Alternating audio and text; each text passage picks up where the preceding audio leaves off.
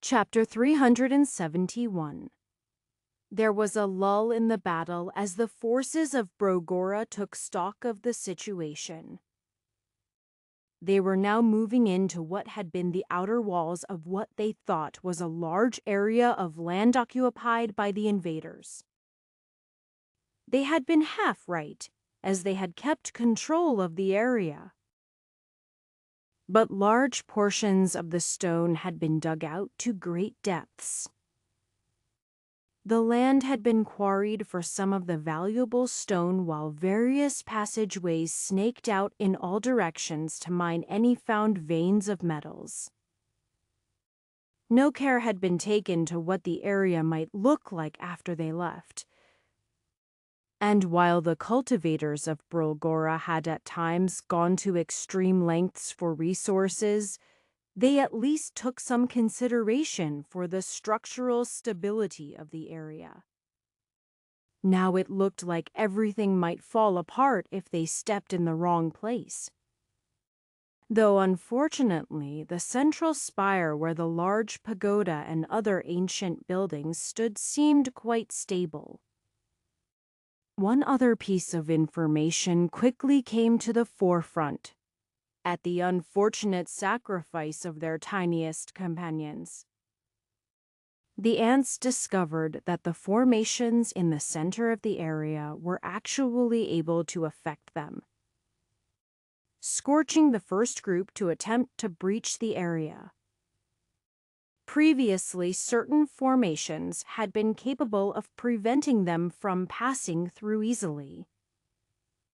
But to actually burn a whole company in a retaliatory attack was unheard of. Though it was only the weakest of their members, it seemed likely that older and stronger members would still be in danger. The local formation masters were scurrying about everywhere, trying to take stock of the inner formations and how the outer formations might still affect them. Though the effects had been condensed into the center of the area, nobody wanted to begin an attack and then find they were suddenly subject to a suppressing effect or other dangers. Nor did the idea of being in the area if everything collapsed sit well with anyone. Cultivators could survive falls from great heights, but combining that with falling rocks crushing them from every side, it was far too dangerous for the majority of the cultivators present. Even an essence collection or life transformation cultivator didn't want Tohaveto dig themselves out of rubble. The Black Earth clan was currently surveying the stability of the area with some of the others, much more carefully now that they realized how much damage there was to the area. If that was all, then the attackers would have still been at a significant advantage. If they were able to set up and entirely surround their enemies, co-opting their formations would ultimately be possible. Unfortunately, power was building up in the center. It was difficult to pick apart exactly how many ascension cultivators were present, but it was not insignificant. No individual group had come more than 5 ascension cultivators among their ranks as far as anyone was aware. But this was a combination of many smaller groups of invaders. They had more than just 10 or 20, though their numbers likely didn't exceed 50. Even so, it was a worrying amount, even with somewhere around half of the continent's forces arrayed against them. Whatever they were gathering power for had to be stopped, yet a direct siege was extremely dangerous. It might even be exactly what they wanted, a tight gathering of attackers to destroy all in one fell swoop. Yet the local cultivators didn't have the luxury of waiting around to see what might happen either. Those with longer ranged attacks organized as quickly as possible to begin another bombardment. That included the Trebuchets, with new operators changing shifts with the first group to maintain optimal levels of power. Whatever they were doing in the center, it should be harder to do while under attack. The rest of the troops were poised to move into melee if they had to, but remained at the outer ring atop or around the walls. The area between the walls and the intersection was almost completely drained of natural energy by the formations pulling in power. But more was coming from inside. Much more. Katerina and the other formation masters began to dismantle pieces of the outer formations in the most efficient way possible, by completely destroying the parts of the walls that had previously sustained the defensive formations. They targeted key points while keeping certain portions that formed an interconnected weave throughout the area. They already had plans for what to do with the formations if they broke through. And though those had to be modified now, they still had a basis to act on. What exactly they were doing was a secret, even from the majority of the army. It certainly couldn't be explained now where they were close enough to the invaders to potentially be overheard. No matter what precautions they took, instead they gave orders to people, having them topple certain sections of walls. Anton! Katerina ran up to her grandfather. I need you to cut these runes into the far side. She showed him the runes and was able to designate a precise spot they should go. Obviously, she didn't intend for him to walk over to the other side, or she could have done it herself. Instead, he made use of his archery skills. He might not have been up to his granddaughter's level of experience with formations, but he had worked with her before. In the first of Everhart's tombs, she had organized their group to deal with formations. And while his position had mostly involved destruction or destabilizing attacks at that point, he was now capable of more. He was able to make each shot in just the right spot and to just the right depth. But he could see the actual formation masters were dealing with much more complex problems, while some like Katerina organized the others. The invaders didn't just allow them to move freely. While they didn't have a great number of cultivators able to attack from their position in the center, they certainly weren't without some options. While they might find it difficult to kill any of the formation masters, they were able to attack the walls. Especially without formations holding them together, the walls were shoddy workmanship at best. It became the job of the majority of the local armies to protect the walls, except where the formation masters said they could let them fall. The pulsing energy in the pagoda continued to increase, waxing and waning slightly, but ultimately growing stronger and stronger. The formation masters moved frantically but with purpose, trying to complete their own designs before the enemy finished. Then news came from the east. A small detachment of soldiers from Fakrion had charged up the mountain, mostly essence collection cultivators that had not been involved in the main attack. The news they brought was worrisome. Great power growing in the east that could be felt from the base of the Cragtooth Mountains, where they had stood as a deterrent force. The source was fairly easy to pick out, as they had felt it many times in the recent days. paradise, that was, in theory, a good thing. In practice, it was a danger. Normally, Paradise's attacks had been swift and powerful. Even if he spent a minute or so gathering a mouthful of water, it was still quite rapid for the volume of water he produced.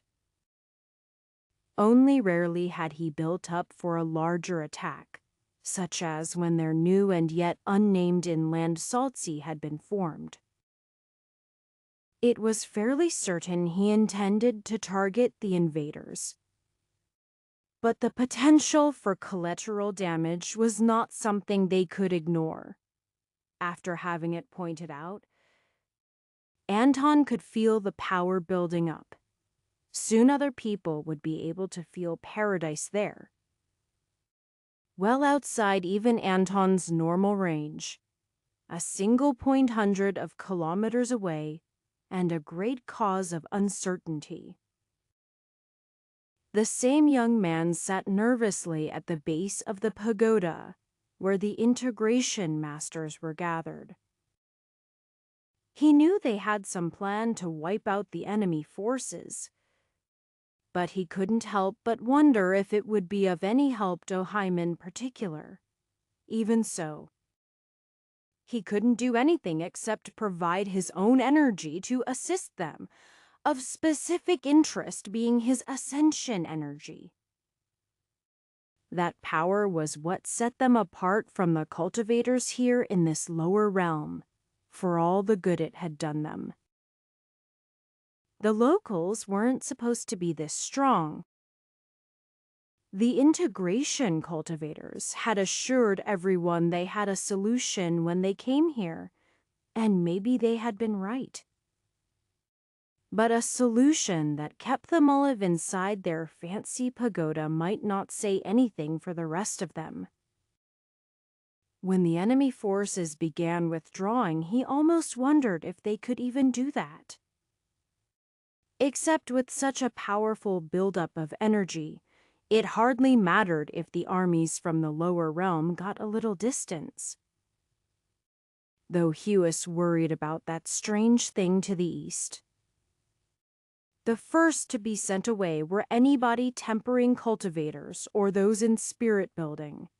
Riding along with them went the ants, as they were slower than any of the others. Whatever was going to happen, they weren't needed anymore. And if anything went wrong, they were most likely to die in the disaster that followed. Essence collection cultivators went next. And moments later, life transformation cultivators began to pull away. The formation masters had finished their work, such as it was. And even if they hadn't, it was too late. The pulsing energy in the pagoda seemed to be sticking to a peak instead of fading now. And a burst of energy from far to the east set them all moving.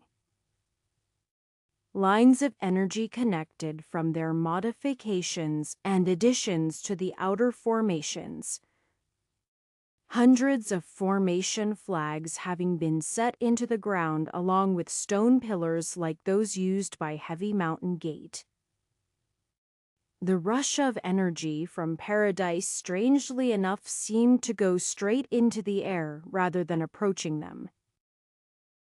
That meant the immediate consequences of the attack weren't felt, but the invaders in the pagoda were ready.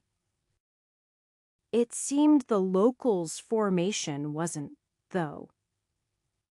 As ripples of energy spread outward, it began to reflect them back, but then its energy faded for a moment. And I fell off the formation masters had fled like they were supposed to. That would have been the end of that. A huge wave of energy began to flow in all directions, threatening to overtake the fleeing cultivators. But suddenly the huge masses of ascension energy twisted in on themselves. momentarily battering against the pagoda instead of spreading out from it. At the same time, a giant wolf and its rider tumbled away from the area, having barely resisted a few moments of the wave of power. The figures quickly found their feet, and the wolf moved with blinding speed that would soon overtake the trailing cultivators. Even for a formation that had been planned out ahead of time, it was impossible for something put together in a time span of less than a day, and optimally weeks or months, to resist such a huge wave of ascension energy. Even if it was able to capture that energy for itself, nothing was able to withstand the force. The energy wave began to ripple out again at the point. The Essence Collection cultivators were starting to overtake the spirit-building cultivators, kilometers away from the central point. But none of them would be far enough. Then a column of water flowed from the sky. Not forgotten, but difficult to track even with its immense power. The arrangement of the energy was much different than the ascension energy, but it somehow managed to match to a certain extent. The column of water did not rain or fall atop the area, but instead hammered down on it. There was no spreading out as one would expect from such a mass of water being hurled through the sky. And instead it was held tightly in its shape by the power flowing through and around it. In the end, it came down in a small area less than a kilometer wide. The flow only lasted for a single instant, but it dragged some of the surrounding ascension energy back to the center of the area where the failing formation was trying to contain it. The outer ring continued to expand, unaffected by Paradise's attack. Though it was quite possible for all of the strongest cultivators to continue running and perhaps try to outpace the wave of energy, they did not. In such a case, it might have been expected for them to simply protect themselves, or those from their sex. But everyone was disorganized in their hasty retreat. Even so, as the wave reached the rear lines, they stood together. The slowest cultivators had been the first to go, and subsequent groups had mostly caught up to them.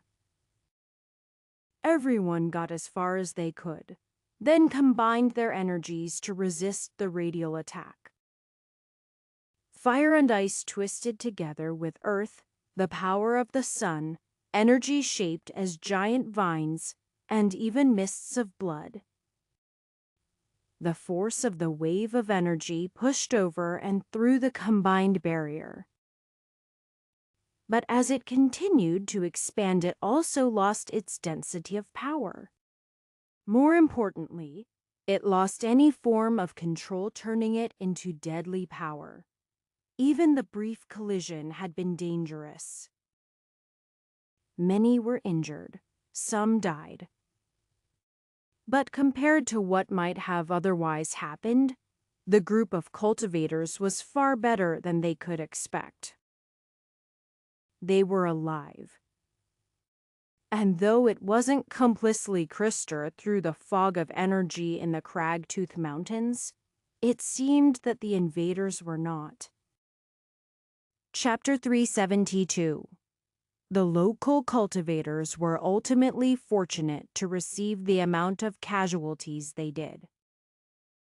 If the battle had gone the way they expected, their predictions were for greater losses. Even the optimal projections, where the experimental formation for suppressing ascension energy had expected more loss of life. That was not to say there was no damage.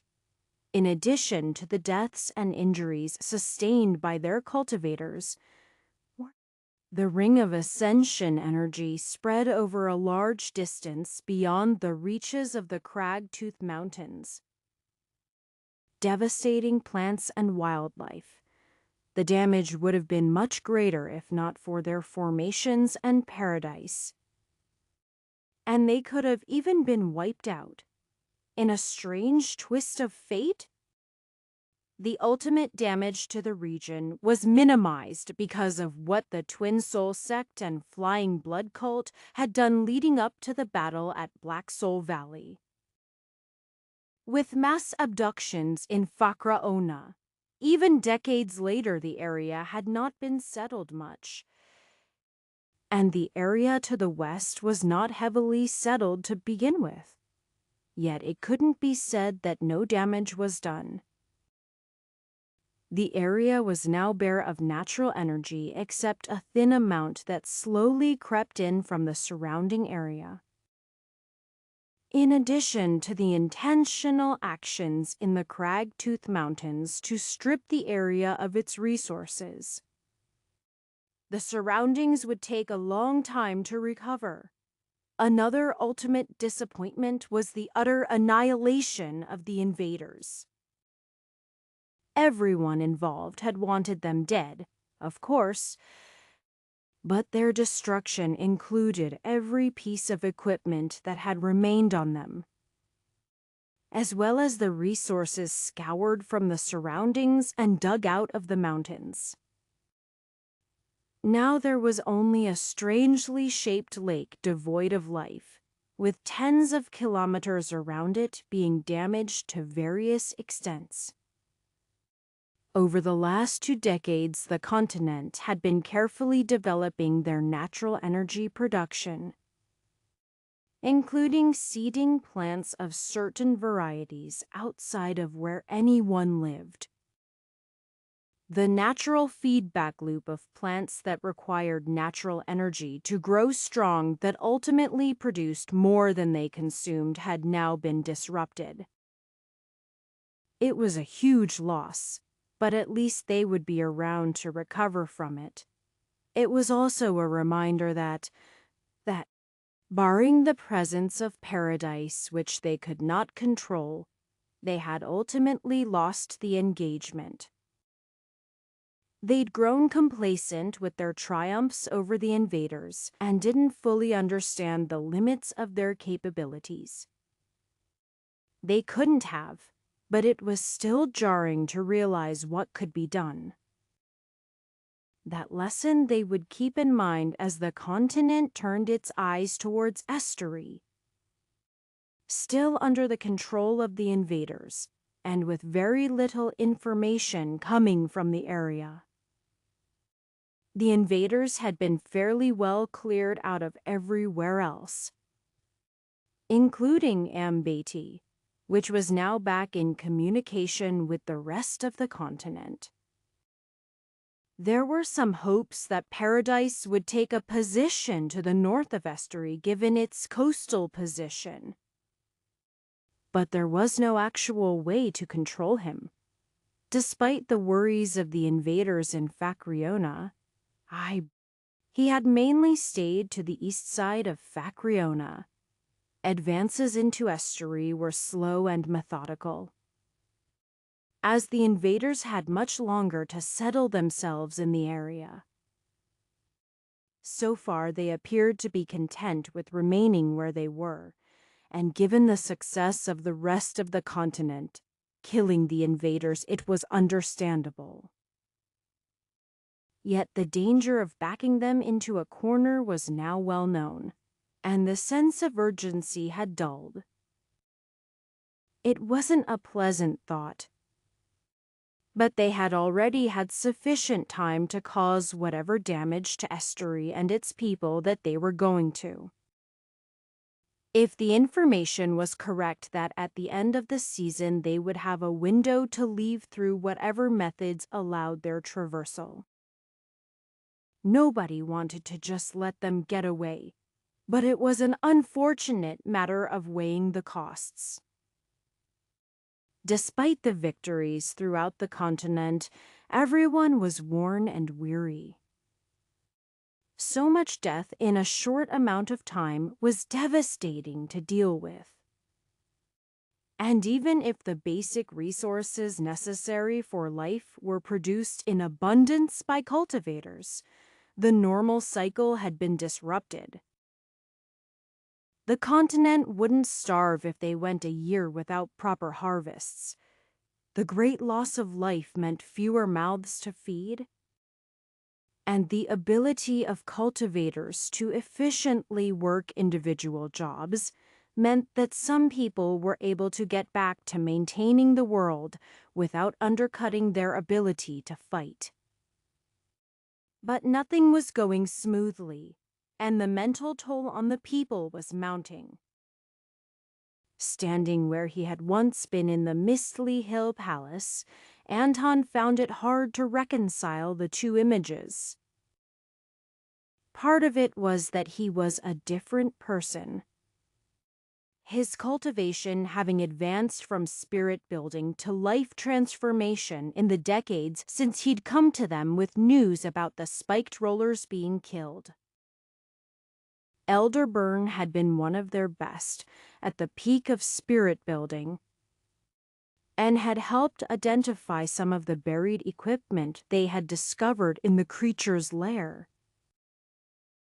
That included the difficult-to-use bone bow, now in the hands of Nunthanda, as well as many less impressive pieces of equipment that had faded from memory. The other more depressing change was that while most of the structures remained intact, none of the members of the sect remained. Each building was at best an empty husk, though some were piles of rubble.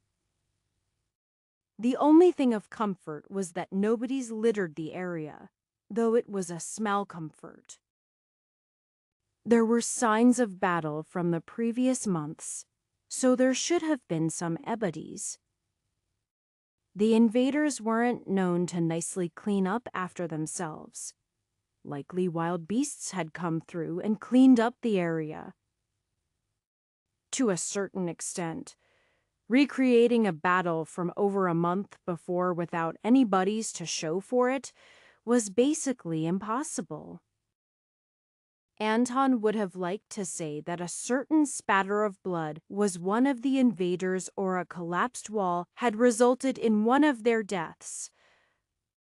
But it could have very easily been the people of Misty Hill Palace. At least the signs were enough to show that things hadn't been easy for the invaders. So far, there were no signs of people still in the area. They were near the border still. And Anton could sense vague masses to the north, where there were certainly some cultivators. But it was unpleasant to have the sense of such a large area being empty. It was not to the same extent as the Cragtooth Mountains where the plants had been stripped bare, but the fields were empty of the foods rich in natural energy and the various herbs that would have been growing. The same was true in the wilds, with areas plucked bare of nature's bounty. Even the weakest pieces of equipment had been taken from the Misty Hill Palace. Unlike the previous time where the Luminous Ocean Society had a few less valuable items last in some form until the modern day. The lowest level of equipment was not that different from before. So there had to be some change either in the needs of the invaders or some desire for revenge. Though Anton wasn't willing to give up on the possibility that local cultivators had come through to try to arm themselves with something once the invaders were gone. He wasn't necessarily a fan of looting sects that might still have a chance to return for their equipment. But if it was used against the invaders, it would be worthwhile. The hardest part was just not knowing. The all, or nothing results weren't entirely unexpected. but were quite frustrating. Anton was tempted to move ahead of the other scouts to push for information. But what was that going to accomplish? Hemet save someone? But even he didn't value his life so little that he actually went through with the idea. If he was going to die in this war, it needed to be for serious benefits. Otherwise, he knew there was still much good he could do in the world after they won. And he firmly believed they would win, even if it cost them dearly. Unless there was a serious divergence from the expected forces that had come to Estery.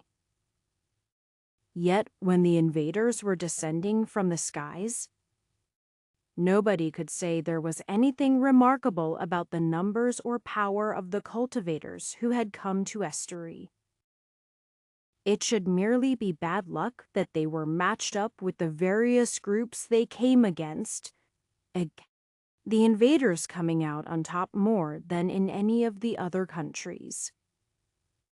There was every possibility that there was something special about the forces invading Estery as a whole, and they were being taken seriously. But chances were that it could have gone the other way. But with a few initial victories, they could have begun to work together and overwhelmed the rest of Estery. Just like happened the other way around in Greoton, Ofrurg, and eventually Ambati.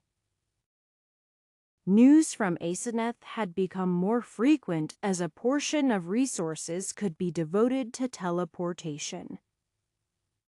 With both sides being well secured, the risks of the travel were minimal, as arriving exhausted of natural energy was the main side effect. Simply transmitting missives was theoretically cheaper. But sending through cultivators from known sects was more secure. The other continent was doing similarly well to Brogora. Huge losses, but ultimately resulting in victories. The remaining invaders were spread out in more different locations there, but each involved fewer groups concentrated together. The two continents had only recently begun interacting with each other, with a single generation being quite minimal by cultivator standards. They maintained no animosity, but they also felt no obligation to each other, outside of the current invasion, at least. Neither had the forces to spare to help each other. Volunteers like Chiker and others from the Million Sword Vault being a notable exception. But ultimately they all wanted the invaders defeated. It appeared that was going to happen, but it would take many decades to recover. The question was, would the world remain in its relative estive of harmony after the invasion? People could only speculate. Though the significant damage to the population might actually help in that case. Careful weeks of scouting had indicated that the invaders had ultimately congregated in central Estery, generally around the trade city of Yedo and branching off to the north. Though it appeared that they were separated into different groups, any large movements of troops would undoubtedly alert them and allow them to respond, moving troops where appropriate. It didn't seem that it would be so simple to surround them. And even if it was possible, a significant amount of resources had been devoted to improving the defenses of Yedo itself. Even from a great distance, the formation masters of the continent could tell that it would be nearly impossible to break down the barriers in a short period of time. Then there was one other thing. A single cultivator that could be sensed through all of the barriers. though it was unclear if it was on purpose or simply could not be hidden. Either way, the power was another step stronger than even the most powerful ascension cultivator seen up to that point. While life transformation cultivators had been able to match up against the other ascension cultivators, usually in groups, that increase in power would allow them to dominate a battle, killing as they pleased. Of course, nobody was undefeatable. It was simply a matter of how much it would cost in lives. That one cultivator alone would not be able to stand against their armies. But as an addition to a battle that otherwise might be considered even, it was an uncomfortable factor to consider. It was also unknown what might not be knowable just from sensing them from afar. Most people were quite certain that they had a good estimate on the unknown cultivator's power, but it was still a concern. As a unique factor in the situation, it bore serious thought as to how they came to be, and if there might be others hidden among the remaining invaders. Chapter 373. The invasion had been just as bad as everyone expected in Estuary. Though the local sects intended to put up a fight, their success had been limited. Adrastia couldn't pin her finger on exactly what led to their failure, though part of it was likely due to their failure to maneuver enough forces to the locations the invaders landed in. There was really only a short period of time to anticipate that landing, and nobody had really been sure how the invaders would arrive before that. Some of the sects and cities had held on, but Yedo in particular had fallen quickly to the power of the invaders, their initial descent crashing through the city's formations and landing them within the city. At least that was what information had been gleaned by those to flee the city. Tranquil Cloud Palace had the good fortune to have developed a number of formations masters. And instead of focusing in direct barrier, they focused on concealing formations.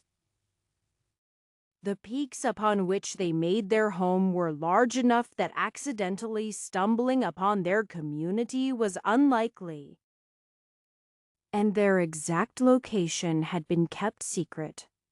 For a long time, Adrastia had believed it to be unnecessary paranoia.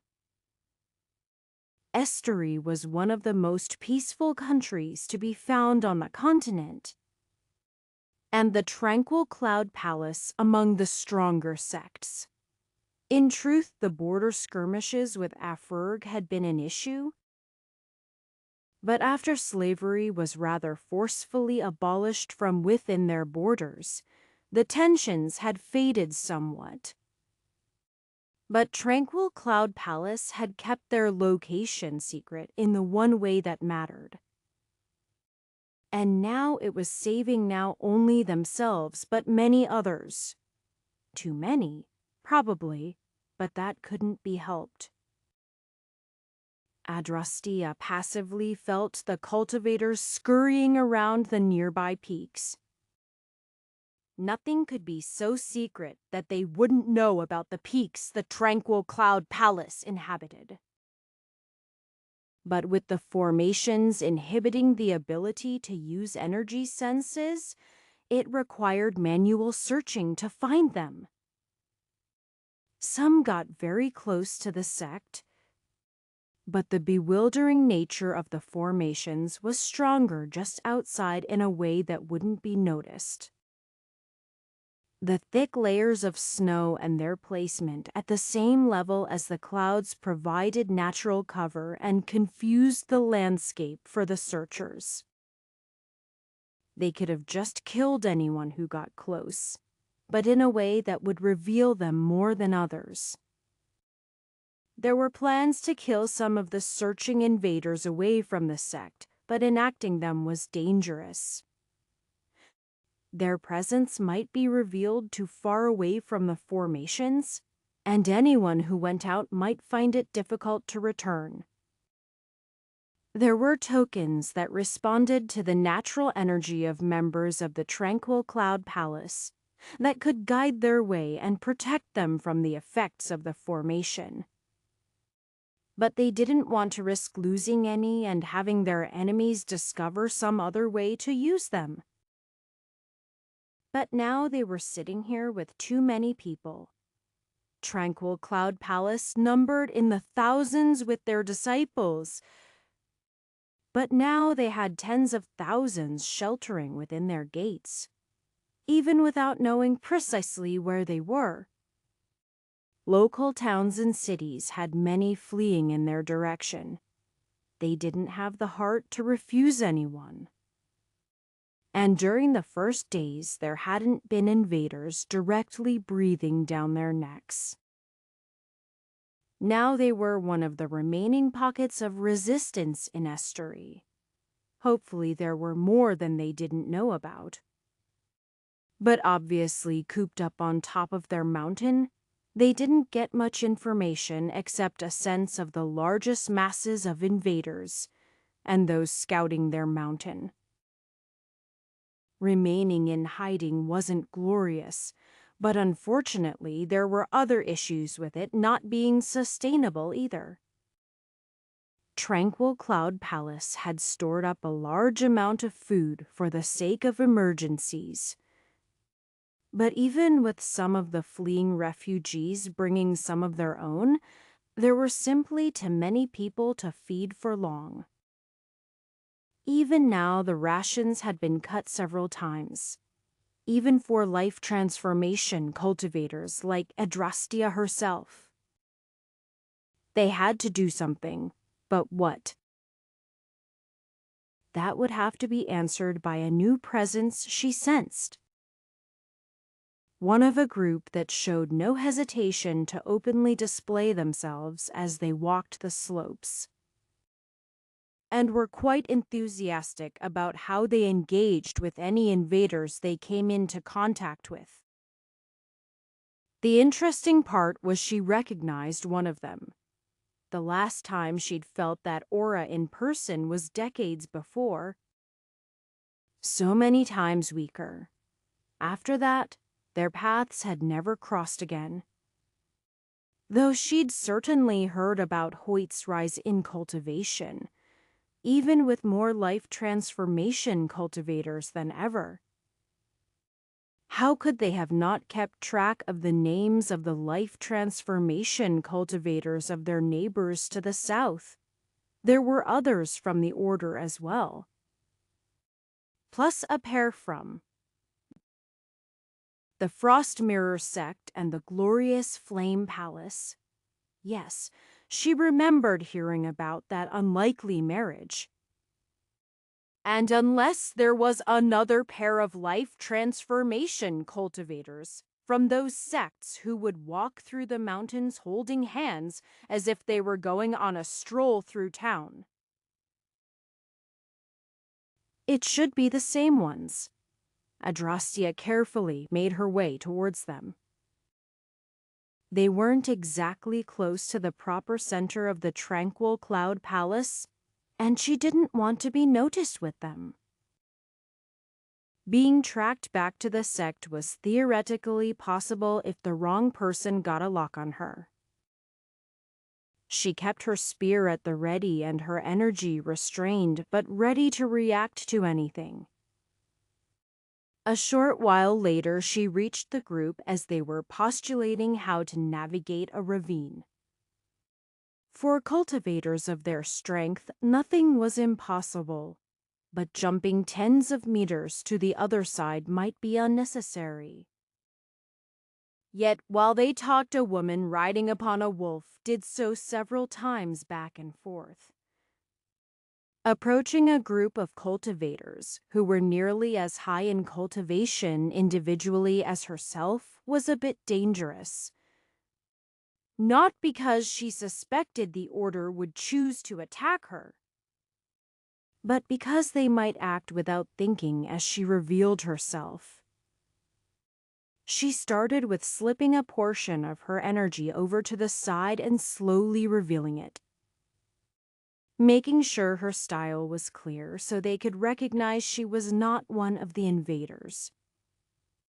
With another portion of her energy, she threw her voice from a different direction. She wanted to announce her intentions. And while the situation was serious, she couldn't help but be a little bit playful. Hoyt, you didn't sneak anyone across the border again, did you? What would your grandfather have said about that? Well, that was that. It would be rather embarrassing if he didn't remember their encounter. But at least her cultivation should have been notable at the time. That was the sort of thing most cultivators tended to remember. The man turned his head back and forth between the voice and the revealed strands of energy. You were one of the border guards, correct? We've been looking for people. Locals, obviously. The invaders are rather easy to find. Are any others with you? That's right. I did spend some time protecting the border. It's Adrastia, by the way. As for others, I am alone here. We'd hoped to find more. We've brought armies from Greoton, Fakriona, Droka, Ambeti. Oferg. Basically the rest of the continent. Ah, I misunderstood, Adrastia admitted. We have many sheltered with our sect. I would love to talk, but all of you have been too obvious. If you could go to that peak to the southwest, I will meet you there. We'll throw off any observers. What about Grandpa, the woman on the wolf asked. He made some stupid excuse about his knees hurting and is still at the bottom of the mountain. Anton will be fine, Hoyt said. And he'll be able to cover us as we approach. Ah, you have Cineas' apprentice with you, Vadrastia asked. Then shook her head. Is he really nearby 20 kilometers at most? Hoyt shrugged. Which is close enough. I do recall hearing something like that. Well, you can bring him along or not.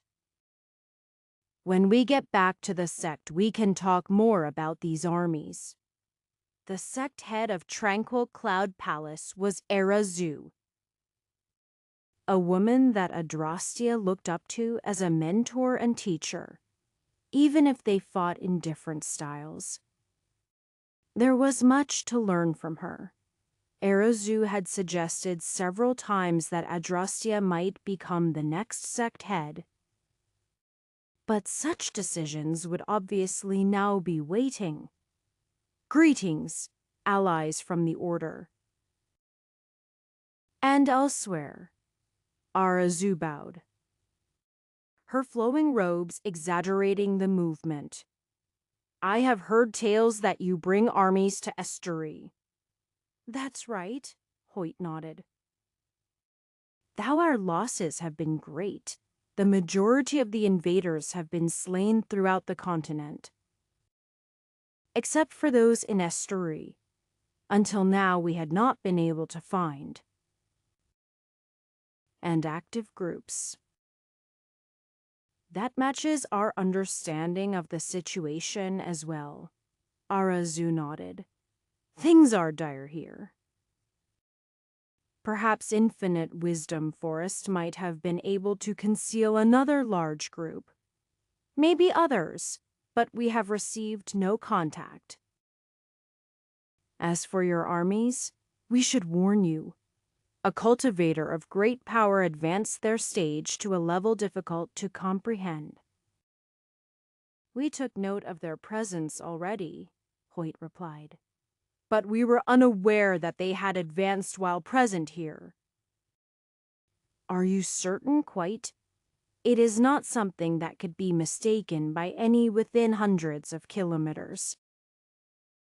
That's somewhat concerning, Hoyt said. It makes me wonder where there have been no others of. Whatever that next step beyond ascension is. He looked to his companions to see if they had answers. Katerina lit up. Well, it's just speculation, but I imagine they can't come here. Or at least it would be very uncomfortable. This world isn't meant to have power of that sort, and the disconnect from our natural energy would be even greater for them. If we consider the effort for a stronger cultivator to come here scales in a similar fashion as teleportation, even if it involves a smaller sacrifice, then it would be a difficult undertaking. Perhaps the cultivators at the first step of ascension are the best they can send, or they just thought they wouldn't need more. I am concerned that it might be the latter, Secthead. Arizu shook her head. Unfortunately, that's not something we can solve right now. Another question, if I might. You must have noticed how many people we have sheltered here. Along with your armies, did you bring food? Hoyt shook his head. Not enough to share, but it should be possible to get more. Bringing it here, however, might be impossible.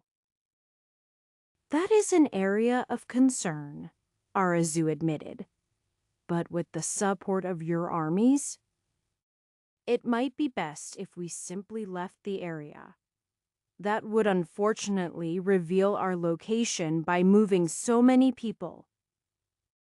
But it's better than letting them stay to starve, and many of us can help join the fight, such as it is. Tell me honestly, do you believe your forces are sufficient to defeat the invaders occupying Estory? Hoyt thought for a while and shook his head. Not for certain. That specific cultivator is one of the major concerns, and how Yedo has been fortified. However, as unpleasant as this might sound, we might not have to defeat them. They must leave at some point. And the window for that activity begins at the end of the season, and in theory should last approximately most of the rest. She grimaced. And so they might simply be allowed to leave a bitter taste, but not unreasonable. I do believe all of us would prefer to survive if that is the only option we have. We haven't given up on some sorts of assault yet, Hoyt said. Though Yedo may be unassailable, other parts of the country may be possible to save. At the very least, we might reclaim some of the resources. Things are that bad, are they? She shook her head. I suppose T here is nothing to do but what we can. If we can find anyone else, we'll do our best to get them out of danger. If there are others as well hidden as yourselves, perhaps things aren't quite so grim as they seem. Ha! Perhaps, Arizu admitted, but I wouldn't bet on it. She carefully placed her hand on a spear resting nearby. Even so, it's good to know there are still things worth fighting for. We were beginning to think we might be all that was left. News of victory elsewhere. It won't make things instantly better. But the people could use some good news. After that, we'll figure out what is possible with what we have. Chapter 374. Moving larger numbers of people, even cultivators, was relatively slower. Thus, when the invaders were approached with any sizable group, they began to pull back to fortified locations. That was useful for the sake of extracting people from Tranquil Cloud Palace, but not so great if they wanted to whittle down enemy forces. There were always exceptions where they could take out a few enemies. Ambushes worked to some extent, but ultimately the invaders were taking notice of the renewed resistance in the area and keeping safe. The next goal was finding more survivors in Estuary. The general patterns of destruction continued, though a few remote villages remained unscathed. Further information about the occupied cities indicated that at least some of the locals were still alive. But information was scarce. Plans were being developed for how to retake the cities while not opening up other countries to counterattacks. In northern Estuary, but not so far north as to reach the coast, was a sizable forest. The individual trees seemed to be nothing impressive, but the vast expanse they covered had once made the area nearly unpassable. Long in the past, beasts had fully taken over the forest. But up until the time of the invasion, safe passageways had been maintained by a sect that moved into the depths of the area. Infinite Wisdom Forest found that while the trees were bland on the surface, their value as materials for paper was exquisite.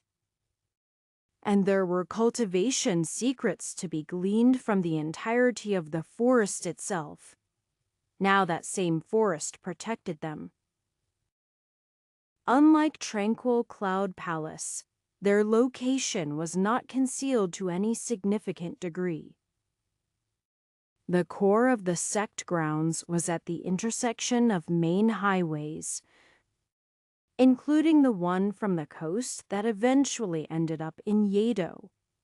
With such an obvious path, the effort required to conceal themselves would have been tremendous. Yet they still stood strong against the invaders. If isolated, sieges had come, but none had broken through their defenses.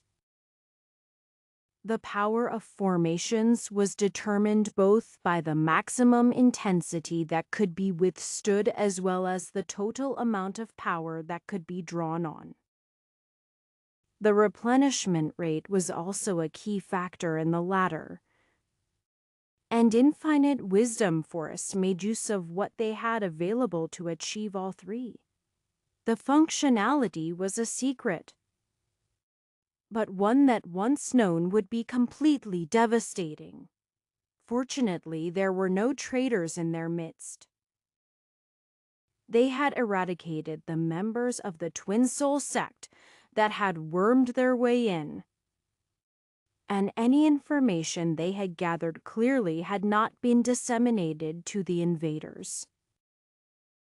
Not that many knew exactly how the defensive formations functioned before the recent boost in cultivation around the world. It would have been unlikely for them to withstand the sieges they'd now weathered.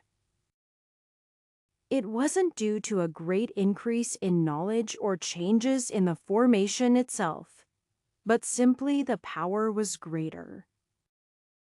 Without it being obvious that anything had changed, the source of power for the formation was the forest.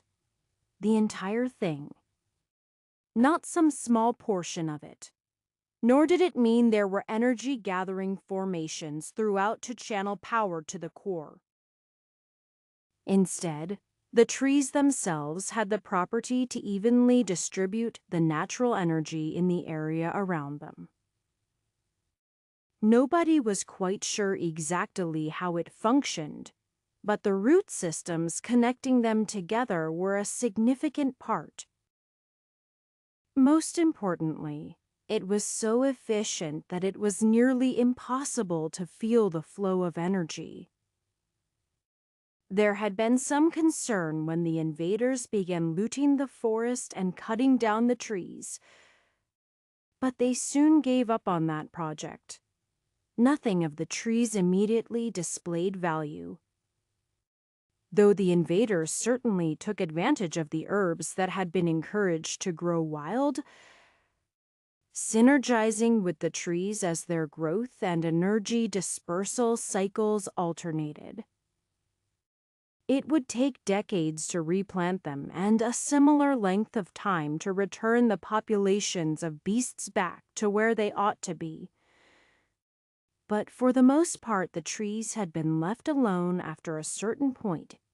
It was a great swath of area, and even though the invaders were greedy for everything they could get their hands on, they had standards and didn't know what they were dealing with. The initial siege had been easy to withstand, though they were unable to cause significant damage to the invaders in turn. As Estery began to be overrun, several groups had banded together at various points to try again, but the defenses held firm, seeming to be indefatigable. And in a way they were. Compared to the invaders at least, the forest as a whole recovered expended natural energy at a faster rate. The invading groups would have to sustain a full-power bombardment for long enough to at least half exhaust themselves before they would really notice a drop in the forest's reserves. And thus, with days or weeks between the attacks, nothing really happened. There were concerns about a combined attack by aloft the invading forces. That seemed to be inevitable, especially with the disturbing breakthrough that had happened recently. Yet for the moment the invaders seemed content to sit in their cities and count their loot. Not that Infinite Wisdom Forest had much more information about that topic, though they were constantly sending out their best scouts hoping the situation would change. And something had. Infinite Wisdom Forest hadn't just been left alone, but a number of watchers had been assigned to the area to keep tabs on them. Now there were fewer, and word was that other places saw similar drops in free cultivators. It was unlikely they just got bored. But without knowing what caused it, it didn't make any difference. They still couldn't fight back against even a moderately sized group, and thus they had to shelter in place. No matter how demeaning it was to avoid combat, as many pairs of eyes that could kept watch for further changes, hoping there might be something, but not counting on it. The eventual retaking of Vestery started from the east, with significant portions of the army set to intercept anyone from the rest of Vestery. Gathering all in one place would make it easy for their enemy to move however they wished, potentially surrounding them, though they would likely be more effective behind their fortifications on an individual basis. If some progress could be made in retaking Estery's territory and there were fewer concentrations of invaders to worry about, the locals could begin consolidating into larger armies, though they were already working with the combined might of several large sects at minimum. The invaders at base had high cultivations and no amount of anti. Ascension techniques was enough to completely come that point. The actual strength of each sect was also significantly reduced from the recent losses. And though the invaders' losses were unclear in Estuary, their remaining numbers were concerning. When they began the first attack, the biggest concern was that other occupied settlements would come with reinforcements. The outer edge of the area was carefully monitored, but there was a good quarter portion of estuary occupied and many large cities dotted about. The full extent of the invaders' forces couldn't be determined, though at least it was fairly certain they only had any of the second-tier ascended cultivators. And that one seemed happy to remain in Yedo, despite certainly knowing about their presence in the area. And why not they had a fortified city? And perhaps no sense of unity with the rest of the invaders as a whole.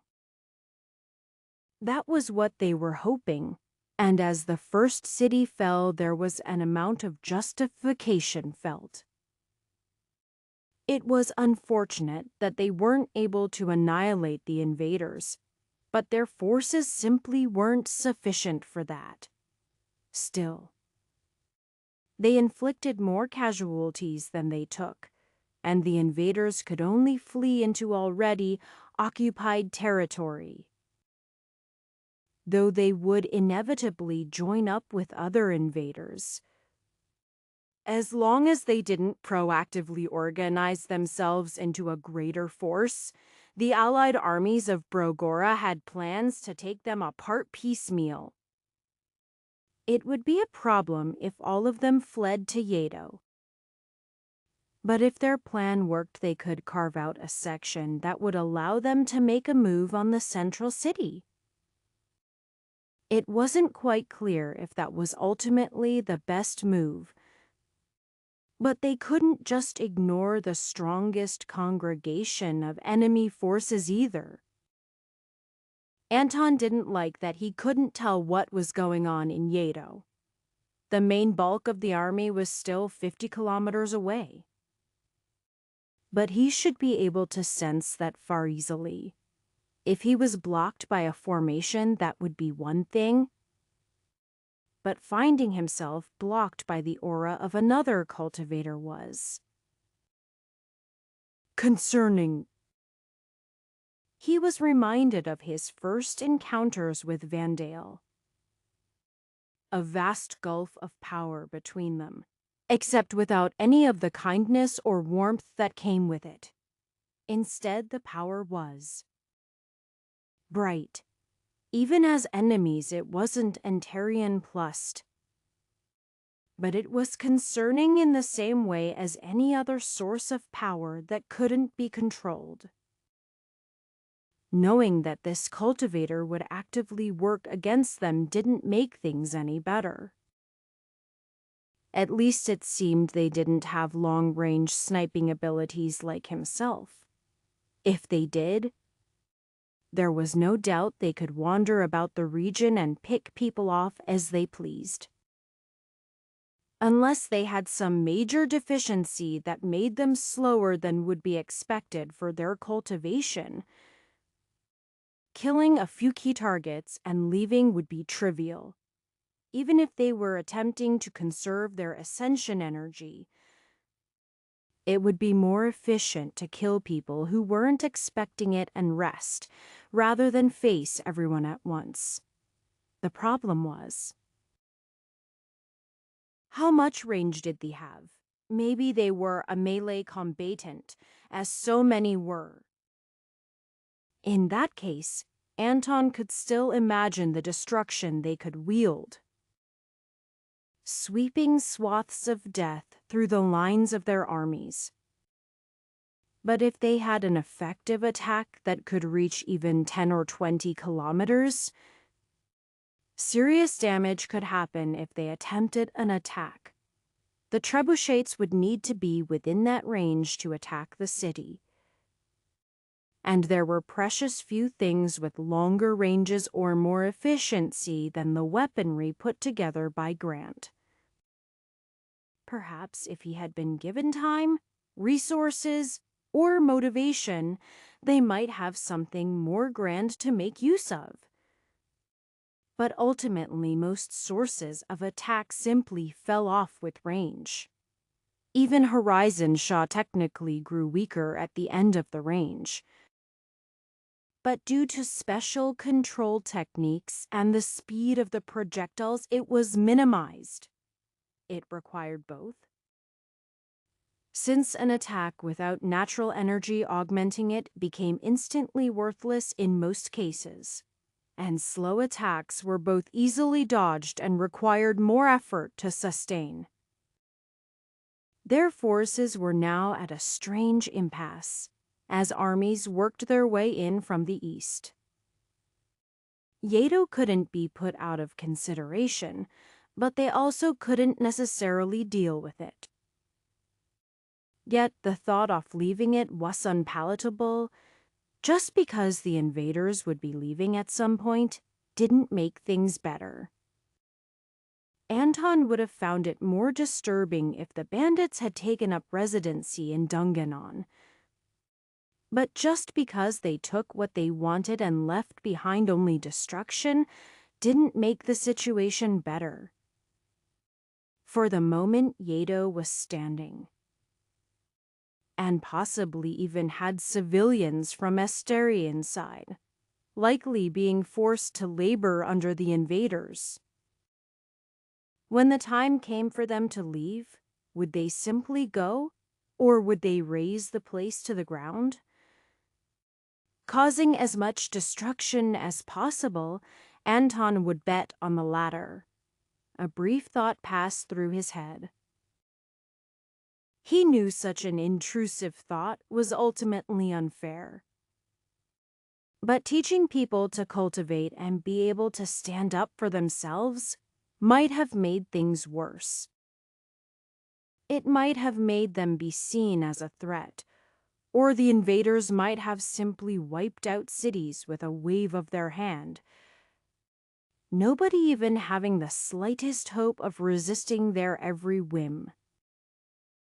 Keeping your head down when facing overwhelming forces was something people might accept. But if there was a real opportunity to fight back, most humans would prefer that option. And Anton had given it to them. His only regret was maybe that it hadn't been enough. Yet he couldn't say that despite all the destruction they had witnessed. They had survived, and they would continue to, as a whole if not the specific individuals alive at this instant. He would like to shift the numbers as far in their favor as possible, though. But he was unsure if that meant more fighting or simply letting things be. And he hated that he wasn't strong enough to force his preferred option, though he was unsure if it was even possible. After all, he had forsaken ascension, and even if he could, he would be taken away from this world. That brought up more thoughts. But those would best be explored after the war. Chapter 375. Over the course of the next week. More successes were made along the Eastern Front. Fleeing cultivators would inevitably join up with others. But some effort was made to drive them more towards the north or west, away from Yedo. If their strategy wasn't already obvious to the invaders, it would be soon. Either way, they were in form or difficult battles if they continued to press forward. It was difficult to build up momentum with minor victories, and the questions continued to come up. How much was it worth it to continue fighting? Was revenge or punishment a worthwhile goal? Could they save more lives than they lost? The latter was ultimately the most important for the sake of besieging Yedo, which was central to the invaders' power. Killing an ascended cultivator who made it to the next stage would be a huge blow to these invaders. But would it be worth it? Part of that depended on how it would affect things in the next cycle, unknown centuries in the future. Only one thing was certain. The invaders didn't have the confidence to take on the remaining armies outside of the defensive formations of their cities. There was nothing for them to gain by biding their time, unless they expected more resources to magically appear in their pockets. That might be the results of what would happen if the combined forces of the continent majorly failed in an assault. But the window for the invaders to return home, however that was accomplished, was coming up soon. A combination of every factor brought forward plans to test Yato's defenses, and hopefully the power of the cultivator residing there as well. Precautions were being made to ensure that the formations could not extend beyond the reach of the city, which would at least allow the armies to retreat if things weren't going well. To that end, more forces were being gathered to have the best chance of success, while not leaving anywhere vulnerable. If some of the invaders' forces got out of their containment and into the main parts of the other countries that were relatively unmolested, they would have much to gain before they retreated. Special care was taken about the sea, with fleets keeping watch on the harbors to the north. Unfortunately, Paradise still seemed uninterested in making his way along the north side of the continent. So they couldn't count on that particular factor. When the time came, the combined armies had over 100 life transformation cultivators on the ground, and proportionate amounts of lower-ranking cultivators compared to what was available. There was some swelling in the numbers at low essence collection and spirit building, a consequence of the city militias and the majority of people having taken up cultivation to some extent. Even if they didn't intend to fight, plenty of people found reasons to join up when the time actually came. Siege engines were prepared as they could be. Tunnels were dug as close as deemed reasonably safe to avoid sensing. Cultivators stood together, organized to be close enough to defend each other or have the option to spread out to avoid incoming large-scale attacks. If they were lucky, they might take Yato within a few hours, but the actual intention was simply to test the defenses. The momentum of the assault began. First bombardments at long range, followed by cultivators moving closer, keeping a steady pace that would not exhaust them, but ready to move with haste once the counterattacks began.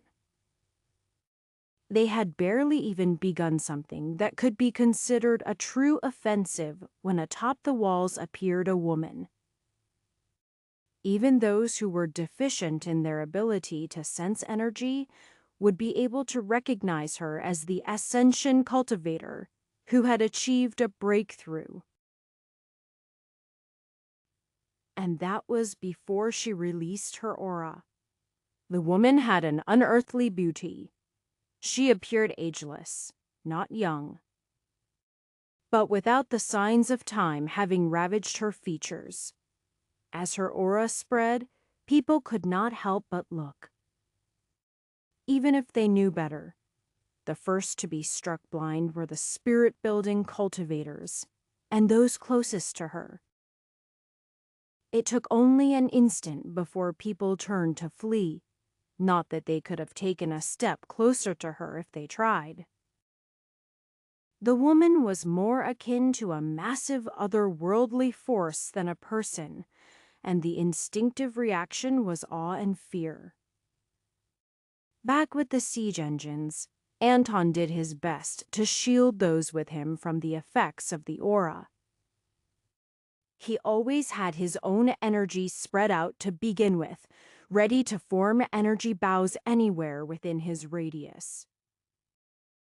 Most of those around him staggered back and shielded their eyes.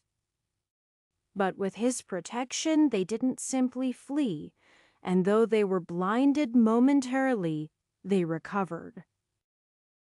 The invaders were unwilling to leave the city to chase them, merely harassing them with their longest ranged attackers as they fled. There was some comfort to take from that, and even though it was clear that they could not consider further assaults on the city. Even life transformation cultivators had been staggered by her presence up close, the power released against them. A few had even received injuries from a mere glance. The worst part was that it was clear to everyone it did not take in reasonable amounts of effort for the woman. Not that it would matter.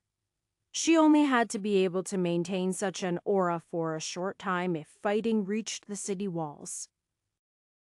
And they would have to bring sufficient forces to bear to be a risk.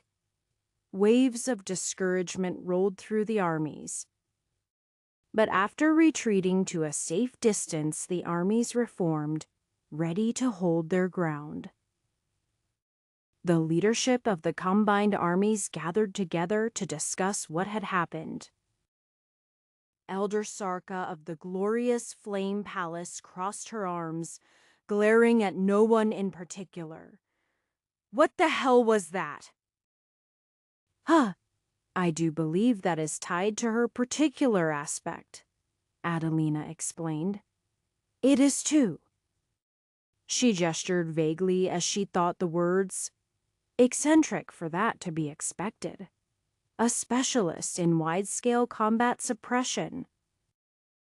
No doubt with some formidable close-range combat skills as well, but little in the way of targeted ranged attacks. "Didn't I see you fall to your knees when she looked at you?" Sarka countered. But with considerably less animosity behind her words than previously. "How does that not count? Though I will admit I was struck with significant force." Adelina shrugged. "Are you telling me you could not do something similar to any spirit-building cultivator? Maybe some in essence collection as well?" Sarka frowned. "It's not really clear what the difference between the levels of ascension are, but I admit the power difference is close to achieving another tier. It doesn't make it any easier to fight." "But," Katerina interjected, "I think it should be noted that we are not dead. With such a battlefield suppression ability, if they are not willing to leave their fortifications to come to us, it indicates they are still wary of us. Our numbers seem sufficient to cause concern, at least." "Unfortunately, she was behind the formations," Anton said. "I wasn't able to attack her directly, so it's not quite clear what anti-ascension techniques might have done." "I cut apart her aura," Chicker commented. "Just a sliver.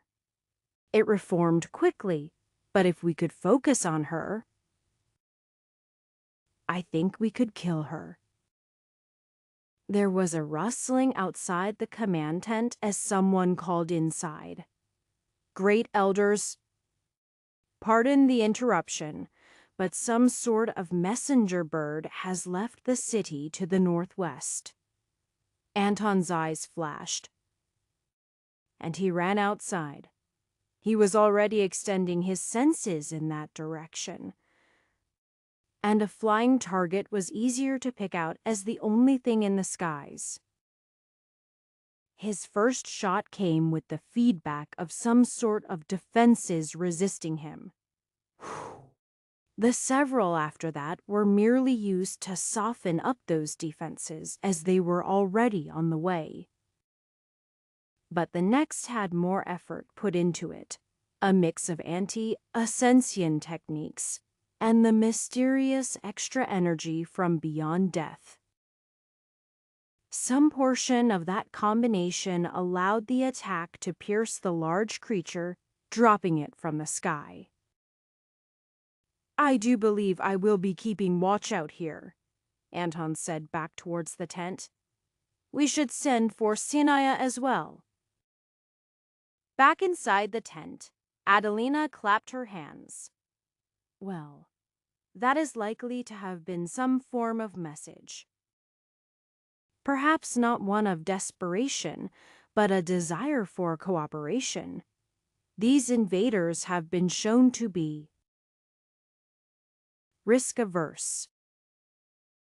It could be that they are unwilling to individually risk themselves in an assault, and would prefer to gather forces sufficient to annihilate us. Though if they truly make the attempt, we do have more forces about. I still think given what we know now, we should wait.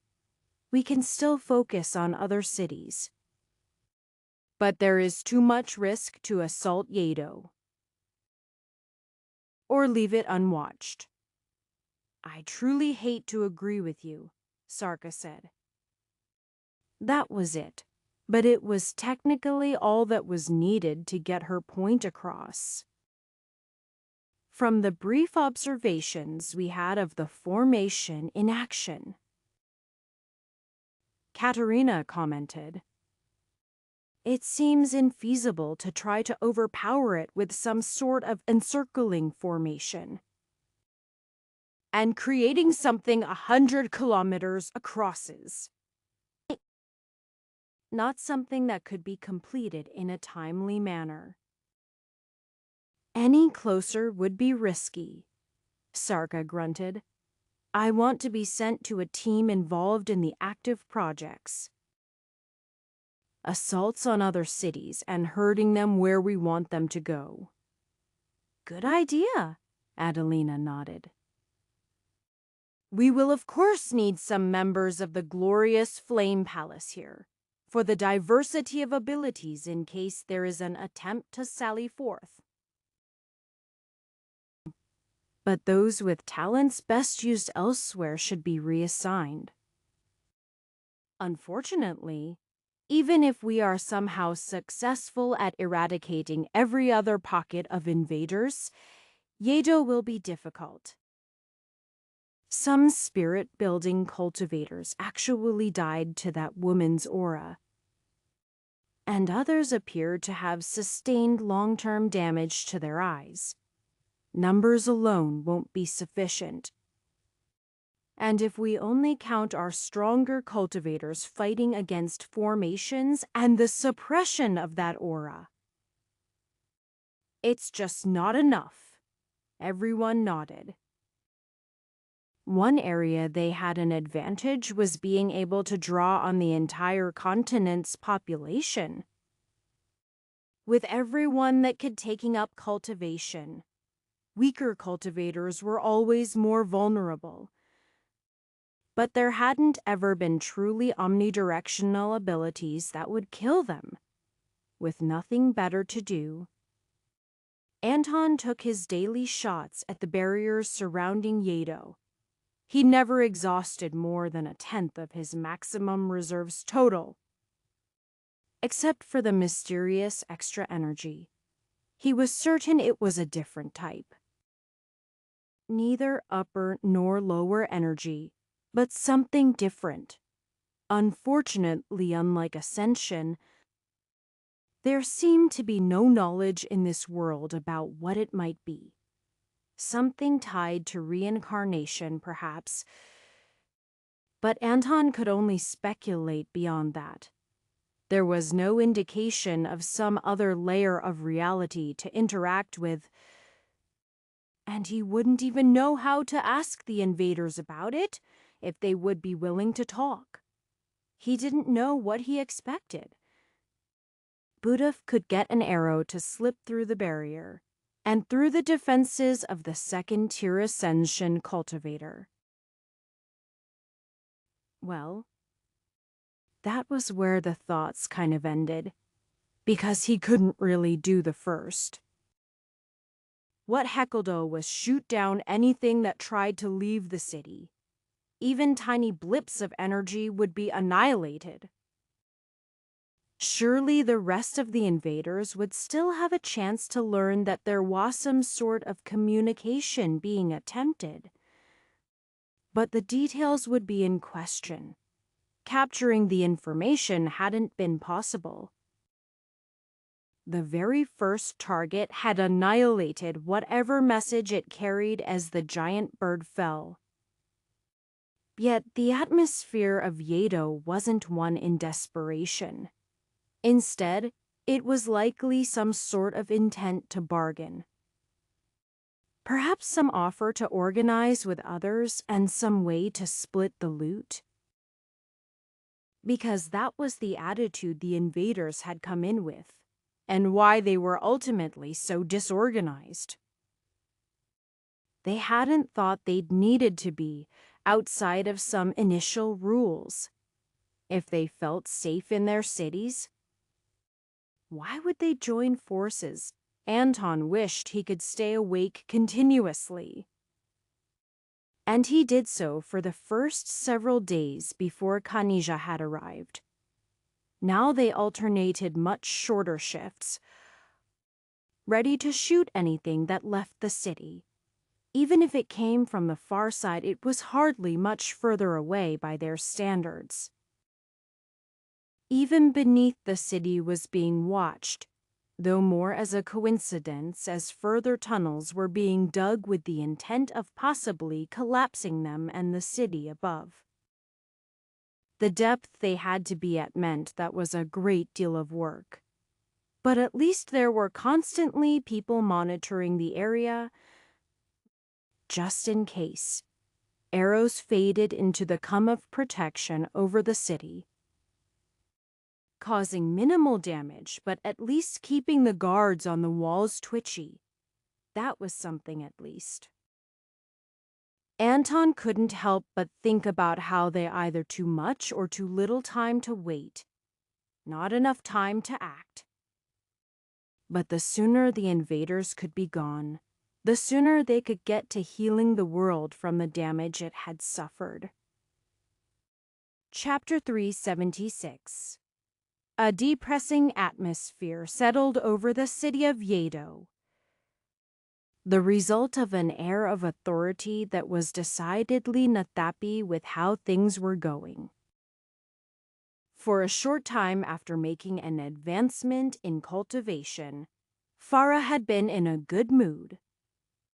But upon realizing how restricted she was due to the limits of being in a lower realm, she had lost her brief spout of positivity. It had been far too difficult to gather the resources necessary for her advancement. Resistance from every angle as morons with the tiniest progress in cultivation had resisted her. Her personal participation had been necessary far too often. And though the final count of resources was quite abundant, some of them had been tainted. Some berries were quite abundant in lower energy, but had the nasty side effects of draining upper energy. She was lucky to have noticed before consuming them. Those responsible for bringing her the tainted goods were punished. Of course, things had taken so long to settle that by the time they had been ready to branch out to snatch whatever leftovers were missed, it seemed that the locals were winning. Fodra understood that something was wrong this time. Especially the Wave-Revri Unism to know how to disrupt their energy. But even so, the results of everyone else was disgraceful. How were people so prepared? It must have been some fault of the previous iteration. failing to properly confuse the records. That was what had been thought until some interrogations had finished, with the consensus being that the issue was Everhart. Phaedra killed the one who brought her that information. They should have known better than to say that name. It was a ridiculous notion. Everhart couldn't have possibly come to this world. The man wasn't even a full cycle old. Yet the answer remained consistent. And more importantly, those Horlick knew what they were talking about, had the same sort of reaction as any reasonable person. Everhart! Ah, what could be said about him far too much, really? The Radiant Beauty sect in particular had some encounters with him when he was new. Not only had he run off with one of their genius disciples, but he sold them an entire warehouse full of tainted lightstone. Worse than low grade, somehow disguised as high grade, probably through some formation or other. Just thinking about him required Fira to vacate her room for a week, while repairs were made and furniture was reacquired. Somehow he continued to cause trouble, even when he wasn't around. And further reports agreed. Everhart, Everhart, Everhart. It seemed this was the lower world he'd actually come from. If they'd known that before, they would have approached things much differently. The arrangements allowed them to take what they wanted, and required them to suppress any sects that had gotten too effective. But if they had known, things would have been treated much more seriously. What were those fools in the Exalted Archipelago doing? Shouldn't they have reported that perhaps they had? And the Exalted Quadrant had simply remained silent. How frustrating. They were prominent enough that it would be difficult to do anything about it. And there was the issue that if the rest of the world was to be eradicated, they would have sole control over an entire lower world. Their reach was already spread too far. It couldn't be allowed. But Everhart, damn that man. Here he was still causing trouble after he'd been dead for a century. The amount of damage he'd caused in the upper realms was simply infuriating for the short time he'd survived. It wasn't enough to kill him, but everything he cared about had to be destroyed as well. Yet, she couldn't. Fira was well aware of the difficulties of being in this lower world. This was why augmentation cultivators would never come to such a place. If Phaedra had competent armies that actually took advantage of the openings she made for them, it would be one thing. But the disorganized mess she had under her control simply couldn't handle it. They couldn't even get a message out of the city. And she had been loath to send one since it would involve promises to others. Ah well. While she would like the merits that would have come with annihilating any remnants of Everhart's presence, she had already gained sufficient benefits. The others could fight over the remaining scraps. But she would simply wait until it was time to return to the upper realms. She couldn't be blamed for the failures of others, and her position would be elevated. Besides, there were a few people she would be quite happy to never hear from again. The island tenders were never meant to attempt to direct parade us. but simply maintain the island-sized turtles back as a viable resting stop for those who happened to pass by. They had fulfilled those duties and were rewarded with a very comfortable place to cultivate. Though it was a trade-off between a great source of natural energy and the resources that might have been gathered by interacting with other areas. That had been enough, but Aaron had talked with the others, and if there was any chance of assisting with the war, they wanted to do it. Paradise hadn't gone back to his normal patterns, either. He was hovering along the eastern coastline of Facriona, swimming back and forth. The real problem was that he wouldn't just go north around the coast. There were several possible reasons proposed. First was that the area could be the territory of some other creature. Previously, that would have been completely absurd. And it had to be admitted that it still seemed rather implausible, given how happy Paradise was to chomp on a kraken. Plus, ships passed along the northern side of the continent all the time, and had never run into any issues. Not with anything on the scale that could harm Paradise, at least. The second option was that perhaps Paradise didn't know how to get to his targets. It was quite certain he could feel ascension energy, given how he had expertly targeted some of the invaders.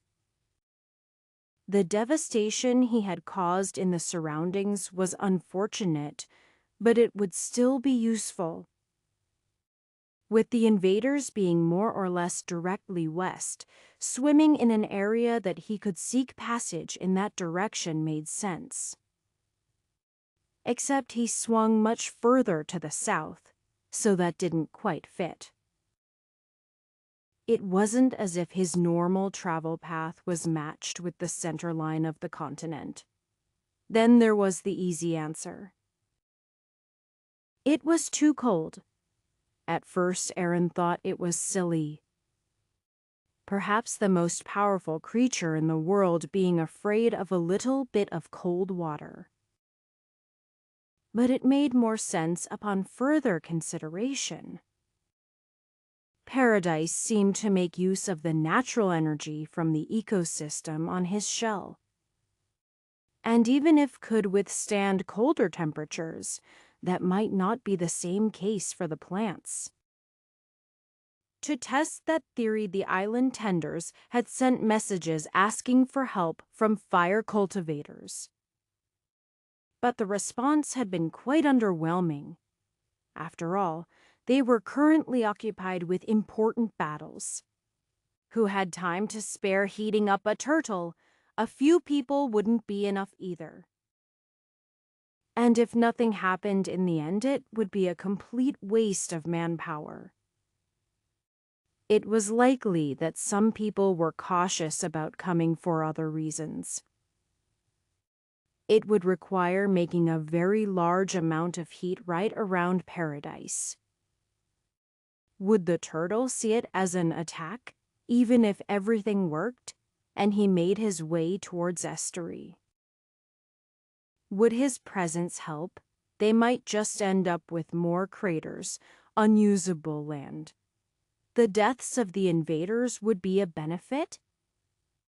But the costs might actually be higher, especially now, with them contained.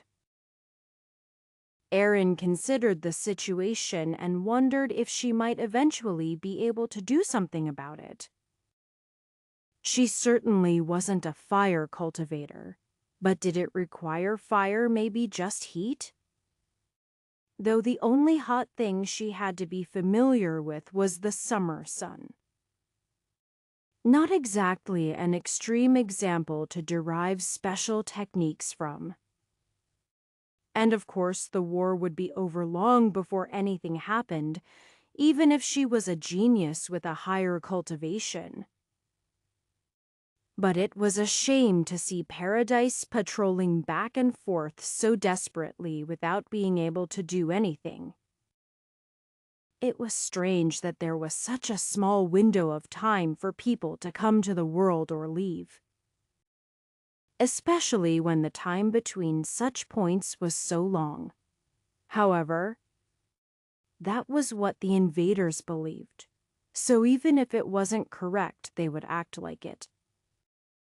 Anton couldn't honestly say he would understand more about celestial cycles than them, because he had been studying cultivation and the workings of the world and the stars for less than half a century. Many things had been mysterious even to Vondale, who had studied the celestial bodies for multiple centuries. Those circumstances laid upon Anton a strange sense of urgency, but no way to overcome it. He still believed that he was best serving the course of the war by monitoring Yedo and preventing anything from leaving. There was something meditative about the process, and Anton imagined the shots he had taken all from one particular spot and how they blossomed across the sky like a work of art. A deadly one, but many of the most beautiful things in nature were deadly. Bright colors often signified poison. Volcanoes and lightning had their own beauty in their destructiveness. And stars. They were just burning balls of fire so hot that the sun made the planet warm from an unfathomable distance away. Yet as stars went, it was practically touching the world compared to everything else. Did that have something to do with it? The actual distance between the stars? Would it somehow become short enough to travel between at a certain point? No, that made little sense. Anton had seen and studied the orbits of the planets in their system, had records of how long their individual rotations took. Their cycles, when compared to the distance to the next star, a change in distance over mere centuries would simply be insignificant. And traveling between the stars at any speed would take lifetimes, even for the most powerful cultivators. There had to be some special phenomena involved, something he would like to study. Perhaps he could figure out what it was as the invaders left, see what could bring them away. Then he could better prepare the world for the next time. It was unfortunate that he wouldn't be personally present for it. But even the most optimal projection for a cultivator's lifespan was around for centuries. Having started late, Anton thought he'd be lucky to reach 2 or 3. And with the time between cycles being potentially 5 or 6 centuries, if it was consistent, there was no way to stretch that out. At least the others might be able to influence the world after they ascended and changed things from the upper realms. Somehow, Anton squinted, his eyes locking on a tiny speck of energy. If it was simply natural energy, he might not have noticed it. But he was quite sensitive to ascension energy. The tiny bubble floated out of the city, and he formed an arrow upon his bow, launching it and himself forward. Closer, closer, and he struck, annihilating whatever went along with that piece of energy. Perhaps keeping his ability to sense it hidden would have been best. But if that had been the message itself and it got away, then he would have failed. There were more. Perhaps intended to be hidden by his interaction with the other. Additional motes of energy floated away from the city. It appeared to be one specific cultivator from the energy signatures, and he personally eradicated them all, except for one, which he captured by adjusting his arrow at the last moment, grabbing onto the energy. He brought it back, containing it and sustaining it. When it was Sonya's shift, he would make sure she was as familiar with the energy as possible. As the armies continued their advancements freeing cities, it would be a shame if any of them actually coordinated with Yedo. While they couldn't help but drive other cultivators together, Yedo was watched with enough forces to prevent any of the other cities from approaching. Without prior coordination, at least. Chapter 377. I found it, Katerina exclaimed. Well within the distance that made it plausible that she could be talking to Anton. Then again, it could also have been nearly anyone among the forces surrounding Yedo. When he caught her eye and she began to approach, Anton assumed she probably intended to address him. Congratulations. We're on the moon, Katerina gestured to the sky. That raised further questions, and made Anton think perhaps they were not talking about what he thought. So you found... What? Exactly, I thought you were looking for a solution to. This, Anton glared towards Yedo. Unless you somehow returned there without me knowing, there had been some plans to re-establish the teleportation formations to the moon. But that project was unlikely to have been completed in the middle of the invasion with how much was left. The answer! See? It's all about the flow of the world. We were working on that back in the mountains. It just wasn't quite right. And I just realized what we were missing. Katerina took a deep breath. Can you feel it? There are a great number of things I can feel, Anton said. You'd have to narrow it down significantly. The flow. On the moon, Everhart had formations for a lot of things. Right at the end, he had tons of them relating to the flow of energy. You mean with those trials or whatever they were?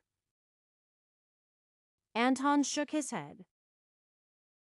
The questions about ascension, they were more than just questions. I didn't make it all the way to the end because I was inspecting everything, but I have been working with people who did. There was one set strongly attuned to the flow of ascension energy, and we thought we knew what it was for. It was kind of like what was at the Chain Harmony sect. Anton just waited for her to continue her explanation. Anyway, it barely worked in the Cragtooth Mountains because we had the wrong idea. Now we could make it work better how we planned. But it's kind of intense, energy-wise. But with what I found, I have a solution.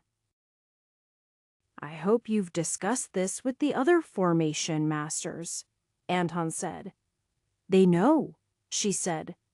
Speaking of which, we should get started. Great. Just one question. Is this one of those things where you don't want to say what it does because it might not work or... Oh, I forgot.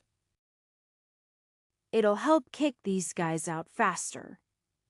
That's probably good, Anton nodded. Yeah, we have to get started though. Bye. Something was up at the 50-kilometer mark outside of Yedo. Farah could sense it, though it was well outside of traditional vision. Some of this world's strongest cultivators were involved. Those in life transformation, so the activities were notable. It was outside of the feasible attack range for most cultivators. And even Fira herself would only be able to marginally affect things there on a wide scale. Those cultivators who had the ability were called upon to make attacks from the safety of the walls. It didn't matter what it was. Any sort of formation made by the enemy was not allowed to be completed. Unfortunately, the formation masters themselves were defended by the strongest members of the enemy army, and resisting attacks that were strained to their limits was something they could keep up longer than those from the upper realms. Soon enough, attacks on the cultivators were given up, though they didn't leave any completed sections as they were. It was unfortunately the case that the materials used in constructing the formation were quite durable and resistant to attacks with ascension energy. More concerningly, even without being complete, something about the formation seemed to deflect their attacks. Given the limited numbers of cultivators suited for such a situation, they realized their efforts would not be sufficient. Perhaps they should move out in force to destroy the work, but there were some mitigating factors. First was that it could simply be a trick. Simple formations that looked to be part of something larger and more important precise to draw them out. Nobody wanted to lead such an effort, and outside of their own defenses, the battle would be far too fair. Was the risk worthwhile?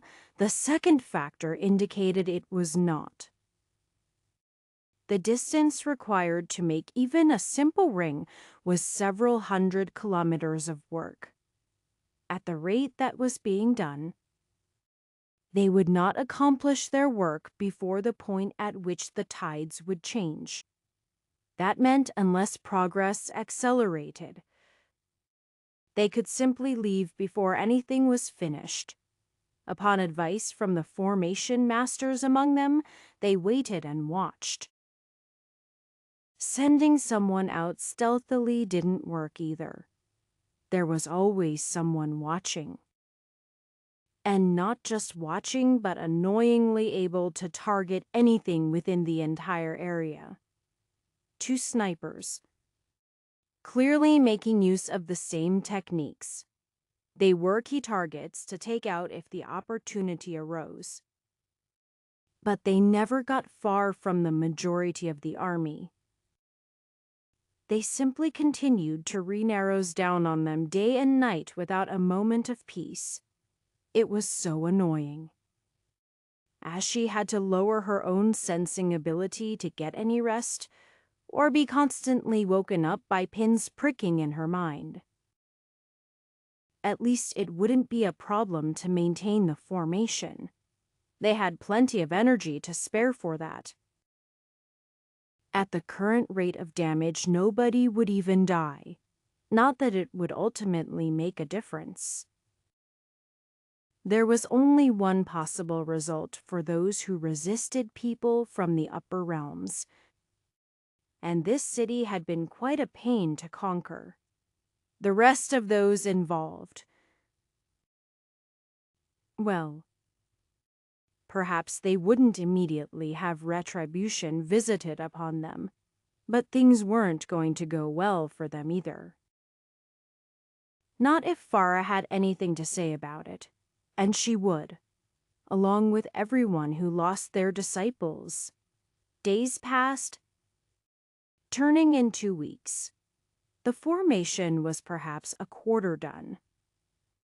Sections of it randomly splayed out around the city at great distance.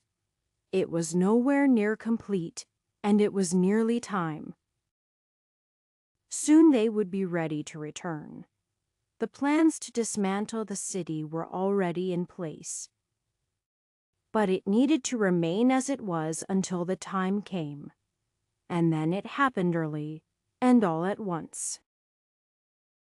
Fadra was the most sensitive to the tides as the strongest among them, and had been responsible for protecting a large group as they descended. All it really required was following the flow of the tides, and while the reverse was somewhat more energy intensive, most of the effort wouldn't be on her own part. So when she found her feet lifted off the floor, Fira was surprised. No, it couldn't be. It was too early. This wasn't the start of the flow, but the final tide. Yet she couldn't deny it either. Fadra might have been able to remain in place if she was willing to let her upper energy be ripped from her body. But there was no way that was happening. Thus, she crashed into the roof and then through it. Around her, she saw the effects had come into place on the strongest first, such as the integration cultivators. She wasn't sure quite what was going on, but Fadra was not happy. She gathered a burst of upper energy to at least destroy something on her way out. But as she thrust it towards the ground, it merely rebounded towards her, shoving her further away. Results like that weren't something she was willing to test further, and then there was the issue of the others. She was being pulled ahead, and while Farah would most certainly be fine, many would not be able to breathe if they were separated from her. She wasn't responsible for all of the fools who died elsewhere. But she at least had to care for the disciples of the Radiant Beauty sect. She stretched out her energy, wrapping it around them. Most of those present were smart enough to go outside to look at what was going on. And though her energy couldn't quite reach them, they stretched out towards her and attached themselves. She pulled them closer, and they began to move into the sky.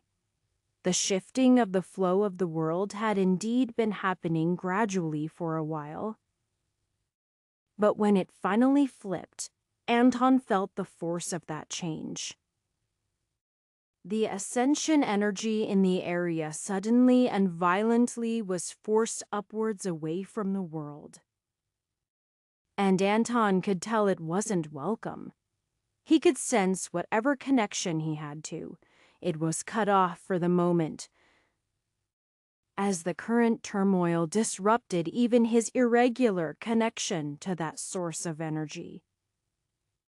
When he saw people flying up into the air, he almost didn't even think to shoot them. But as they pulled away from the defensive formations of Yedo, he started to shoot. Even if they were intentionally expelling these people from the world, he could try to take some of them out. With all of those present surrounded by bubbles of energy from the ascension cultivators, Anton focused on disrupting the energy as much as possible. He'd done the same with the one who had tried to fly and knocked him out of the air. But unfortunately, this time the results weren't as good. His attacks battered against superior quantities of energy. And even if he disrupted them momentarily, it wasn't enough to pierce attacks through to those inside. A few moments later, Sanaya followed up with the same, having woken up at the feeling of significant changes. There had been no real warning of the timing of this event. And the formation masters were also scrabbling to augment the formation with temporary flags. The formation masters weren't actually working against Anton. But as the mass of people accelerated further into the sky, he wished they'd left things so he could take several more shots. He was fortunate, however, to snag a few stragglers. For whatever reason, they were not in the air at the same time as the others, and some broke out of the formation before being protected. The invaders were being thrust away into the sky faster and faster, rising kilometers in a short time. At tens of kilometers, they were still something he could target. And Anton found a peculiar phenomenon, that the higher his arrows went, the better they traveled up to a point. Directly fighting against gravity was one difficulty, while another was simply distance from himself. As he flew along with his arrows, he felt the air thinning, no longer getting in his way, but additional sources of energy disrupted his attacks, along with the massive flow of ascension energy that was going into the sky. Then the invaders were out of range, more than 100 kilometers in the sky and riding the flow of the world's energy. A few minutes later, and he couldn't feel any individuals. Then he lost track of individual groups as a similar phenomenon happened slightly slower in other parts of Estuary. Then they were gone. No invaders left behind, and Yedo empty. Well, not empty. There were still people in there. Locals.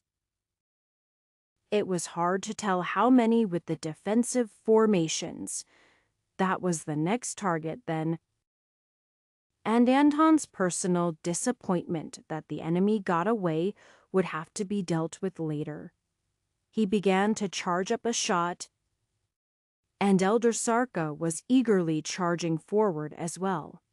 But the formation masters called for them to stop. "You'll damage the formations. This might be our one chance to study them perfectly intact and dismantle them." Katerina was the most vocal. Plus, it's energy that could be used more efficiently for something else. Sarka snorted. The huge wave of fire she had prepared being shot directly into the sky. Fine, but don't take too long. We have to make sure there aren't more in there somewhere. I am going to go check on the other cities just in case. Chapter 378. It was a strange loss of tension to realize that after decades of preparation and a strange few months of intense conflict that the invasion was over. So much happened in such a short time, but had it been longer, the destruction would have been incalculable. Or perhaps it would be better to say no one would have been around to calculate it. As the formations around Jado were torn down, there was much anticipation as to what they would find. It was well known that the invaders were not above slaughtering civilians, or anyone who provided the slightest resistance to their efforts. When the formation masters finished their initial work, they revealed details that made everyone breathe a collective sigh of relief that they had been stopped. The formation opened, revealing the presence of the remaining civilians. Even over the course of half a day's work, they remained clustered. In hiding, Anton was one of the first to rush towards them, cautious of potential additional formations. But none came into effect. What he did find once he was able to sense inside with precision were hundreds of individuals chained together inside a building. Even though he didn't specialize in formations, it was plainly obvious from the surroundings that they were atop a critical point of the larger defensive formation around the city.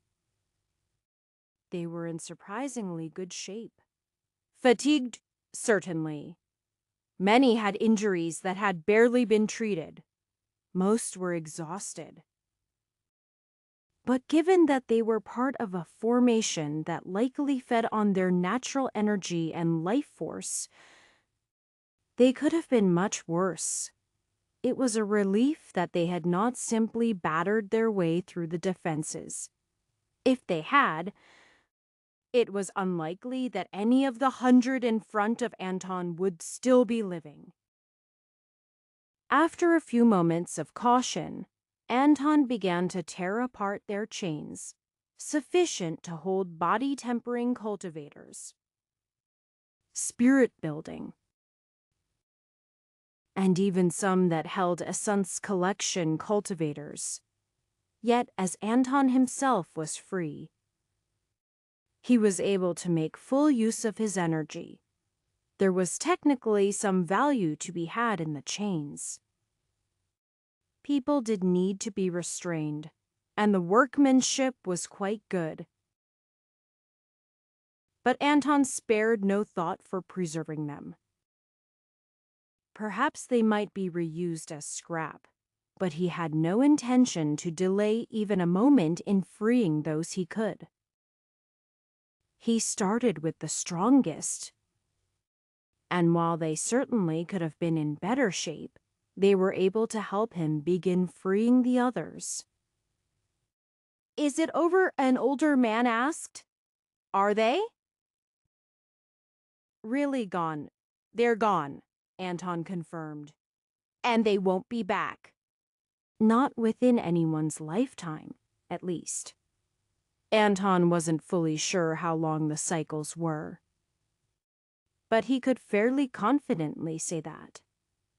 "I am sorry we couldn't free you sooner, but—" "How could you?" A young woman shook her head. We all felt her. That woman? Her power was so much more than even a life transformation cultivator like yourself. It was unimaginable. Anton nodded slowly. That was something we couldn't have anticipated. But still, he shook his head. I wish we could have made them pay for what they did. In a way, the defense against the invasion had been hugely successful. The rest of the continent had performed better than they could have hoped. The losses for the invaders were great, and overall the various sects involved had lost significantly, unable to take the resources they had snatched from various places. Except in Estuary, unfortunately. And while the damage to the sects as a whole should be significant, the most prominent individual got away unscathed. It didn't sit right, but nothing did. After the other locations had people freed, everyone began to move towards their homes to try to meet up with loved ones. Some were successful. Others were overcome by despair as they found their loved ones dead, even if a family miraculously survived. Homes and shops were destroyed, valuables looted. The destruction was not so great as it was suspected, might have been intended, as they were forced away slightly earlier, but there was so much. Nobody knew where to start. Without putting any thought into it, Anton began clearing out trouble along roadways. He couldn't pick through the rubble of a building and determine what people would want to salvage, but he could make paths walkable for people to handle themselves. When he came upon people with a particular difficulty, he would lend his aid, moving beams and helping to search for trinkets of emotional significance left behind. These were found more easily with energy senses, one benefit of nearly everyone having taken up cultivation. It was unfortunate that even with their power, not everyone had been able to defend themselves. But they at least had a chance. That was all that Anton could hope for. And while the destruction was great, on a whole Yedo still stood.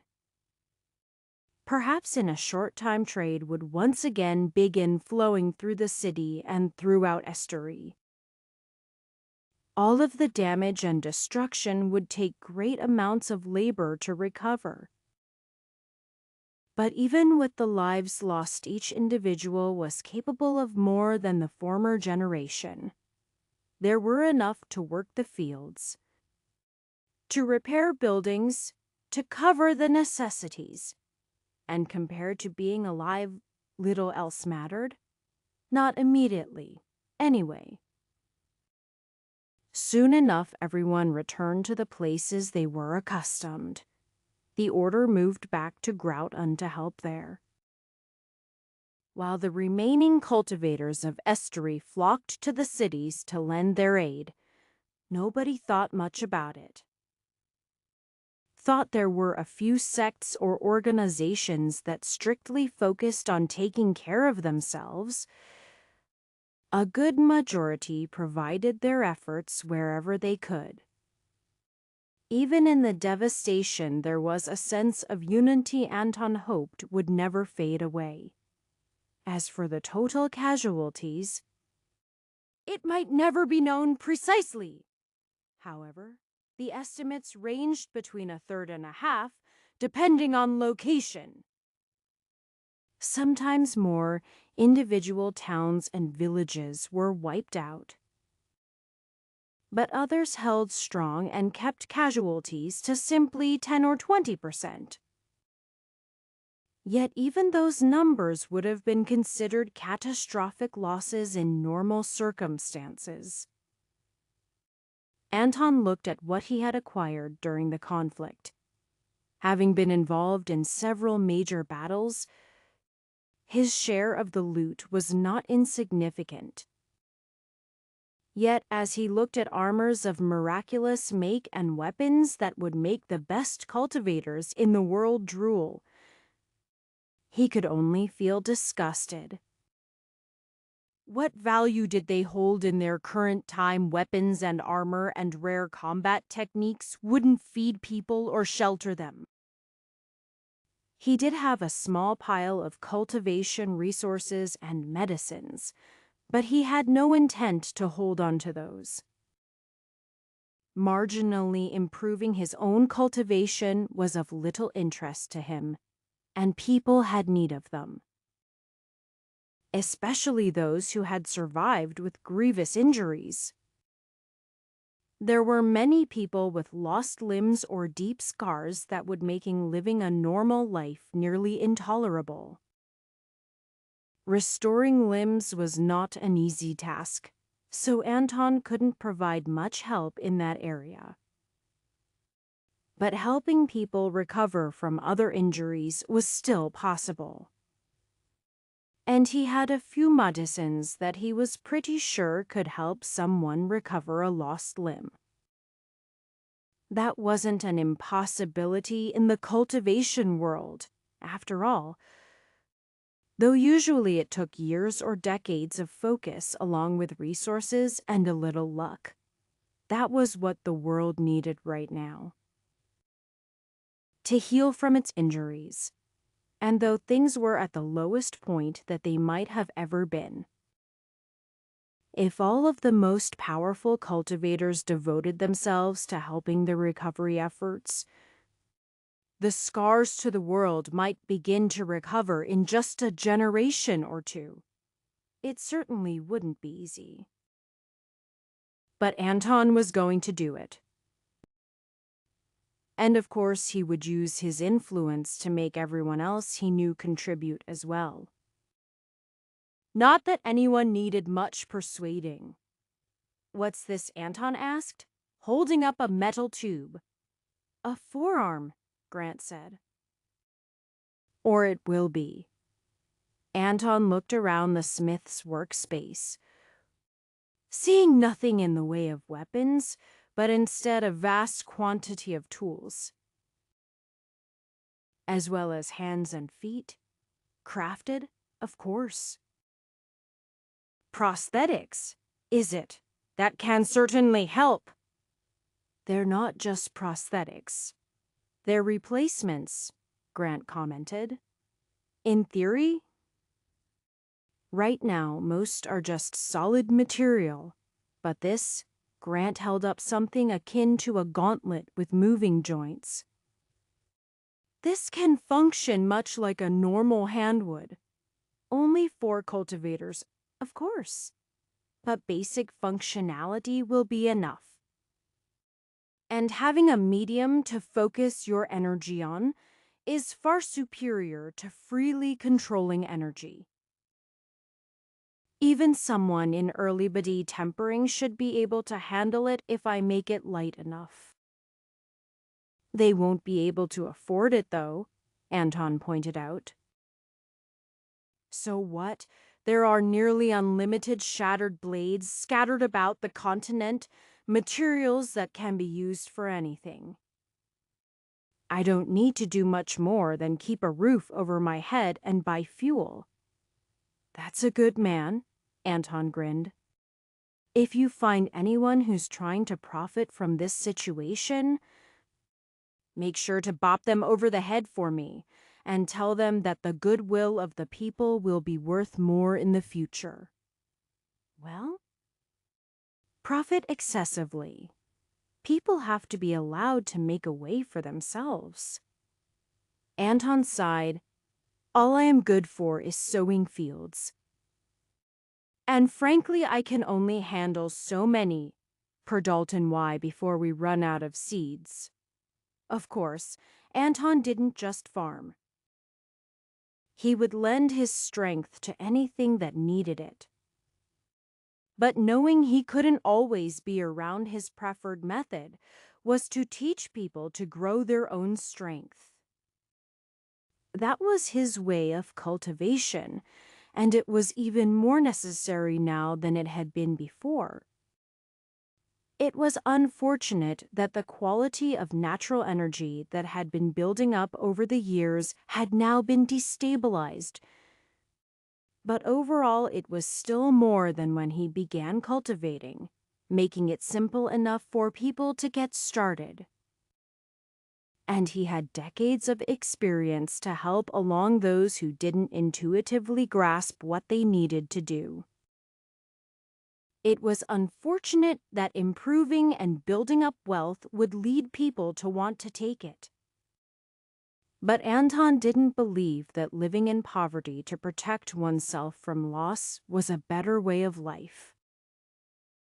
Everyone should at least have the opportunity to thrive however they saw fit, if it didn't harm others. And he still firmly believed that working together for happiness would result in greater benefits to each individual than striving alone. It was just a long, difficult road with many bumps along the way.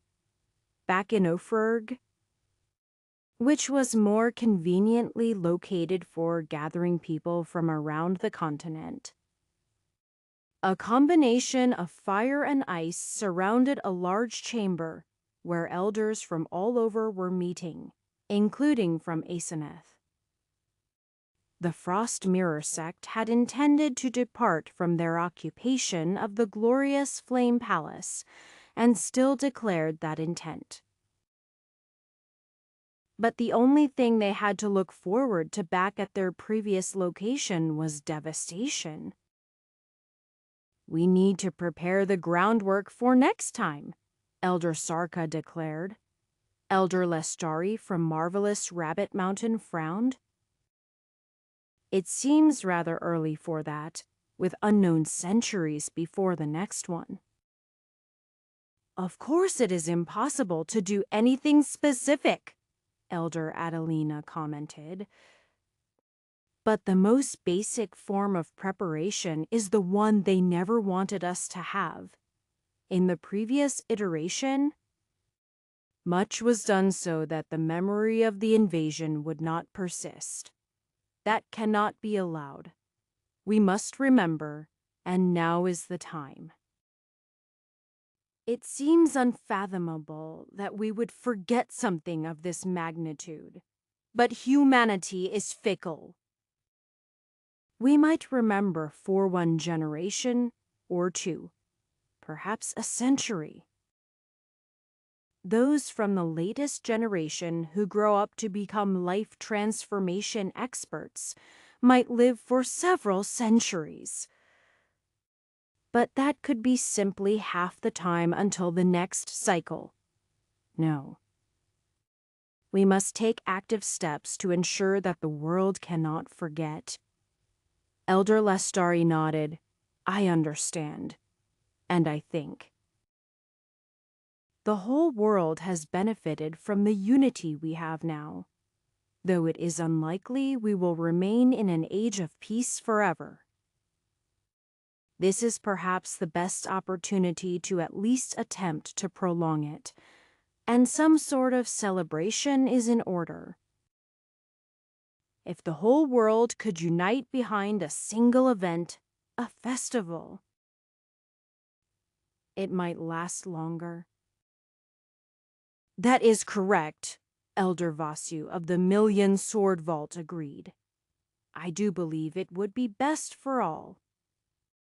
A time of memory and unity, though I unfortunately have to point out that not the whole world stood together. A frown. Right. The exalted archipelago, but though they are not our friends. Some of them did share techniques and knowledge that ultimately helped lead to our successes. And remembering those who aided us, even indirectly, is a wise thing to do. Just don't forget those who look at us like hungry wolves, restraining themselves only because of some pact we are not privy to.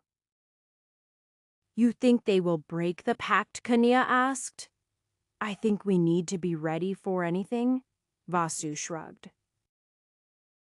We have learned more about the worlds beyond our own, but I still feel like we know nothing. None of those who ascended from this world returned, with the exception of a few siding with the invaders. That must be taken into account. Our enemies might outnumber our friends. Though the subjects around it were rather dismal, the talk eventually returned to celebrations. Nobody could quite agree what sort of celebrations would be appropriate. Every region had their own traditions to start with, after all. In the end, it was agreed that perhaps it was the most appropriate to do whatever felt natural. As long as everyone remembered with were celebrating, they were celebrating resistance, survival, unity. And they would remember what had happened for the sake of the generations after them. Chapter 379. With the loss of immediate threats. One might have supposed that the lack of pressure would result in cultivators taking their time with their cultivations. And perhaps they did, but only so far as they avoided using risky methods. Everyone was still eager to advance themselves, and the practical experience from battle was simply overflowing. Over the next few months and years, it was more astonishing if those involved in the fighting didn't content step forward. People had cultivated before the invasion, of course, and the same reasons still existed. Personal power and ability, protesting others, and the simple possibility that it could be done inspired people. Not all reasons were selfless. Some were greedy, thinking about how they might take from others as had been done before. Humanity as a whole hadn't changed just because they stood united for a short time. and even then there had been betrayers like the Eternal Sword Hall. During the course of the war, due to the weakening of various sects or their complete destruction, the wildlands had broken free. Though the cultivators could claim dominion over their entire continents, wild beasts had always existed. Now they were more of a concern, with fewer available to take care of them. They could swell in numbers over the course of the next few years. Perhaps that would not be terrible, as it would redirect people's attention away from each other. That was Anton's desire, at least. At some point there would be more large-scale conflicts. He was resigned to that. But he would do his best to make sure they were as far off as possible. Could they manage a decade to a century? The latter was a bit much, but Anton hoped for at least a full generation. Every life transformation elder of the Order of the 99 Stars was gathered together. There were barely more of them than Grand Elders at the current moment. 9 Grand Elders and 15 life transformation experts. 16 now, with one of the recent advancements. With those numbers, it was impossible for none of the Grand Elders to be part of Anton's inner circle. There were 2 of them, in fact. Katerina was an obvious choice. As the most prominent formation master in the sect and vying for best in the world, it was only natural that she have a place. She was young by cultivator standards, still less than 70 years old. But cultivation talent was one of the most important factors to consider. Her understanding of formations was also an important factor when making sectoid decisions. Anton was the other. He had tried to refuse, noting that they didn't need Twarchers in the position of Grand Elder. When it was brought up that it was more for his role as a teacher, he couldn't refuse. Besides, Samia needed to take the position and most of the others weren't ready. Hoyt would certainly take the position of Grand Elder someday, but he wasn't ready quite yet. At some point, the topic had come up of how Grand Elders might be replaced. They could always step down to allow someone else to take their place. They could be forcibly removed, though the process for that had not been needed in living memory. Finally, they could die. That had been the cause of all of the most recent changes, and was really not something that was wanted. Especially when there was technically another option. It had never happened, but was nonetheless the best option for everyone. That was for someone to ascend. Of the various Grand Elders, Zajac was the most likely candidate. Matusek would have been there, but had perished. Zajac was in late life transformation, and might even reach the peak within half a century. It might take longer, but was unlikely to be shorter than 40 years even if he were quite quick. Not that anyone was in Arushto turn over more positions among the Grand Elders, but Thepis' ability for ascension was enticing. So now, along with the Grand Elders, the other life transformation experts were working together to develop the last step of the 99 stars, or rather, the 100th star.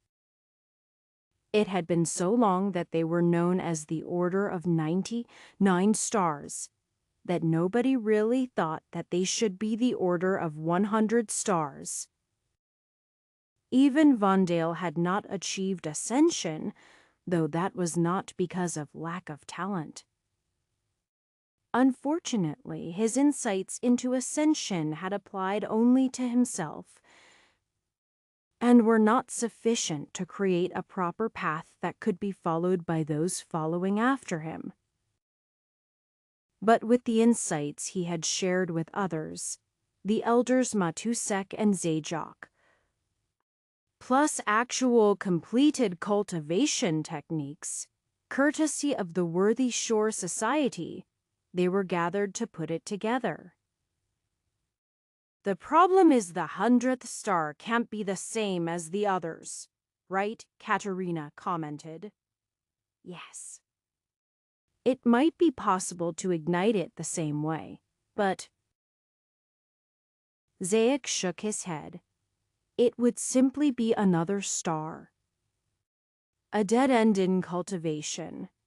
It would not be ascension, but merely a roadblock. It is not a terrible surprise that the 100th star must be something special, Fodor commented. His cultivation did not quite match Zajac, but he was significantly younger and had the potential to surpass the man before Zayak reached the peak. It could even be so simple as forming a proper connection with ascension energy and forming it that way. In fact, I would expect that to be the standard. Sounds awful, Katerina commented. Look what happens when people like that have to fight without full access to ascension energy. She traced a line across her neck. They were strong, but not as strong as they should have been. There is something to be said for the differences between individual cultivators and our organization that helped with that, Fodor replied. And in our case, it should not be a significant hindrance. I should imagine none of us will be involved with invading other lower realms. Will we? Grand Elder Sinaya cleared her throat. Perhaps not, but we do not fully understand the situation there. It is unlikely that our world is the only one subject to invasions, and some of us may wish to return here to help defend during the next cycle. Reaching the optimum effectiveness, there would be something to consider. A fair point, Fodor admitted. Yet it is still the most achievable. The integration stage does seem to be referring to integrating upper energy into oneself. It does not appear to be a faulty path, either, though it would have its faults. I imagine any other method would have different ones. Zajac pondered for a few moments before his next input. I think it would be proper to have notes about our doubts in that area. Until we manage some method to both have people ascend and communicate back with us somehow. Perhaps that simply involves waiting for the next cycle, but practical experience will be necessary. It might then become a problem for future generations, but we should at least make our thoughts as clear as possible. That method would be the standard, and I have to admit it's likely the method I will attempt when it is time. It is unfortunate there aren't any notes from post-ascension, Anton said. But I suppose if those exist, they will be jealously guarded. The Worthy Shore Society was already quite generous to share what they did with no real benefit to themselves. They must want something, Hoyt said. Even if us being stronger was part of their goal, that can't be the end of it. Perhaps, Zajac shrugged. But it does seem that the Exalted Archipelago and those who invaded us aren't exactly friends. either, and we have found no flaws in the techniques as a whole. Nothing that appears malicious, at least. Everything has some flaws. Yet I agree with the sentiment. We should consider what they wanted, and whether they have it yet. The discussion continued, as well as more detailed analysis of various techniques and how one might go about forming the 100th star. If it was to be formed of ascension energy, it would have to be accessed, and not through the methods of fleeting youth. The world almost returned to a routine functioning as it had for many years. But things weren't exactly the same. Many positions were empty, and vacant lots littered many of the largest cities. It was a bittersweet feeling. Survival at a great cost, but the celebrations of victory year after year reminded people of how things could have been. It was difficult, remembering everything that had been lost. Yet the focus was not on that, or even how things could have been. It was about everyone left, and the refusal to admit defeat. The time for memory was there, and great memorials were erected in the honor of the fallen. Some places also promoted heroes, the greatest warriors who helped defeat the invaders. Anton didn't discourage such displays, but he did his best to remind everyone that it couldn't have been done without the common folk. The city militias and everyday people who joined in the fight. The times of memories didn't just focus on the war. It became a time to remember anyone who had been lost, at least for many.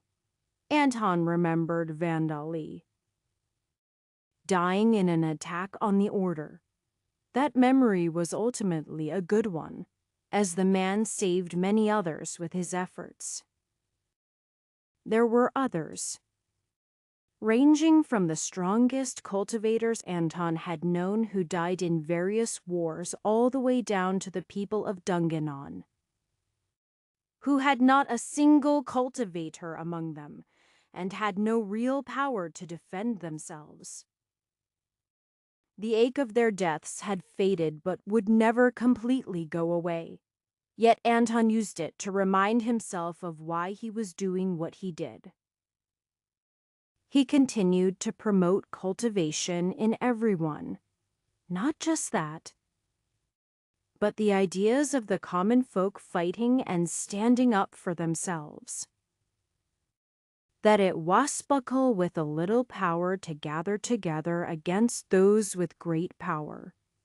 It was difficult still. But he hoped it gave people a choice. And if it made great cultivation sects and clans think more carefully about how they acted, all the better. With the prompting thoughts of the gathering of the elders to complete the 100 stars, Anton thought about his own cultivation. Over the past few years, it had been advancing as expected, a few years per S-star. He didn't know what he might need power for. Yet he couldn't imagine in his lifetime there wouldn't be something. Even if it was to care for his grandchildren. Many generations deep, to the latest generation from Anali and Anish, Walter, Lucas, Gudrun. It seemed like so many. But in fact, they only had a child every few years and were rather conservative with it even after the war. Even if he didn't ever have to fight again, something he could wish for but never truly believe, Anton's cultivation would not remain stagnant. He helped others grow, and in turn it was the same with himself. There were always things that cultivation could do to improve any profession or craft. And Anton wanted to make sure that thought was never forgotten. He didn't want people to slip back into complacency. Though he couldn't really influence the whole of 2 continents himself, but he could influence some individuals. And they would in turn spread his ideas to some extent. As his cultivation surpassed 70 stars, Anton had to consider that he would potentially reach the peak of life transformation. That was still decades away. And he still had to surpass the hurdle of the 77th star, the 8 prime tempering. 23 more from there, and the sum of the first 9 primes would end at 100. A long time away. Yet Hua Sun Life transformation. If he failed to attempt contemplating reaching the next stage until he reached the end, he would certainly never accomplish it. Ascension was impossible, of course. Anton understood that. But he was in the process of confirming it. There was some chance that Everhart was wrong, and that all of his intuition was swayed by his trust in the man. But as much as Everhart wasn't someone he would trust in the traditional sense, nobody ever held on to the idea that he didn't know what he was doing with techniques. No matter how much they disliked them, or how forbidden they were for various reasons. They still worked. Yet, talking with the projection, there had been one comment. He couldn't achieve ascension. But maybe he could do something bitter that stuck with him. Because as much as he was content at the moment, and had accepted he could die of old age in time, he wouldn't mind having more time to something. Especially if it became necessary. So searching before it was too late seemed to be the right option. For the moment, Anton only had vague ideas, but he had a Cadesto figure something out. Or not. Chapter 380. Atop the peak where the Order made its home. Anton felt secure enough to devote his attention and energy fully to a single task. It was something he had done before. But he now had a different purpose. Each meter he raised himself up with his own energy was one that he was closer to the worlds beyond. Though in truth that portion didn't go as far as he wanted. Even with a majority of his energy brought to bear creating a pillar beneath him, he was only able to raise himself a few kilometers into the sky. It wasn't flight. And extremely unpractical in battle for many reasons. Anyone could simply break the energy beneath him and cause him to drop down. Though ultimately a fall from any height would not be something Anton was afraid of. It was also slow. And as Anton was focusing on increasing the distance as far as possible, he took even longer. A portion of his energy was still reserved for something else. And even though it was lesser, it was much more important. It was only a thin strand of energy, perhaps 1/10 of his total instead of half. But that was far more than he would normally use for sensing. He wanted to extend himself to his absolutely limits away from the world. The atmosphere was already somewhat thin around Anton atop the peak. Raising himself higher made some difference. But the majority of the distance was overcome by the tendril of energy, making his pillar almost pointless. It brought him at most a few % further than he could have felt. Beyond the highest mountains, air rapidly thinned around the world. The dominant effect became the power of the sun beating down on the world below. Yet beyond that was what Anton was seeking. The flow of the worlds beyond had some connection to their world even now. And he had some sense of ascension energy beyond the world. His senses could extend 100 kilometers within the atmosphere, more or less. He could stretch further and be less precise. Without the air in the way, it seemed like it would be easier. But he actually found that the direct power of the sun was more disruptive. But he held his energy stable through that disruption, reaching further. Ascension energy didn't gather closer to the planet, but it also wasn't terrible far. He began to sense it only the tiniest fraction of the way to the next celestial body. Though if it had been any further, perhaps he might not have been able to reach it. When he touched it, he expected the free energy to ignore him like everything before. Instead, it attacked as if it had a mind of its own. The energy tore along the tendril he had extended from himself, angrily reaching for him. He naturally recoiled. But he could only withdraw his energy slightly slower than the ascension energy trailed behind, gobbling it up. While the full extension of his senses had taken quite some time, it was only an instant before the returning shock hit him. He reflexively coated himself in defensive energy.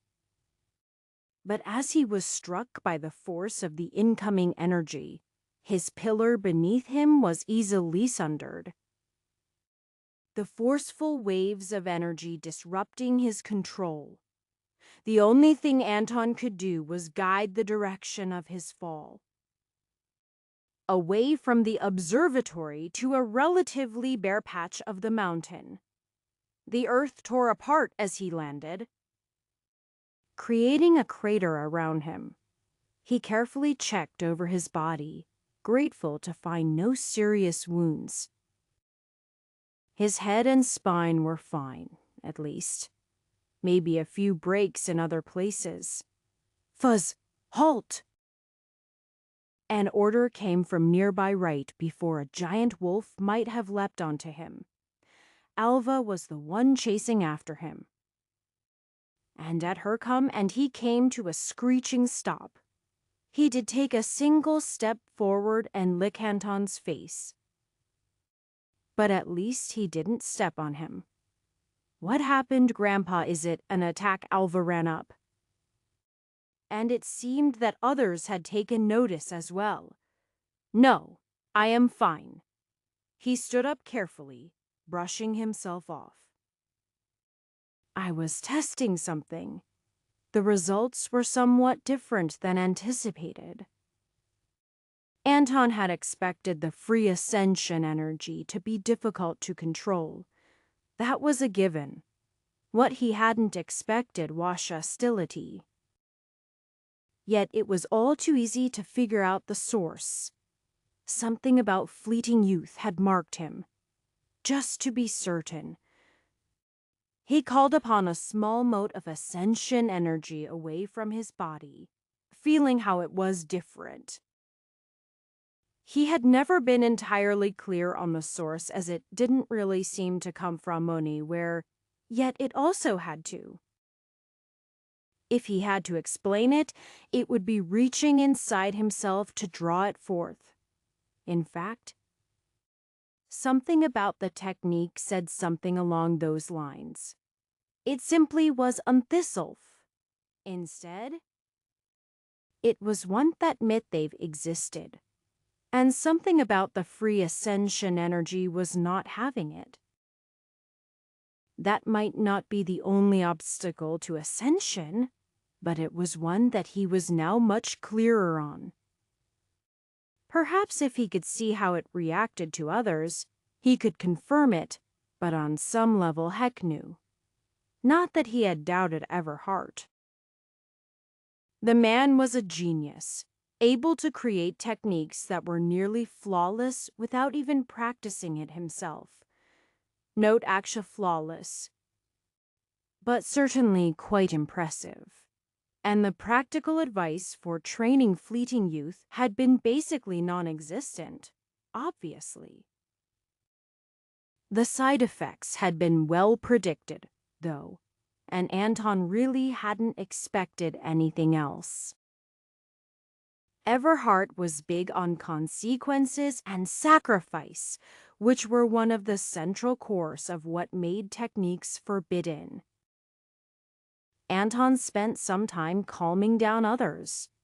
He wasn't going to try this particular stunt again. He wondered if being up in the air had helped or hurt, since having some time to decelerate was good. But in the end, it hardly mattered. He might have accepted his eventual death, but he wasn't suicidal.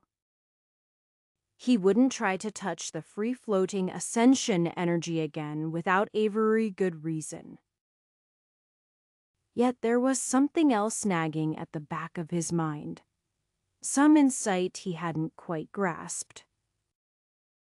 He didn't want to repeat the process, as he had no way to guarantee it would maintain a survivable level of violence. Still, he couldn't shake the thought. Maybe over the following years he would be able to understand it somehow. Years crept by. Stability throughout the continent and between the two was not guaranteed. Individual sects still had grudges and rivals, despite having shared a common enemy for a time. Yet most people were focused inward, on rebuilding and growing. Squabbles over resources were inevitable, but as long as it was mainly posturing and not armed conflict, things were well enough. It was the vested interest of many to keep things stable, as outside conflicts might involve them if they grew too much. Mediators were able to work between the various groups to keep things relatively peaceful. For the time of a decade, things were relatively peaceful. Then, too, as children who had grown up without war became adults. Yet the signs still remained. Barren pieces of earth. Sects that had once stood tall and proud wiped from the earth. Fewer than there could have been, but the damage remained. Those who had been working to restore the world began to reap the rewards of their efforts, improved natural energy in the bounds of their territory. Some were loath to share it, once more creating formations to localize it to a single area. Others grew jealous of the prosperity of their neighbors, yet peace was maintained on a whole. Then a single ship made its way towards the western shores of Ambati. The style was unfamiliar to most. Grand in design, yet eminently practical. The speed at which it approached was a matter of concern, however, as well as the power of the cultivators on it. Life transformation. No longer so large a concern as they might have once been, but a coalition of 5 such cultivators represented a power similar to some of the higher-ranking clans. Not those at the top, but it was unlikely that this was the full force they could bring to bear. The protectors of the harbor gathered together, scrounging up to life transformation experts while sending messages to request backup. The ship did not slow as it approached, nor did it try to deviate from its trajectory. It only slowed at the last moment so that it did not collide with the docks. Though all 5 of the life transformation experts slept off before it came to a stop, the forces arranged around the harbor took a defensive stance. The woman and a man who were only prepared to match a small force standing in front. Warnings should have come from the other harbors to the north or south. Was the ship so swift that they could outpace other communication or... Who approaches Ambati? The woman asked carefully. Despite the intensity of their energy, the 5 did not seem to be attacking, merely ready to respond.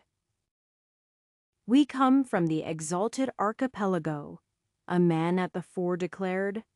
His words were understandable, but slightly awkward in intonation. He offered no more information. The 2 from Ambati exchanged glances. They had heard of this group, though indirectly. If it were really them, they were responsible for a good portion of the knowledge that had been circulating in the last handful of decades. Yet it had also been said that there were many unfriendly sects among them. "What are your intentions?" the female commander asked. "It is our understanding that there is an agreement of some sort preventing the exalted archipelago from attacking the continents. And to our knowledge, there has been no offense from our side?" The man at the head of the 5 nodded. "Good. You are sufficiently informed. Despite our looks, our trip is one of peace, though with a bit of haste. Being seen here at this time would be complicated, so we don't have long. We're only here to leave a message." The man tossed forward a rolled scroll. "We thought that perhaps someone might like to know." "What? I'm afraid that is all we can say. Perhaps even too much, despite how many open questions it leaves. I trust you will be able to disseminate this information to those who need to know." "Yes. We can spread word throughout Brogora." The woman looked at the scroll, which was firmly sealed. "How do we open this?" "Don't forget that other place. What was it called again?" "Asaneth? Yes, that one." The man nodded. By that point, the ship had stopped next to the docks, though it had made a half-turn to face out to sea. "You'll need a formation master to open that scroll. We'd best be off. We have other things to attend to. Good luck, I suppose." With that, they leapt back onto their ship, a wave of their combined energy forcing it to pick up speed almost instantaneously. Shouted questions after them were either unheard or ignored. "I think," said the commander, "that we have people to talk to." They wouldn't be far away, either. The fastest messengers could reach nearby groups within a handful of minutes. And if people took their call for help seriously, they should have a response already on the way. Yet that was uncomfortably long to wait. The scroll passed through dozens of hands in a short time, with people gathering together to try to make sense of it. Once the right group of formation masters got their hands on it, it was easily opened. Though there was little information to be gained. It was only a single word all by itself with no context. Pact. Then the scroll incinerated itself. Chapter 381. It only took the most meager amount of insight to guess what the message meant. The group from the exalted archipelago showed up, and a single word said everything necessary. There were some possible interpretations that could be made, but the basic idea was simple. The pact was up in flames. Perhaps that part of it was not literal, and it simply meant the pact was gone or retracted. The difference would be the stability of the region, but the general importance was the same. Messengers had already been sent throughout the continent and through the teleportation platforms to Asenath. There would be much discussion in the future, but for the moment the Order was meeting alone. This possibility had been considered previously, Grand Elder Matusek said morosely. We simply didn't have the information to know how it might happen. It was not a quick process, I think, Sinaya noted. The invasion was decades ago, yet the message was delivered with haste. That seems to be another relevant part of the message. Along with the secrecy. It hardly seems secret to show up with a great ship and mighty force and tell everyone to spread the word, Fodor pointed out. Matusek grinned. Perhaps not, but it is not us they were keeping the secret from, was it? Besides, by their standards. Maybe that was the bare minimum to make up a squad. Either way, the fact that they did not reveal anything but being from the Exalted Archipelago shines some light. We have determined that they were likely from the Worthy Shore Society, with whom we had previous fruitful interactions. The word must eventually get out, but perhaps they simply required plausible deniability. Matusek looked to Anton and Katerina. You were among those who visited. What can you say of the Worthy Shore Society? Or the Exalted Archipelago as a whole? It has been some time since I delved into the specific reports. They were as strong, Anton noted. At the time we estimated they had somewhere between 2,500 and 3,000 of them. Not terribly great in number, but with at least 20 life transformation cultivators, their ratios of higher-ranking cultivators were much better than ours. Which is understandable, given the knowledge they had access to. And that was almost 40 years ago. Matuse frowned. With time to grow and no catastrophe, they could have twice those numbers easily. Maybe triple. Katerina shook her head. I wouldn't be sure about that. The Exalted Archipelago certainly had some impressive knowledge and resources, but they have been in a stable state, presumably for at least a cycle. I would estimate their growth is less than what we have here. The problem is how many sects were a match for them. We were wise to ask for information on the makeup of the Exalted Archipelago long ago. Though we can't expect it to be totally accurate, we can actually make some reasonable predictions. Katerina thought for a few moments. Presuming they were stagnant would be foolish. But they should not have undergone the rapid growth we have here on the continents. After the invasion, we have more than recovered, and even raised most of a new generation of life transformation cultivators. As for whether we match them, it is unclear. But we would have no trouble destroying the invaders if they came again with the same armies. That seems a bit overconfident, Konia said. though it is true our numbers have more than doubled since then.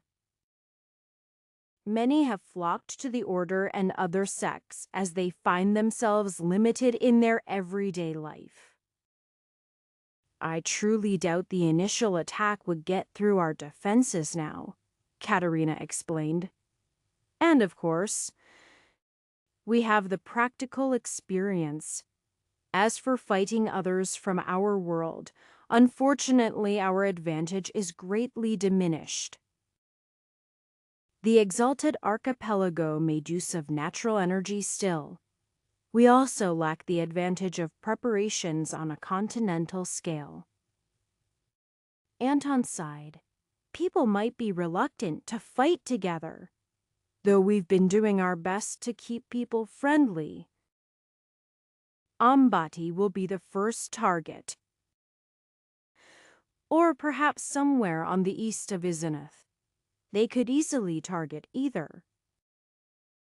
Who knows how long we have to prepare? Matusi frowned. Our plans for this were merely theoretical. Since we hoped the pact would continue. The invasion was over 20 years ago, but I can think of no other possible cause. Perhaps we were too successful. It could be, Anton admitted. And 20 years might seem long, but one would imagine the politics of ascended individuals could be frustratingly glacial. I already feel the years slipping away like sand, and I am not even 170 yet. They might have lived twice as long. Or more. Who could say, here is another factor to consider, Katerina pointed out. Communication. How did they receive word from the upper realms that the pact was annulled? Sending a message might be easier than entering and leaving. But they could have had to wait for the right moment. Perhaps a combination of both, then Matusek shrugged. On the topic of messages, there have been some recent developments in that field. Have there not? Katerina nodded. During the invasion, it was extremely inconvenient to have communications be limited. The most recent iteration is the best? Zayak furrowed his brow. If I recall correctly, it involved teleporting pieces of paper. That was the early stuff, Katerina commented. Terribly inefficient. It could only go from one specific location to one other. Well, we still have some in place, but we have something better. Katerina pulled out a message plate about the size of her hand with outspread fingers. Each letter of the alphabet was inscribed on it. These still have limitations, as they are paired to another sending stone, but she pulled out another one. As she tapped her fingers, the letters lit up on both simultaneously. Instant communication. Over any distance. It requires someone to be paying attention, of course, so we generally start with some sort of alert. Katerina just dragged her palm back and forth across the whole surface, lighting up everything as she did so, and making easy-to-sense fluctuations in the natural energy around either. Impressive, Zayak nodded. How would these best be utilized by scouts? That's the main idea, yes. They could be much further out to provide enough advance warning for groups to converge on a location. I like it, but what stops the enemy from taking them and distributing false information? That's an issue that has been raised before, Katerina admitted. Unfortunately, to make them significantly more secure requires significantly more rare and expensive materials to hold under the complexity of formations. If it were something easy like exploding in the hands of ascended cultivators, Katerina shrugged. Simple. But the best we have is tying them to specific individuals or cultivation methods, both of which have their flaws. The former, if an individual sits unusable without reconstructing it, but at least it's secure. The latter makes it easier to emulate what is required and fake it. We've done some testing on that. What about codes? Zajac asked. Those have been used to keep messages secret for a long time. They're not perfect either, and slow things down. But we've been working on them. They're not finalized yet. And we'd have to coordinate with those outside our direct alliances to make it truly useful. But if we have a few months, maybe just one, we can reach an acceptable point. Matusek nodded. Good. Those can be made use of on scouting ships, at least.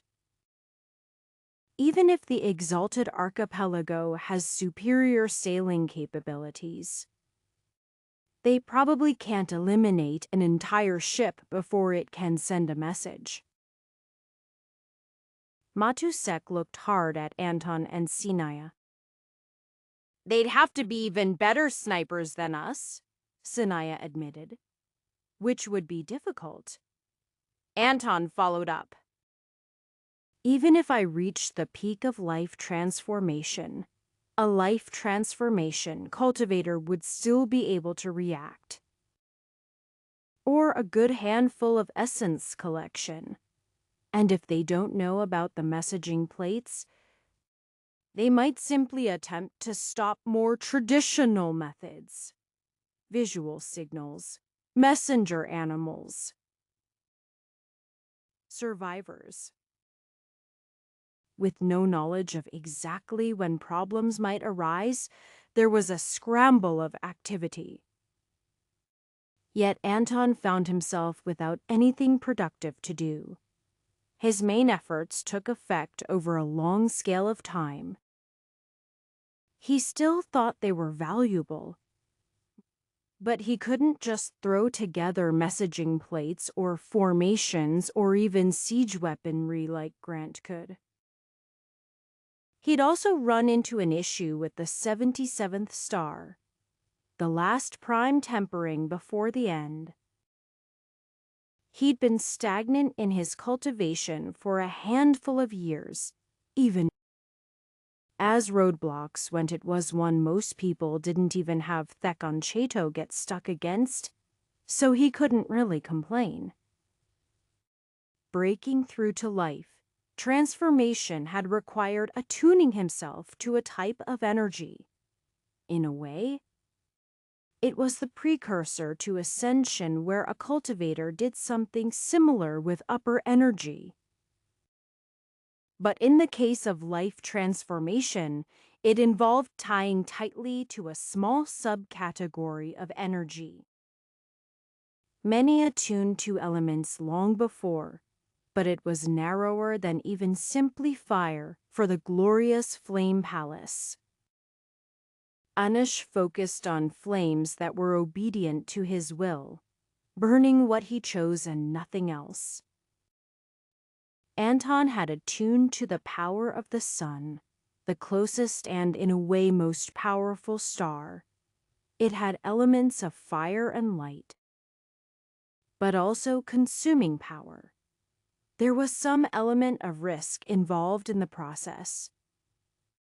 Though Anton had completed his breakthrough with a balance within himself, the midpoint of life transformation was proving to be more difficult. Not because Anton had no idea what sort of power he wanted, but how to use it. Oh, He knew he wanted to help others. He was quite glad of his role as a teacher. But his area was somehow too broad. Improving everyone's live through teaching, cultivation, advancing the world. Nothing was wrong with any of those. He was even being effective. But it didn't ignite the right spark to let him break through. He'd first gone to Senia. She had managed to keep just ahead of him, and in fact rather smoothly transitioned past the prime tempering. Her focus was on being the foremost archer in the world. That was the best way she could explain it, anyway. "You understand, of course," she had said. "Do I want others to learn archery? Absolutely. Do I want to teach them? Certainly. But I am not really good at it. And it's not my passion. You have already rewritten every technique I've created for the order and made them much more widely accessible. I am not sure I could ever have done that, but I can strive to reach the peak of understanding in my particular way. Your talent is perhaps greater than mine in that area, but I doubt the same path is suited for you." Anton agreed. But just considering the differences between them didn't change his ability to advance to the next step. One issue was that he simply didn't need more power to accomplish his goals. While each star would continue to come with improvements to his lifespan, he didn't even really care about that. It was only an indirect benefit. The possibility of an approaching crisis certainly made him more motivated. But Anton didn't find himself any closer to finding the right path for the prime tempering. If he chose the wrong one, he could achieve mediocre results that wouldn't really help his combat power. Or if something was forced, he might harm himself or die. That was a result that had happened to some impatient cultivators in his lifetime, though details were difficult to collect. Sects didn't exactly publicize failures, and instead such cultivators gradually faded from memory unless they caused a commotion at their end. Perhaps it simply didn't matter. In a short time, Anton would still be in midlife transformation. A breakthrough would come with a not insignificant increase in power, but would hardly influence the outcome of a war on the whole. He would fight regardless, and do his best to maintain the world he had been fighting for. He might hope that the exalted archipelago would be less dangerous than the invasion. But considering that they weren't cut off from information entirely like the invaders, it seemed unlikely they would underestimate the continents in the same way. And in turn, it was better for the continents not to overestimate themselves. Everyone would be needed. It might be time to call in some favors, though the majority of people who owed Danton would already be simple to convince to provide proper support for a potential war. Or whatever it might be. Whatever it was, they couldn't afford to show weakness. Chapter 382. There was a sense of panic that spread out as the looming threat of war returned.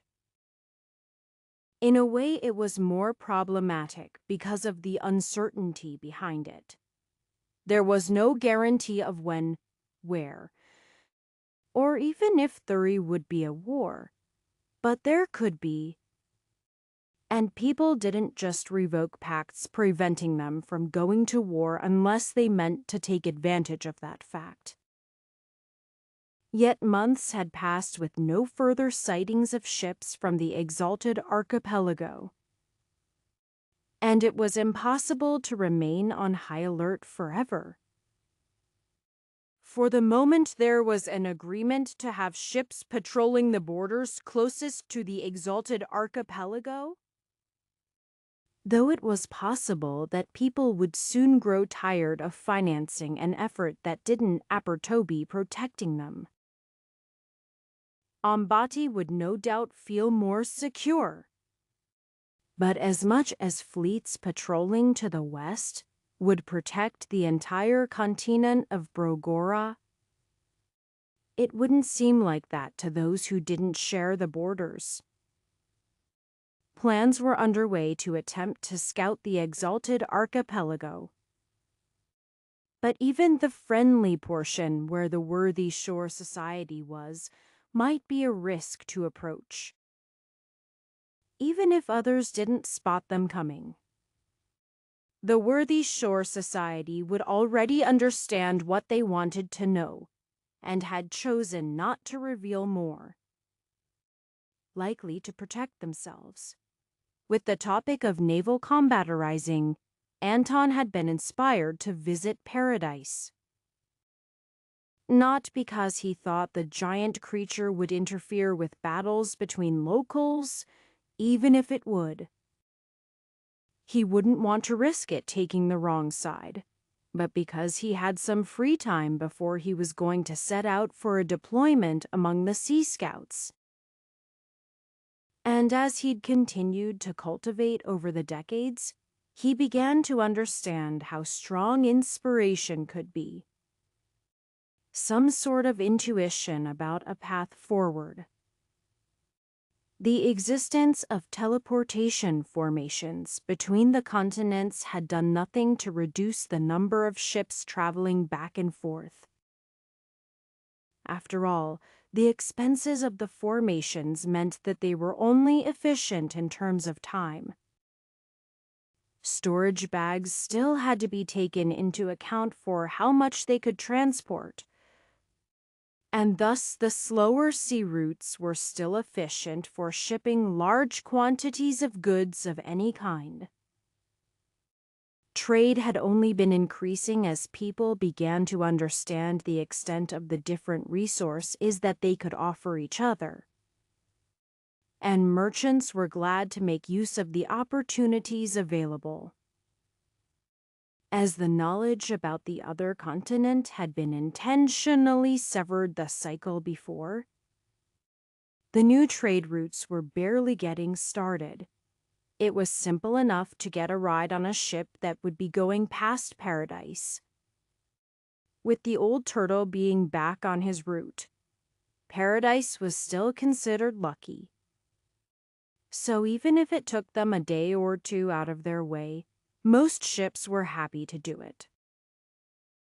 It seemed that ships that took a stop at Paradise had a higher chance of arriving successfully at their destination. And while those taking the southern routes didn't have the chance the northern route had a steady flow, given Paradise is predilection to occasionally dive under the sea, permanent structures upon his back took more work to put into place. They weren't impossible, of course. Plants managed to thrive upon his shell. It simply took extra work. And the island tenders were reluctant to add too much. When he landed, Anton saw that the ranks of the island tenders had swelled significantly. Before it was just a loose group of individuals dedicated to taking care of the area, but it had developed into a proper sect. With their own techniques, Anton could sense the 5 central hills were occupied by them, while the 4 on either side had room for visiting cultivators. The port was at the front, nestling atop the shell where a number of movable docks usually stood. When paradised of sections of them could be removed so that they would not have to deal with the lifting drag of the dive. Grand Elder Anton, the captain of the ship, spoke as Anton departed. "Will you be continuing on with us afterwards?" Anton shook his head. "No, I am not sure how long I will take. After which I will be heading back to Brogora." "Good luck with your cultivation." Then the man bowed his head. "And you as well," Anton smiled. "Make sure to keep practicing your domain control." After taking in the people and the changes to the island, Anton focused on why he was present. At least, one of the reasons. Perhaps there was another layer he didn't understand yet, but there was something obvious to look over first. Paradise was strong. World-alteringly strong, in fact. It was well known that humans followed different rules from beasts. But with proper cultivation, humans could overcome most beasts, even those with strong bodies and the use of natural energy. Yet there were many exceptions, with the most notable examples being from the ocean, which was relatively untamed. It was easier to support a large form in the sea, and natural energy took that to the extreme. That was the part that interested Anton. Because while Paradise had power beyond the strength of a life transformation cultivator, he only used natural energy, a massive amount of it, but there had to be something beyond that. It was already known where it came from. The ecosystem on his back provided much of it, but that couldn't be all of it. After all, Anton had stood in areas with greater concentrations of natural energy, but that didn't mean he could do of it. On previous trips, he hadn't paid much attention to the underside of the shell. Not what was inside, the main body of the creature, as sensing the internals of a living creature was quite difficult. Instead, all the way around and underneath on the belly, it seemed to be somewhat smoother. Though Anton could have blamed that on faulty recollections, he thought that might be worth exploring. Though before he did anything else, he should at least check in with the island tenders. He was planning to stay for at least a few days. And as a Grand Elder of the Order, it would be rather rude to not at least acknowledge the controlling sect in the area. He made his way directly uphill to the frontmost location. He had considered it a mere formality. But as he arrived, a disciple came up to him. "Grand Elder Anton of the Order of 99 Stars." "That's right," Anton replied. "The island head would like to meet with you, if it is convenient." "Of course," Anton nodded. "Where should I go?" "The Central Hill," the woman said, handing him a token that radiated some natural energy. "I am sure you can find your way once you are close, but I can guide you if you wish." "I will do just fine without guidance." "Thank you." Anton inclined his head. He had no need to refuse the guidance, but he could already sense his destination. And since there was a message waiting for him, he could assume the island head had likewise sensed him. A pretty decent range. But of course this was the territory of the island tenders, so it was to be expected. He took the low route between the hills so he would not have to go up and down so much, or directly past residences and the structures the sect had set up. When he reached the center, he found an open pagoda where the island head waited. I thought you said you weren't making any permanent structures, Anton commented. Times change, Irin shrugged. And we have to live somewhere. Most things are made from bamboo anyway. They're not the weighty structures everyone has back on the continents. And wedded knee to take in weaker disciples. Protected shelters were necessary for that. I think the formations are based off of the Luminous Ocean Society's work. That makes sense, Anton nodded. So, you are the island head now, he said as he sat on one of the benches. I sort of fell into the role of leadership. Someone had to do it. And without direction, we would just be a bunch of people living on a turtle. That was fine for a while. But we've needed to formalize things a bit. Why call me over? Anton asked. I understand I am a grand elder, but I didn't come here specifically for any sort of diplomatic interaction. That's simple. You were one of the people who found paradise? She gestured around them. It would be a shame to miss you. Is this another one of those fortune things? Anton asked. It could be. But part of it is also maintaining relations with a powerful acquaintance. I see your cultivation has continued to improve. Mostly, Anton agreed, though my cultivation has hit a roadblock recently. And you chose to come here. You aren't just passing through, right? I am not sure how long I'll stay. Maybe I won't learn much of anything. Though you should know more about paradise than anyone else, so maybe you can help me figure out why I am here. Ah. One of those things. Well, where do you want to start? I wish I knew, Anton answered honestly. I suppose I might as well start with something probably unrelated. I noticed that paradise is underside felt. Smoother I could be imaging it, though. Oh, that's simple, Irin nodded. She gestured to a strange lounging chair nearby, which seemed to have been made from two large shells jointed together. The barnacles on Paradise had grown unreasonably large. It was determined that at a certain size they were no longer contributing to the ecosystem, but instead detracting from it, and providing significant drag as well. So we began to remove them.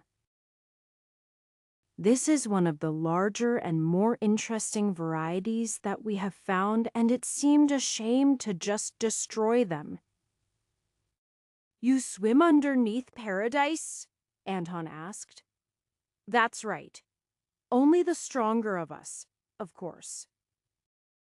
The speed isn't an issue directly, but it's quite a distance underwater to the center. Want to try it? Perhaps another time? Anton shook his head. It was just idle curiosity. I would be interested if you have any understanding of how Paradise makes use of all of his power. Though, of course, that might be a sect secret. It is not particularly secret. We don't spread the word. But the information isn't sensitive either. It can't really be misused. He's just big. It's not really more difficult for him to control the natural energy close around his body than it is for you. That's... Anton thought for a few moments. I suppose a larger Dantian and meridians would be only natural. Though controlling unrefined energy seems as if it should be more difficult. Aaron nodded slowly. In truth, we don't get that many opportunities to observe paradise in action. Only a few times since the invasion has he done anything of note. But she swirled a bit of natural energy around her finger. I'd say it still follows that same rule. He's large enough to have great stores of his own energy supported within his body, so he can control more outward. Not really something most cultivators can aspire to. Size also doesn't seem to be a factor on the human scale. I was hoping for more than just that he's big, has a lot of natural energy, and can use it, Anton admitted. But perhaps that's a bit unfair. Perhaps you might discover more during your time here, Aaron pointed out. And there is some of our training that might benefit you. We generally avoid overusing the natural energy here. But we do have some techniques that empower us here. That seems like it might be secret. The full details. Certainly, Aaron admitted. But knowing we can do it. Well, it's not strange that a sect would have an advantage in their own territory, even if we're just tenants for a giant turtle. Tenants, Anton nodded. I like that. You have to take care of the land and pay him his due. I'd like to think we do much the same on the continent, though without a giant turtle that can eat us if we screw it up. Specifically natural energy. It doesn't just belong to whoever owns the land. At least, I don't think it's useful to think of it like that anymore, even if some always will. Anton slowly spread out his senses to encompass the whole of paradise. It was difficult to take in as just one thing. But that difficulty stimulated thoughts. Whether any of them would lead to practical improvements in his cultivation or a way to break through, Anton didn't know, but it was a worthwhile effort nonetheless. Chapter 3, 83. The afternoon found Anton traipsing through a nice bamboo forest. He couldn't really just sit around forever, but when asking for something to do, the island tenders had little to offer him. Aside from seasonal planting and daily tending, which they had well under control, there was nothing that could use his input. They had the responsibility of overseeing that nobody took too many of the local resources, but an outsider was even less able to help with that part. Everything was already taken care of. And while he could use his energy to feel his way around the back of paradise, visiting with his body felt more personal. He also hoped that moving to different locations might provide some insight into how things were the way they were. But unfortunately, whatever he might find was too diffuse, spread out over a large area. It was difficult to notice any oddities. Quickly, at least. Anton wouldn't mind spending a few years atop paradise, exploring every nook and cranny of his shell.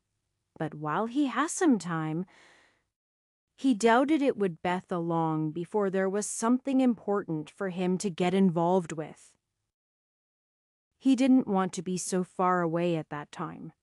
Instead, he had allotted himself a month or so. Nothing hardline because cultivation couldn't be held to a strict schedule, but not too long. As impressive as the bamboo forest was, with towering stalks surrounding him, What was more impressive was that they had only been planted several days prior. Everything grew quickly atop Paradise. The abundance of natural energy happily entwining with the local plants. At a certain point, that growth slowed, then stopped, not because it couldn't theoretically continue, but because there was no more space. Without any animals or insects living on the island, the plants weren't eaten. The only way they spread was through winds and water, and more recently human intervention. It was impossible to avoid comparing Paradise to the grandfather Willowback on the mainland. Both were entities of great power, though there was much less intentionality about the grandfather Willow. It could be controlled by those who knew what they were doing, but there was no recognition by it. Even those who lived among its hanging branches for years would be snapped up by it reflexively if they did not match their energy properly. Conversely, Paradise was an active creature, seeking out food and threats. Though generally uninteractive with humans, there was a vague sort of friendliness, or at least a comforting disinterest. The next week, Anton took Erin upon her offer to swim beneath Paradise. He felt he had explored enough and found nothing of particular use. He was quite certain there was more to Paradise's power than simply size, but he didn't quite understand it. More exploration might help trigger the right thoughts, and it would at least be interesting. There wasn't much more to what they were doing than simple walking to the edge of Paradise and stepping off into the water, though they had to either keep themselves anchored to Paradise or remember to swim. He wasn't particularly fast most of the time, but when unattached, the movement relative to the surrounding water became obvious. After Erin explained what to do, speaking underwater wasn't exactly effective. They dropped down into the water. There was actually a sizable distance on the lip of the shell to swim down before they were underneath. And towards the edges there was little of interest. Further in, however, they began to come into contact with the things Anton had sensed. There were giant barnacles, vaguely round and with sufficient size for a human to squeeze into their opening. It seemed likely they had to feed on more than just the extremely small particles of life that dotted the oceans. Potentially fish or larger creatures. Even if they somewhat sustain themselves off of natural energy, they would need more. Especially if they had to compete with others. Then there were the mussels, which had actually stood out to Anton more. They were like great black coffins, sticking directly off of the belly. Not that there were terribly many of either at the moment. Erin was already popping them off of Paradise's shell, and Anton slid a large blade he'd been given beneath the edge of one of the barnacles. He could feel the drain the thing was causing on Paradise, not really significant by itself, but along with the larger ones adding potentially 100 kilograms of weight. It seemed like it could be a problem. They also didn't seem to be contributing anything in return. Though the island tenders left the smaller ones around so they could observe that, the first popped off relatively easily. But the second gave Anton more trouble. He had to gather a good portion of energy before the thing finally detached. and it cracked before the grip it had on the shell gave out. Anton could see many markings on the underside. Staring with the clearly different areas where barnacles had been attached. The muscles had threads that dug their way into crevices in the shell, many of which looked natural, but some of which might have been pried open from much smaller. It wasn't terrible since the shell itself was immensely thick. Even damage a meter deep could be considered superficial. Even so, Anton was somewhat concerned he had caused some of it when he noticed a long, straight line where he had pried the second muscle off. Yet when he touched the surface with his hand, he could tell it was smooth, no jagged edges from recent formation, yet clearly not part of the natural shell, or damage from the barnacles and muscles. There was a nearly limitless number of smaller barnacles and muscles covering the surface as well, along with a thin layer of some sort of gooey algae, yet clearly not one that needed direct light. Since there was a great shadow cast by Paradise, combined with the larger obstacles, getting a clear picture of the whole bottom of the shell was difficult. Anton could hold his breath for many minutes, an hour or more if he was avoiding strenuous activity, but he still had to occasionally take a break. Swimming back up the side to sit on the strange shoes that shouldn't hold. As he sat, he thought about what he had sensed and felt. His natural energy stretched around and under. But from a larger distance, he could hardly even make out the markings Heck knew were there, let alone anything new. After he had renewed his breath, he dove back in, tracing along the lines and angles he could find. Once he noticed, it wasn't terribly difficult to discern that they were formation markings, old ones buried deep in the layers of the shell. Yet despite that, they hadn't grown out, and strangely seemed to still fit the right size. Perhaps Paradise had grown this large in a previous age and simply remained, but Anton had the feeling that wasn't quite right. Either way, the formations were active and unfathomable, yet they didn't seem out of place either, but fit into the natural harmony of the creature. Anton might have thought this was a phenomenal occurrence of a massive natural formation. But if that was the case, he would have expected more factors to have come together to sustain it. Though his understanding was not that of a master, Anton could at least pick out how the arrangement of plants, leaves, and roots in an area might cause a natural formation, but this was clearly carvings in the shell. Self-sustaining, too.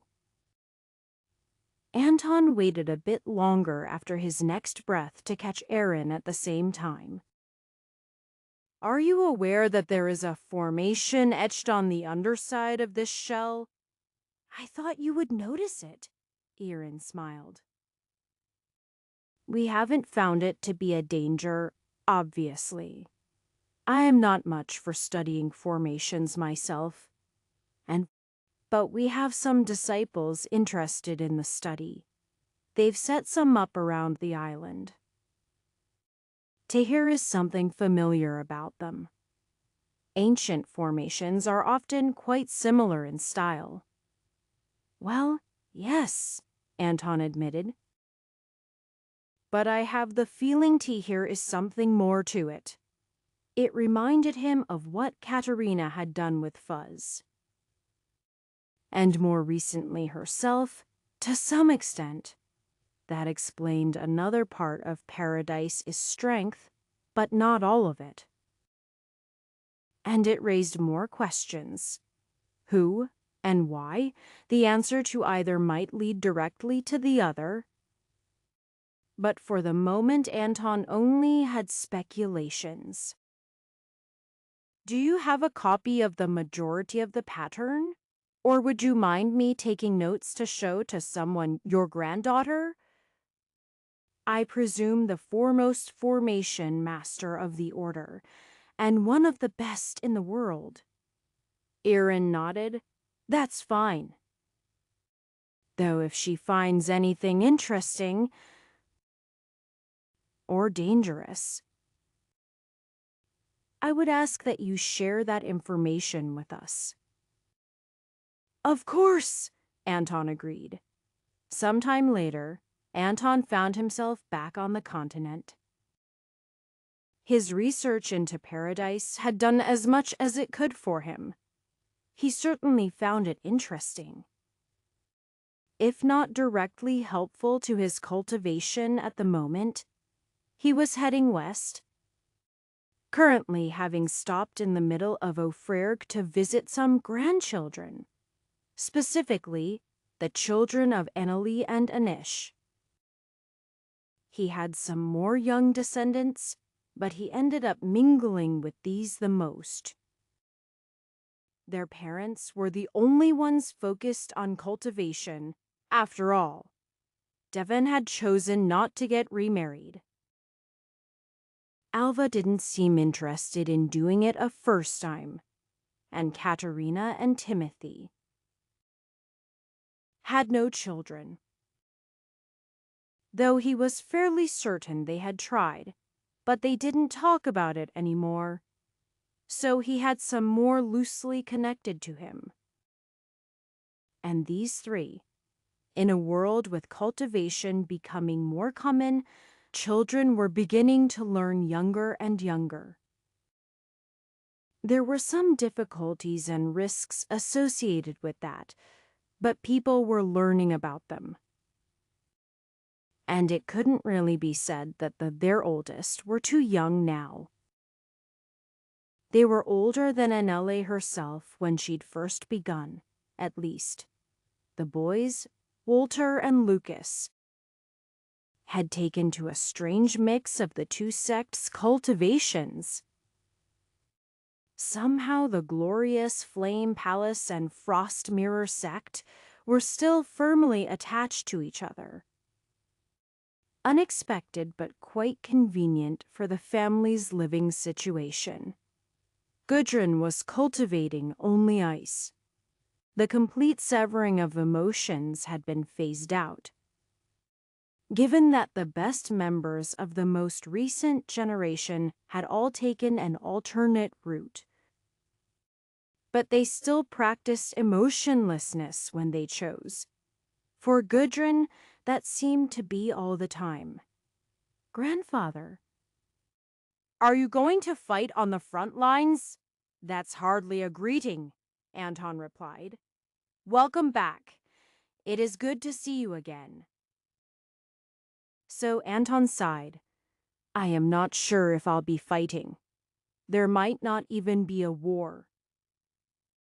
Of course there will be a war, she stated flatly. While you are here, can you teach me to shoot? I don't know any techniques compatible with ice, Anton admitted. But I would be glad to teach you the fundamentals of archery. I don't know if I have time to help you develop proper techniques, though. That will be sufficient. I'm glad you came to me to learn. I was beginning to think you didn't like me. You are one of the best archers in the world, and attacking from afar if possible is only logical. At least the boys were enthusiastic about seeing him. His last stop before heading to Ambati would be with Lev and the Grasping Willows. He wanted to study the Grandfather Willow. For the same reasons as he studied Paradise, he highly doubted that there would be anything formation related. But that was just a tangential curiosity. It was unlikely a tree would be the perfect source of inspiration for a cultivator who had no cultivation ties to such a thing. But it was an opportunity to see friends if nothing else. Studying powerful phenomena would never be abadidia for a cultivator, as long as it was done safely. And by this point, if he wasn't safe around the tree, he should have been dead many times over. Though he did have to pay attention still, as it would be embarrassing if someone had to come disentangle him. Chapter 3, 84. Two old men and one young sat together under the shade and protection of the grandfather willow. The outer edges of the grasping willow's territory were still outside the valley where the grand tree made its home. For reasons of safety for the newer cultivators, the core sections of the sect had moved inward after the invasion, since they had to rebuild regardless. When they had first settled in the area, the grasping willows simply hadn't had the proficiency to do the same. The three were Anton, Varela, and Lev. The oldest among them was Varela, though he was merely a few decades older than Anton. Unfortunately, he had found the limits of his talent long before, and even now was only an early essence collection. Anton wished he could provide some advice, but he simply didn't have anything to offer. Whatever he could provide had been said decades ago. It was unfair, but Varela just wasn't as suited to cultivation as Anton. Perhaps he would have done better with a different technique, but he had no desire to change even if there was some guarantee of power.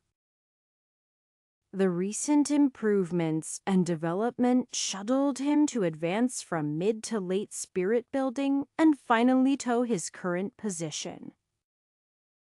But he was teetering at the edge of his lifespan. If he'd reached his current cultivation while young, he might have another handful of decades. But as Anton was well aware, each step of advancement provided less lifespan when already close to the limit of one's age. Despite his limited cultivation, he had experience and wisdom to provide. And as a friend and Lev's former master was a welcome companion for their discussions. And there were some interesting things being discussed. "I am not going to ascend," Lev declared. "Why not?" Anton asked. "You have the talent. You are already more than halfway there, in terms of years. It might take, what? Another 30 or 40, 50 on the far end? You'll still be relatively young then." Lev lifted his arms, letting the wrists dangle as he focused his energy on the rest of the limbs to hold them up. "Because of this, I have only a fraction of my strength away from here. There were some miraculous medicines recovered from the invaders," Anton said. "There has to be something." "It doesn't matter. I did this to myself, and I am not going to complain. The grasping willows are still young. They need me. If I can pave the way to the top and allow others to ascend, I will be happy. It's the same with Vandali. Isn't it he could have ascended, but remained for the sake of your sect?" "That's true. Without his example and protection, I doubt we would have made it this far. Certainly not in this state." "Exactly," Lev said. "Even in this time of grand cultivation advancements, the grasping willows need me. Otherwise, our rise could be unfortunately short, like a tree greedily sucking all the nutrients around it, only to run out. I am not ascending either, obviously, Varela commented.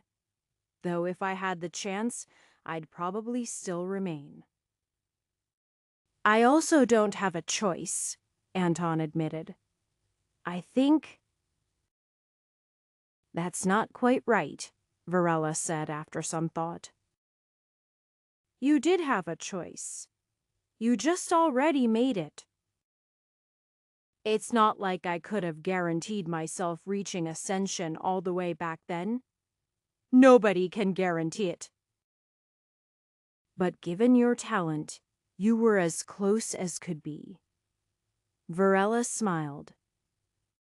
Think about what could have been if you began cultivating younger. Could have been anything, Anton replied. Maybe I would have been terrible.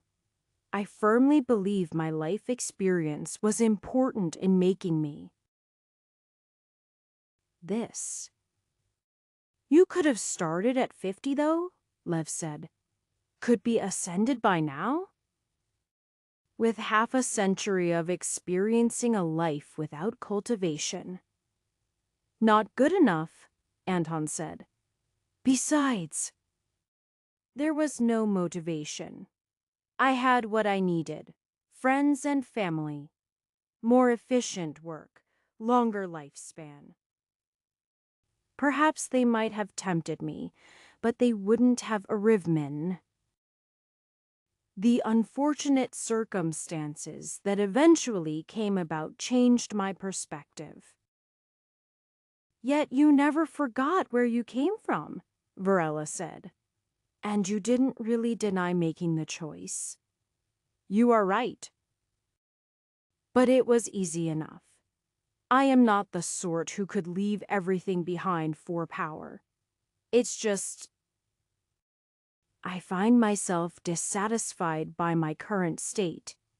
Even if I reach the peak of life transformation, I'll simply have a few decades after that to devote to the sect or the world. Far more than I could have hoped. But less than I wish I had. But you haven't given up, Lev said, which is why you are here. Can't I just come to chat with old friends? Anton asked.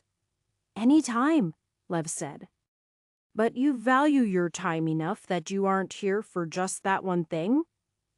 Fair enough, Anton admitted. I just came from studying paradise. A single entity on par with an army. Or several.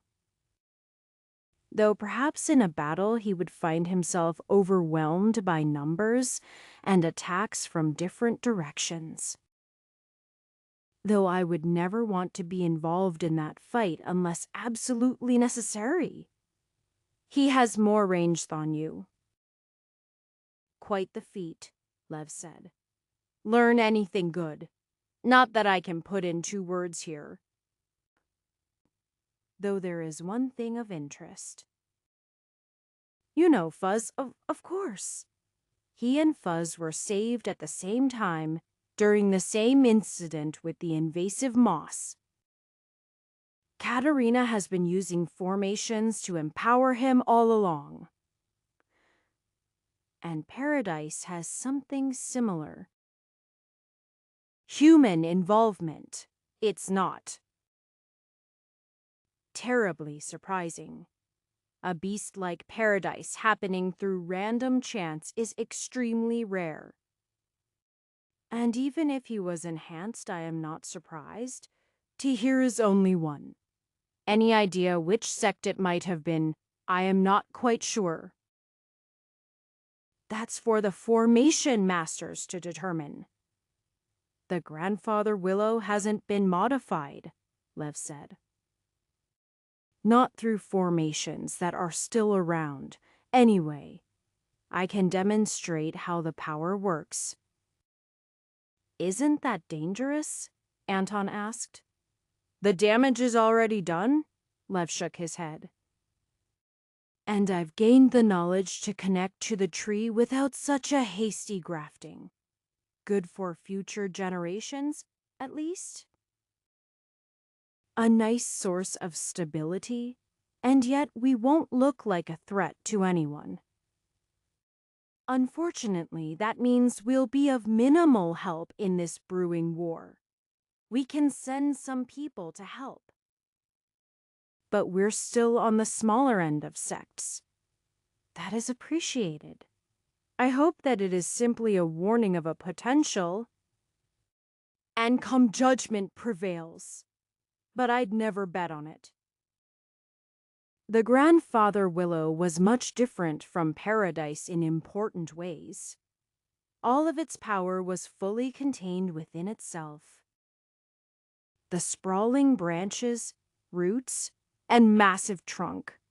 Despite its power, it was still a plant without intelligence. Recognizing what it should or should not grasp was instinctual, not involving real decision-making. To that end, Lev tapping into its power was simpler. The flow of energy followed his prompting with no resistance. Though of course it took a certain level of understanding to synchronize with it well enough to accomplish that. It was also lesser, capable of combating an ascension cultivator at the integration stage and not much more. A determined assault by a larger sect could overcommit, though there would certainly be losses. Yet there was potential there.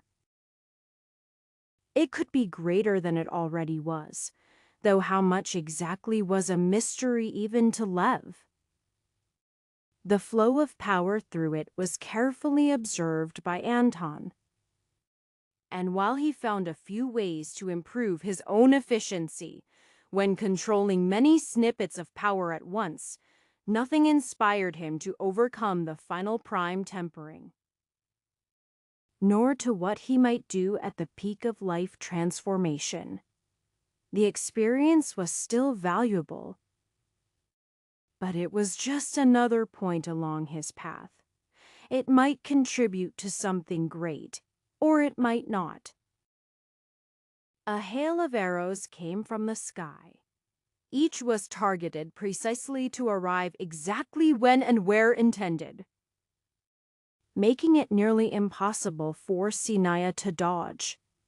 The individual arrows would not kill her, as they lacked the power, but they could wear her down. And just because it was nearly impossible to dodge didn't mean Sinaya couldn't do it. It was just a matter of determining when it was valuable. Her own hands never stopped moving, firing arrows into the distance towards an unseen opponent. Her legs kept her mobile as she moved around through the arrows, taking the minimum number of hits possible. Then she tumbled through a veritable wall of arrows, the simultaneous shock of which pierced through her defensive energy and resulted in a number of injuries. The excess energy was minimal, however, and ultimately it was worthwhile. If she had chosen to go anywhere else, she would have been an easy target for the following attacks. A wide blade of energy and powerful piercing arrows that narrowly missed her. They had reoriented themselves to her movements. But her predictions had been better. She would have to watch for them coming up behind. But a couple shots in that direction would either destroy them or send them enough off-target that she could safely disregard them. She moved back to shooting at her distant target immediately after, keeping track of a small handful of spirit arrows still chasing after her target. She had to admit that the gap between her and her best student had shrunk significantly. But she still had more experience and a small advantage in cultivation. The only way he could overcome her would be through the use of fleeting youth, but they had agreed not to bring that into account. In the end, she pinned him down with a nearly undodgeable flurry of arrows, with Anton barely misidentifying the trajectory of one. He had already taken some hits that slowed him down enough for her to finish him off. Though they both avoided causing any serious injuries, it was easy for them to agree on what would have been a deciding blow in a battle or not. The two of them returned to the sect. Instead of the empty sections of wilderness they had staked out for themselves, fighting at such a distance was difficult. Conversing was simply impossible. Even with communication plates, it was inconvenient at best. So, what did I do wrong? Anton asked. I'd have to say. Next to nothing, Sanaya shook her head. Your fighting style has diverged from my own with your use of many bows. Splitting your focus clearly weakens your individual shots, but ultimately you used them to great effectiveness. Against a single opponent, my style is likely better.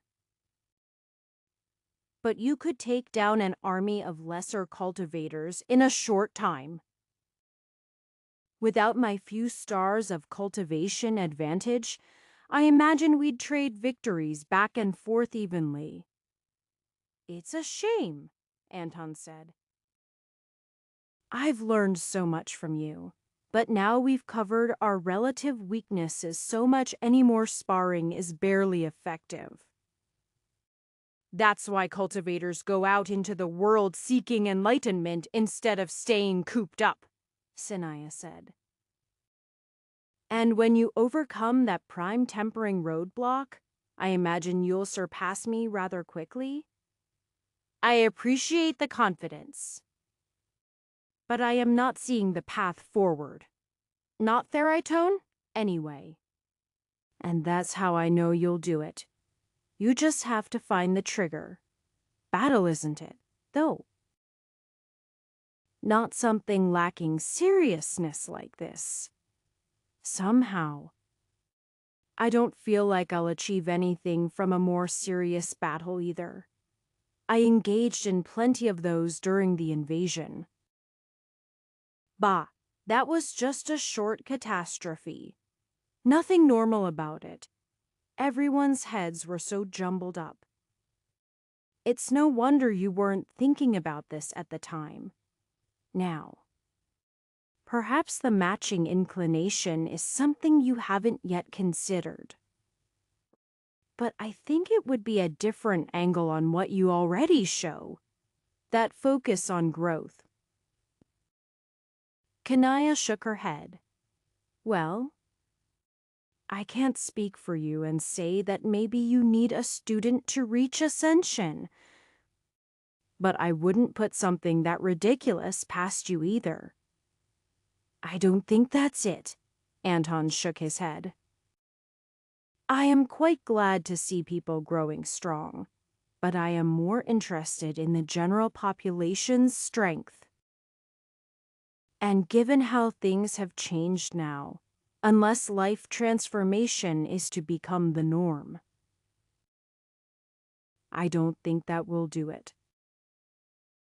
Anton looked around the sect. You are staying here to keep this place safe, right? Of course, Sanaya said. I'd rather let the younger generation go out and get themselves into trouble. Makes me exhausted. But since neither of us is young, I suppose that role goes to you? Remaining stagnant isn't going to help me, Anton admitted. Or anyone else. Maybe some time at sea will bring some unexpected enlightenment. Or boredom, Sanaya said. A couple months patrolling sounds like an awful time. Maybe you'll get lucky and something will try to eat you. Anton smiled. He knew that a few months was barely anything to either of them at this point. Though concentrating on one task for too long still became difficult, and the other cultivators would need a break anyway. Anton could go out with consecutive scouting missions, but he thought he would rather stick to one group and get to know them well. Chapter 3, 85. There were a few small islands scattered about to the west of Brogora. Each of these had watch stations, expected to be in constant communication with the mainland. A small swoop of them extended further on the northern end. But overall, the coverage from just the islands was insufficient to provide sufficient detail on incoming enemies. Ships had to patrol in between the islands as well as further out to sea, a constant workload that was seen by many as pointless. But it was a decent exercise in practicing naval maneuvers, even if there had not yet been conflict with the exalted archipelago. Some believed the news was unreliable, while others had been worried about the possibility ever since hearing about the pact. Personally, Anton believed that with a significant imbalance of power, cultivators would be eager to steal others' resources. That had been the case before he began cultivating, and for much of the more than 6 decades thereafter. Only when there was a mutual threat was the majority willing to work together. Though some lasting alliances had been formed recently. Yet even if Anton found himself with friends from both continents and in many powerful sects, there was no guarantee they wouldn't come into conflict with any of the other sects Anton knew less well. Or each other if there was something they both desired. The recent upswing had caused the growth of resource is available to slightly outpace the use by cultivators. But it was unlikely that would last for long, even if he believed the exalted archipelago would attack. At the moment, there was nothing within the significant range of his senses.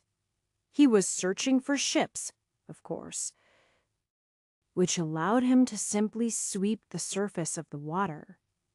At long distances, he could only search a narrow band at a time, and would be unable to sense everything.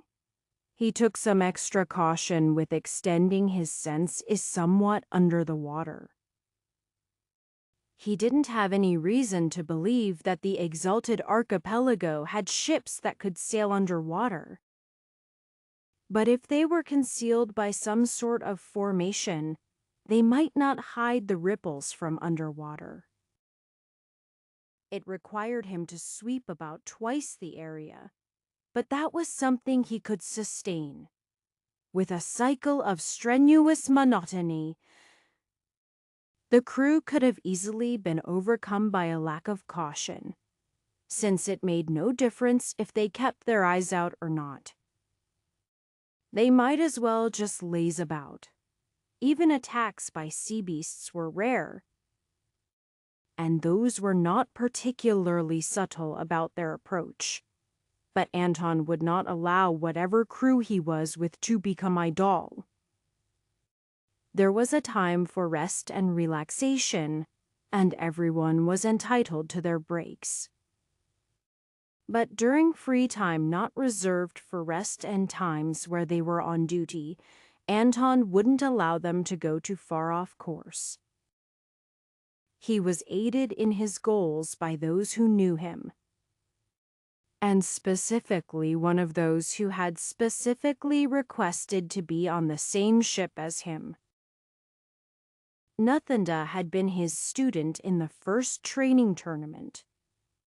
And as a citizen of Ambeti, she had a larger personal stake in watching for approaching ships. Simply by matters of geography, Ambati would likely be the first target of the exalted archipelago, as it controlled the closest shores. There were also chances that Estuary and Droka would be involved, as they were not too far along, but it was unlikely for ships to aim for the rear of the continent by Facreona first.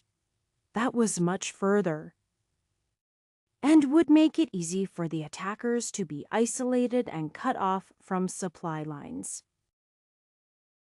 While individual cultivators could carry more of their own supplies compared to other armies, there were still limits. Don't simply focus on what your eyes can see, Anton said. Ultimately, you are limited by the horizon if you do so. Understood, Nathanda replied. He could feel her extending her energy outward, trying to stretch it into a thin point. The effort was there, but as a practitioner of Western steel body, her energy was more limited than others. Anton knew she would never be able to sense as far as he could. But even if she was only able to extend her range just beyond the horizon, it was a significant increase. She had the strength to attack at that distance, though worrying about environmental factors such as wind became a problem. Anton had gifted her the bone bow, requiring great strength to draw and contributing significant momentum to her shots, but reorienting them at a distance took energy. Everything did, really. There were simply limitations on what could be done by those who focused on body tempering that were difficult to overcome. Though in other circumstances they would outmatch their opponents because of their choices. A body temperer could maintain a consistent barrage of attacks without wearing themselves out for quite a while.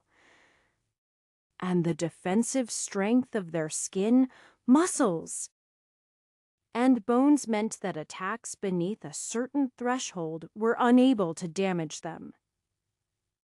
There were certain people that simply wouldn't be able to defeat them, regardless of luck. Unless they let someone stab them in the eye, but even then, if the gap in cultivation was enough, attacks would be ineffective. There was a significant distance between how far one could see on the horizon depending on whether they were on deck or atop the crow's nest. The former was close to 5 kilometers, while the latter was nearly double. Yet even if enemies could be spotted with the eyes, being able to focus energy on them helped keep track of their finer movements and potential reactions. Anton had noth and a shoot at nothing in particular, occasionally creating targets out of his energy. Forming anything of significance had to take place close to himself, within some hundreds of meters. If he were forming energy bows, a vague target some kilometers out was within his capabilities, though he would only be able to create them in one direction at a time. His aura wasn't so extensive that he could freely cover such a large area. His first impression of Vondale had been attacks that covered a wide swath of area. But even those attacks had originated within a somewhat reasonable distance from the man himself. Somewhat further than what Anton could do now, though his maximum attack range was much larger than his wide-scale capabilities. Nathanda wasn't the only one Anton set about teaching. Anyone with a few spare moments got the same treatment, though they wouldn't necessarily recognize him. His efforts ranged from subtle comments about how they might improve to direct instruction, depending on whether they asked and what he thought would be effective. At some point, things resulted in archery contests. Letting off some steam was necessary for cultivators, and a bit of violence directed off in the distance was unlikely to harm the ship, unlike sparring. Not everyone was trained as an archer. In fact, most weren't, but they were able to learn. Anton had spare bows for just such purposes, as similar as possible to each other for the sake of fairness. The ships had other methods of long-ranged attack available. Nobody was going to ditch out how effective siege weaponry could be when augmented by a few cultivators working together. The weapon of choice was the ballista, able to fire projectiles on the scale of spears. In singles or groups depending on the SAS and room available on a ship. Trebuchets were bulkier and less accurate against moving targets, as well as requiring ammo that was quite large, so they were rare. Apparently, there were other options in development. There was something that involved compressing energy into an explosion to drive forward dense projectiles. But there were various problems involving the volatility that hadn't been worked out yet. It was equally likely that it would blow up the ship firing it as the target. And to make them more stable required denser metal with more weight, which was still a problem on ships even with storage bags available. Though the natural energy out on the sea fluctuated in strength, the fact that the ships were constantly moving meant that people could cultivate without restraint. Despite all being packed into a small area, even Anton could take as much energy as he wanted, though he usually found himself reaching further away to leave the more easily gathered energy for others. He went through several patrols during which most of the additional soldiers were switched out. And sometimes the crew would be on break for a rotation and he would travel with a different ship. Nathenda remained with him to learn what she could given the opportunity. Since they had only occasionally found time, they were both available after the initial training tournament. Nearly a year after the warning, no signs of attack had come. Many were fatigued from constant patrols and waiting with nothing happening. Even Anton was beginning to wonder if maybe there was nothing. Being a border guard wasn't exactly his ambition.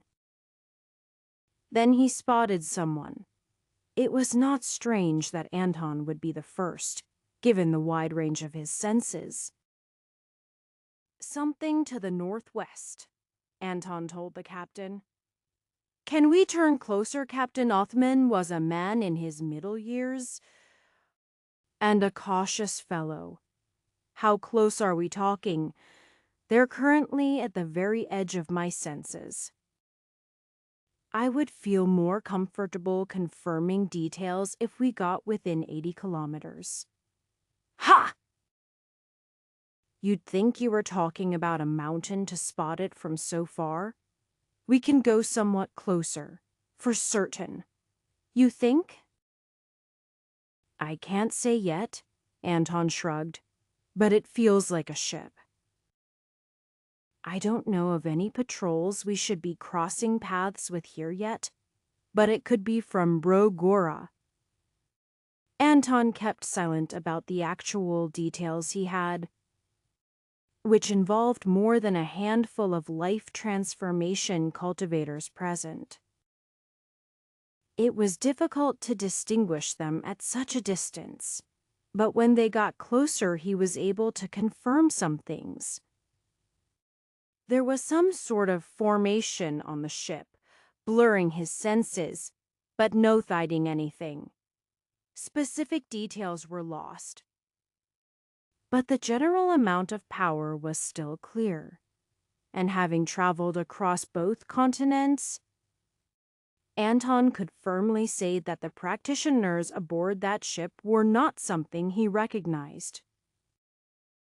There was also the matter of the ship being pulled along by something in the water. Anton reported the details as he learned them, both to Captain Othman and through his communication plate to the shore. The latter had to forego some immediate details for the sake of brevity, and so he could get a response. Avoid engagement? Keep them in view. That was pretty much what Anton had expected, given the previous discussions.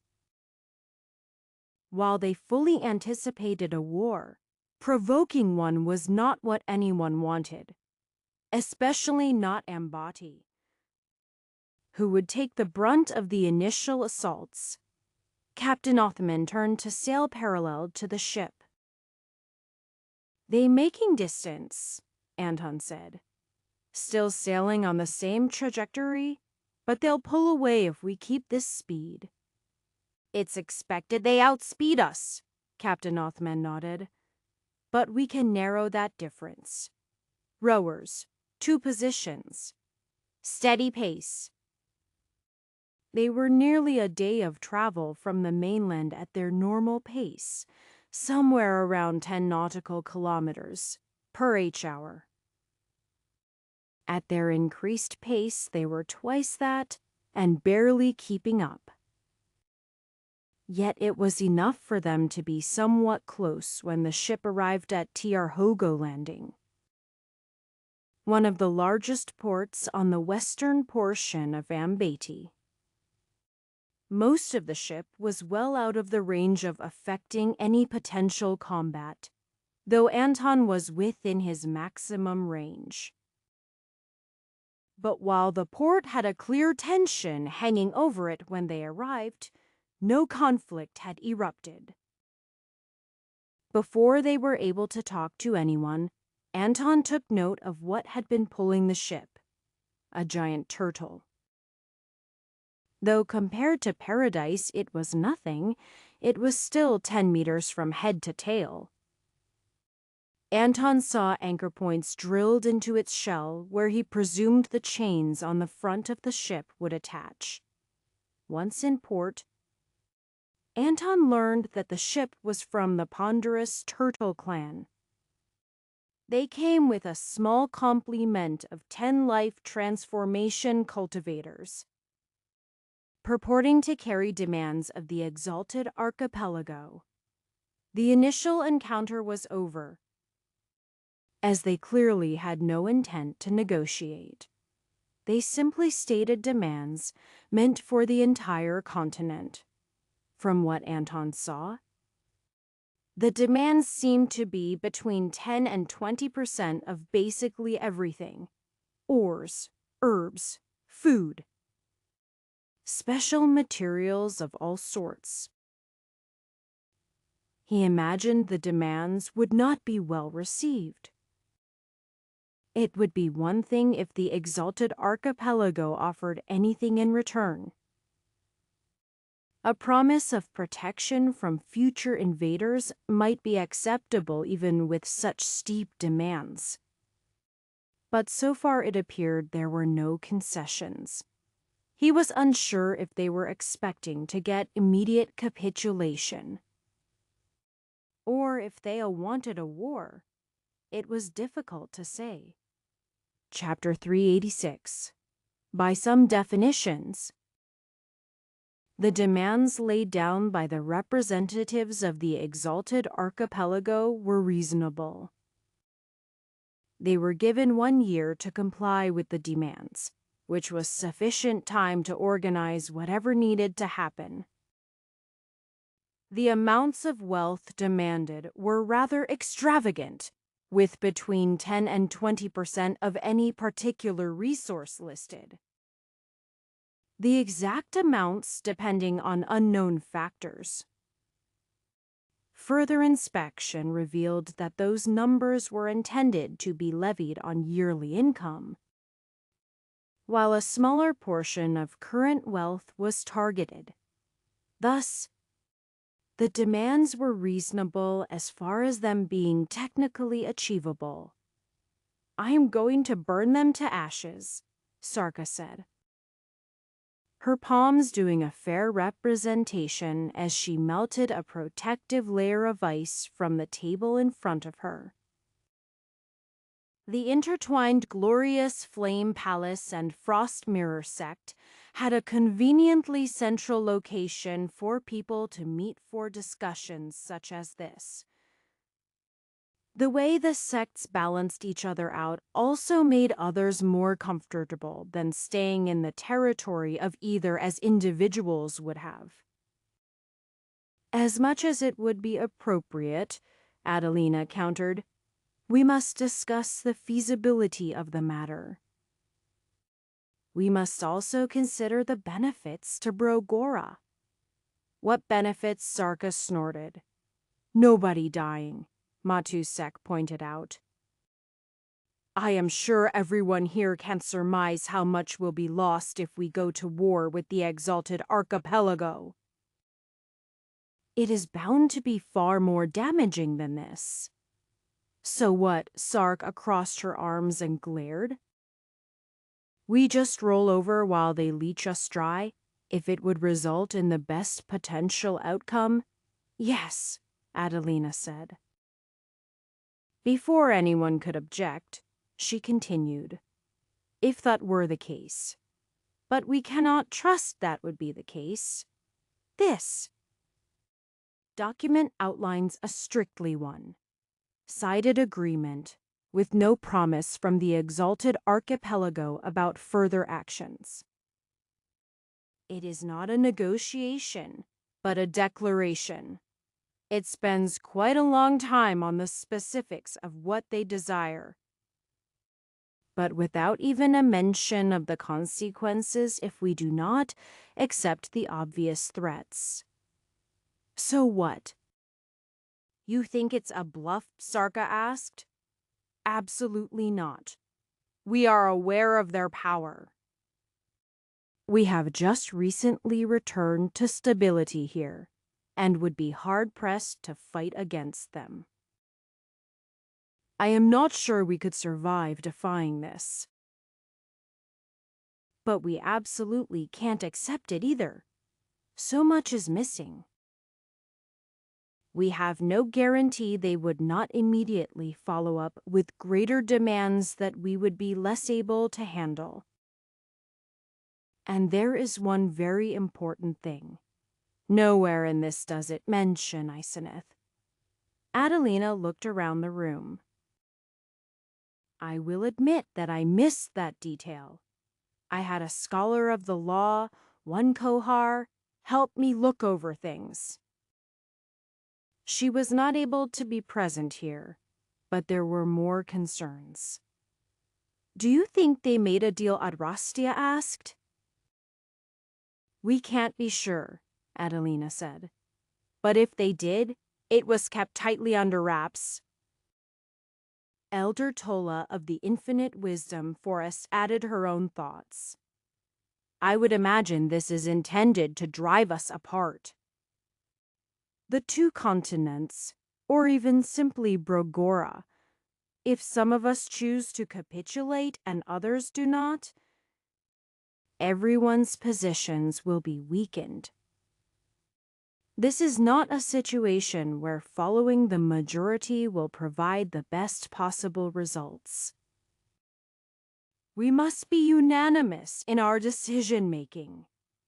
60 years ago, that would have been an impossibility," Matusek commented. "Now that may be accomplished. though there are certain factors to consider. What of the Voidance Matusek turned to the Great Queen, the de facto leader of the uncomfortably named beings they'd found themselves allied with? While the various nests were technically independent, they would all listen to her. And at least a portion of the Voidants were intelligent in a way that could not be ignored. The Great Queen spoke in the sign language she had created. The words were just as a human would speak.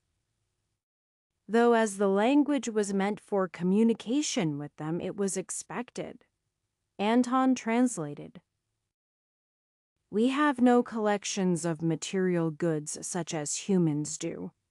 Likewise, it is possible for us to go unnoticed if we so wish to. We need not engage in conflicts, but we may choose to support you in exchange for further expansion rights. Everyone took time to think about that. The Voidants were an uncomfortable anomaly for cultivators.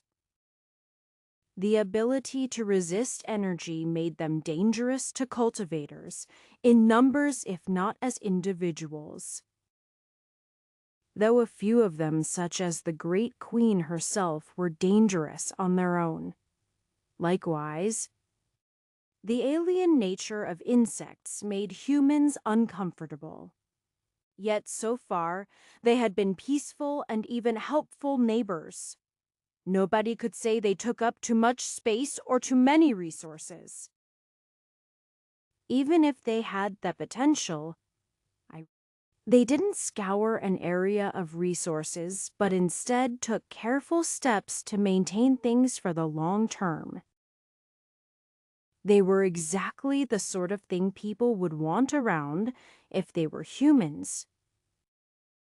But some couldn't help but wonder if that intelligence was hiding something more sinister beneath. The Void Ants clearly understood that at the moment, even if they wanted to attack people, they would not survive it. So far, they had been well behaved, but what if they chose not to be the Great Queen herself, could be genuine in her actions?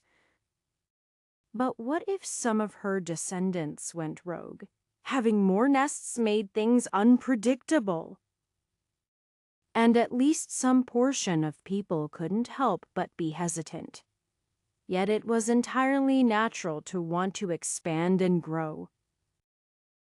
I think they would be a great help, Anton finally spoke through the silence. What concerns us most about the exalted archipelago? Their significant quantity of life transformation cultivators. Even after our recent growth, we aren't a match for them. But we also aren't hopelessly outmatched if our estimations are correct. The Void Ants are nearly as effective against the strongest cultivators as they are against beginners, which in a way makes them more effective. I quite like having them on our side, though of course, you know my past. Not everyone would know that he was the one the Great Queen came with.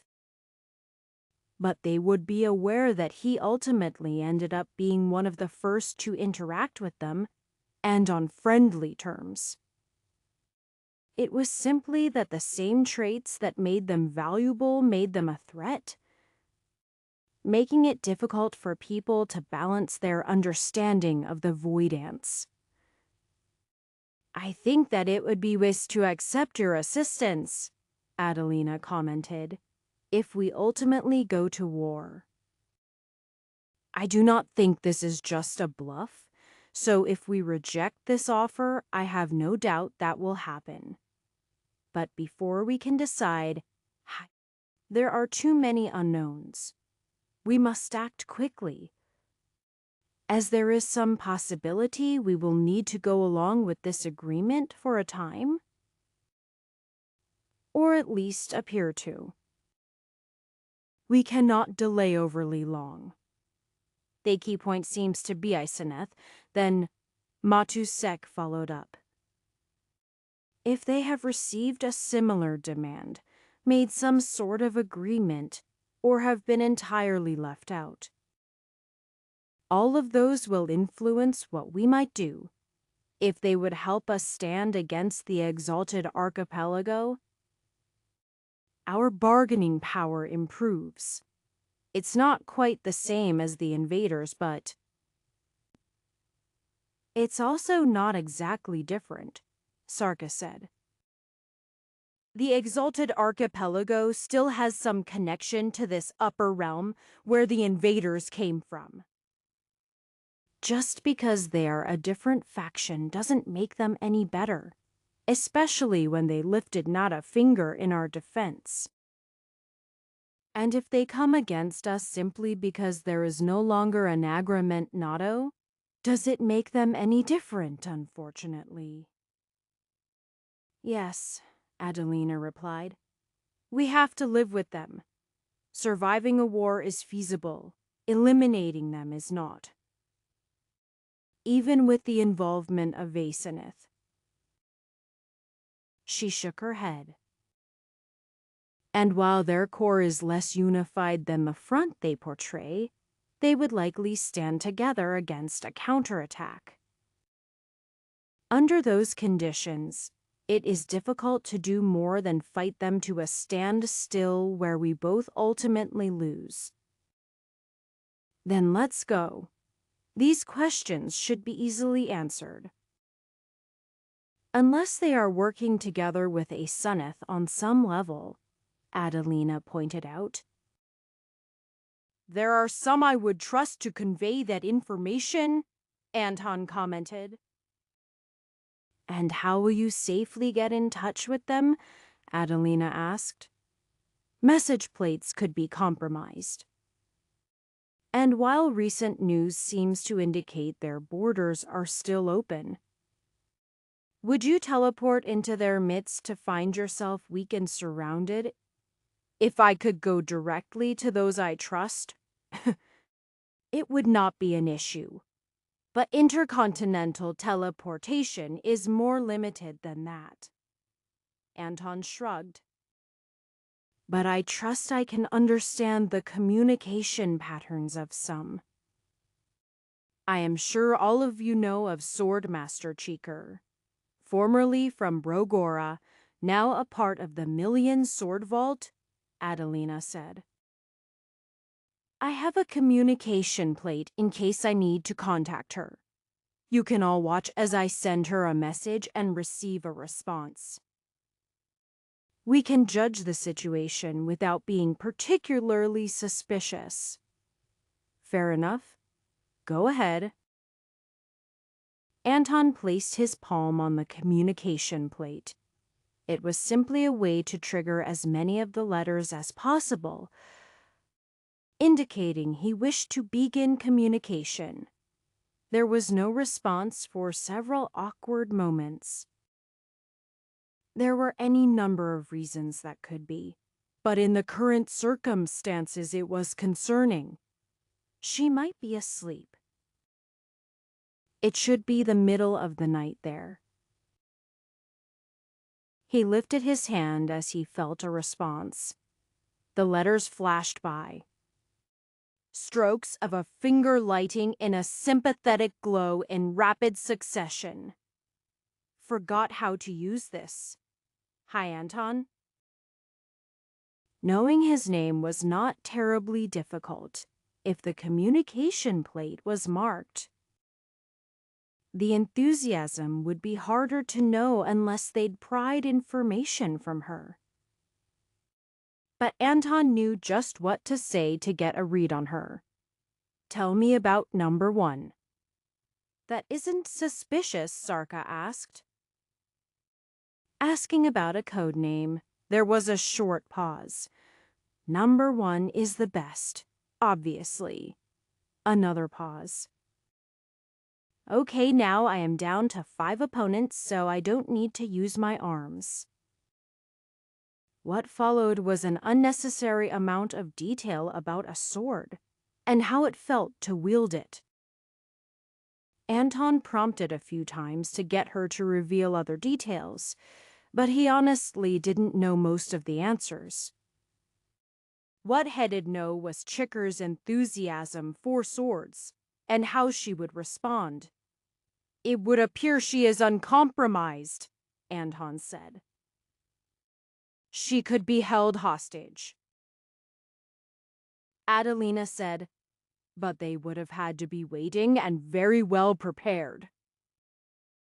Also, she's the sort of person who would die before betraying an ally, or cut apart all of her enemies before that.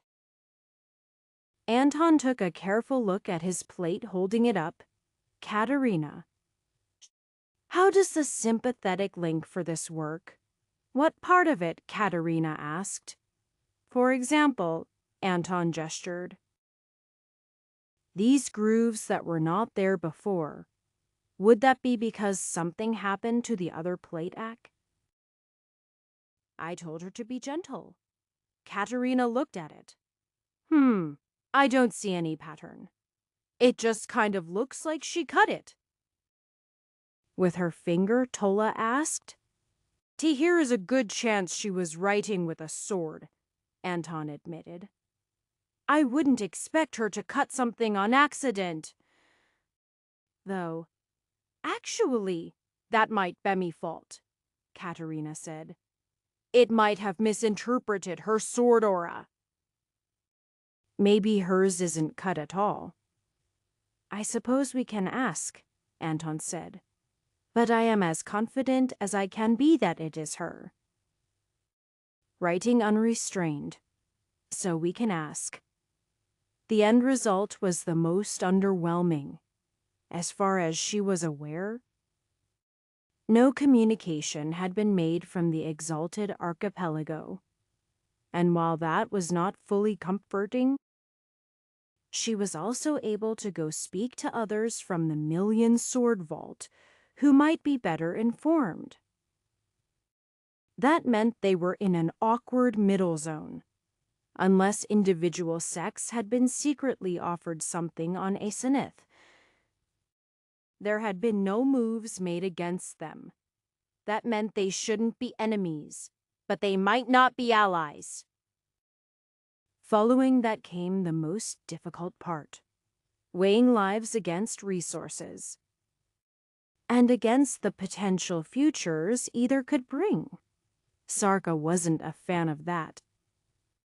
But she did at least understand that at a certain point, if the loss of resources grew excessive, then lives could be lost for various reasons. Not that there would be a clear answer about anything so uncertain as the future. They could only try to predict what might happen. Nobody wanted to give up an arbitrary amount of resources for the rest of time, bolstering what were clearly enemies and weakening them. Yet resisting might prove more damaging, and failing to stand united would guarantee it. Even among those present, not everyone was immediately on board with making a decision. But at least nobody declared they should give up either. For the moment, they had to begin organizing. But whether resources would be pooled for the sake of aiding their own combatants, or ultimately ceded to the exalted archipelago, nobody was quite sure yet. Chapter 387. While the brimming war was the most pressing matter. Anton was quite glad it didn't occupy off his waking thoughts. There was so much more to the world than the worst parts of it. Then there were the mysteries. Things unknown if they were good or bad, or if they could even be considered either. The flow of the world was something he hadn't even contemplated before the invasion and the time immediately leading up to it. After the invasion, He realized that it had always been there as part of the background of everything. It was simply that people only took notice when it underwent rapid change. For a brief time, it had opened up their world to the potential of invasion, likewise offering a way out during only a short window. After that, it returned to what seemed to be its natural state, rejecting ascension energy from creating a permanent foothold upon the world. The previous cycle had been estimated at about 600 years. That was the time with the most uncertainty about events, where many great sects were destroyed.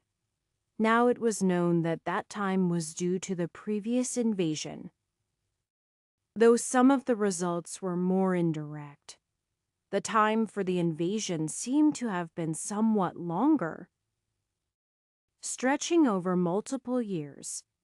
That could have simply been errors in record-keeping, but something about it matched up with what Anton was feeling now. It was merely a feeling that could easily be disproven in a decade or two. But there were subtle differences between this one and the last that might lead to more significant changes.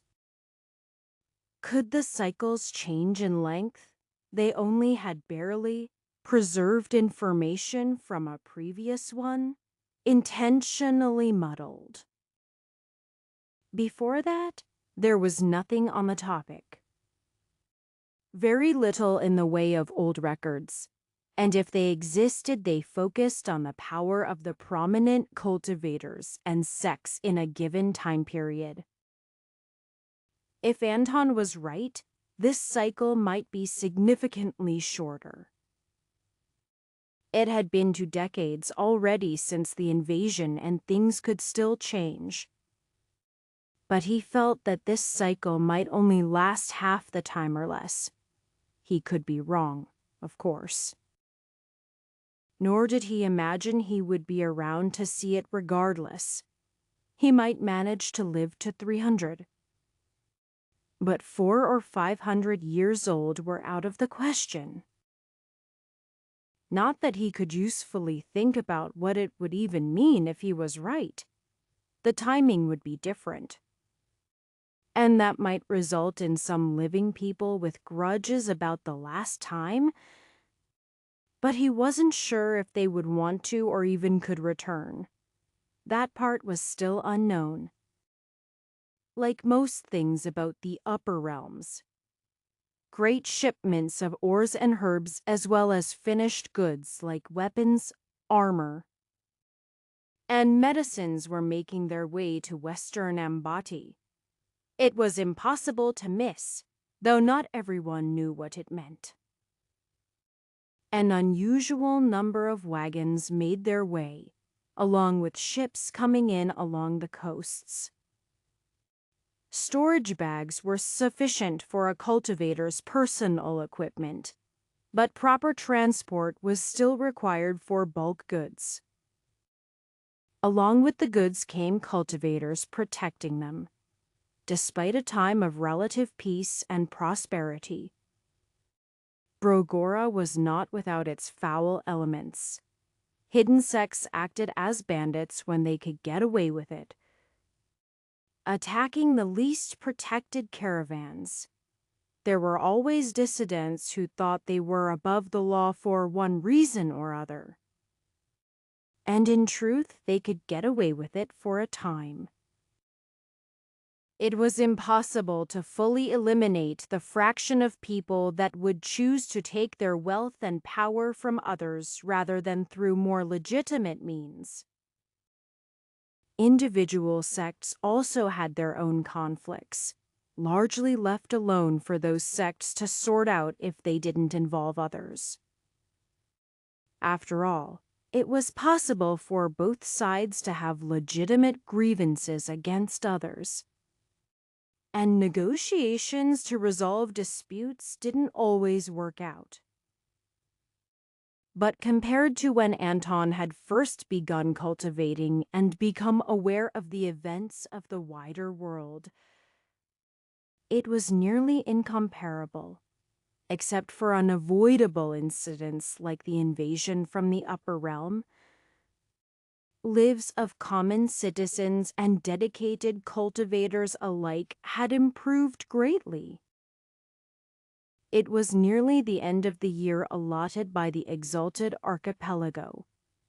The decision had been reached long before, so that there would be sufficient time to complete the necessary preparations. Along with the final shipments coming into Tiarhogo, some had been destined for other locations. Neither option had been an easy decision, but now was the time. The group of 10 life transformation cultivators was spearheaded by one Grand Elder Myron.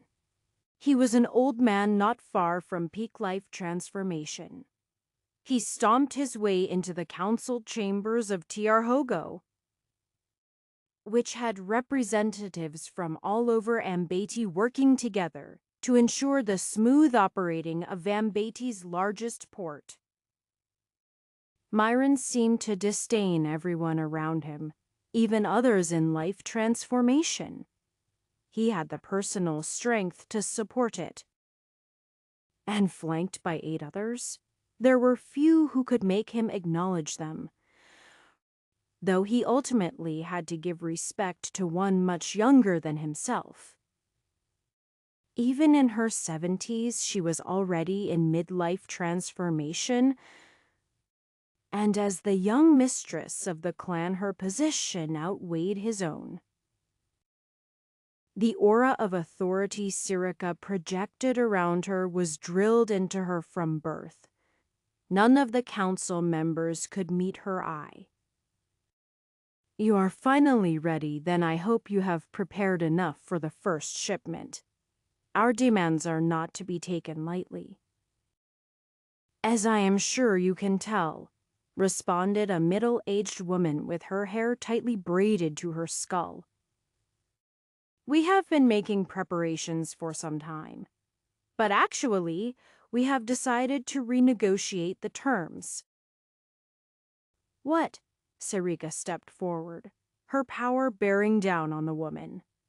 "I must have misheard you." The woman known as Kumbakani held her ground as much as she could. "The demands are simply unacceptable. Faraway sects demanding our hard-earned resources with the threat of violence. Perhaps if it had been a more reasonable amount, we could have considered it, but it's not possible." "Ha!" Sirica rested her hand on the sword at her side. "You act as if I don't know about what has already been delivered.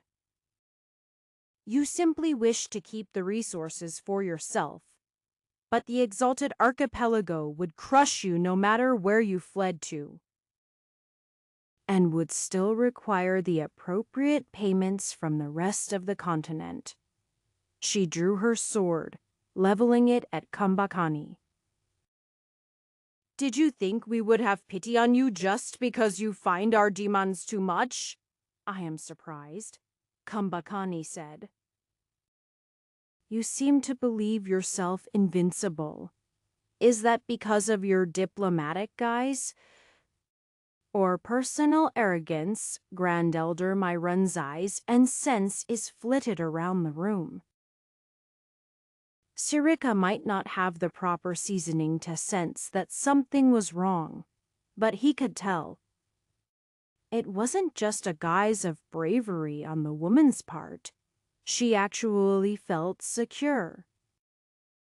Yet he couldn't sense more than the handful of council members around her. And even with their forces combined, he hardly imagined they would be of much risk to Sirica alone. By the time he realized he couldn't sense anything else, it was too late. The formation was already falling into place around them.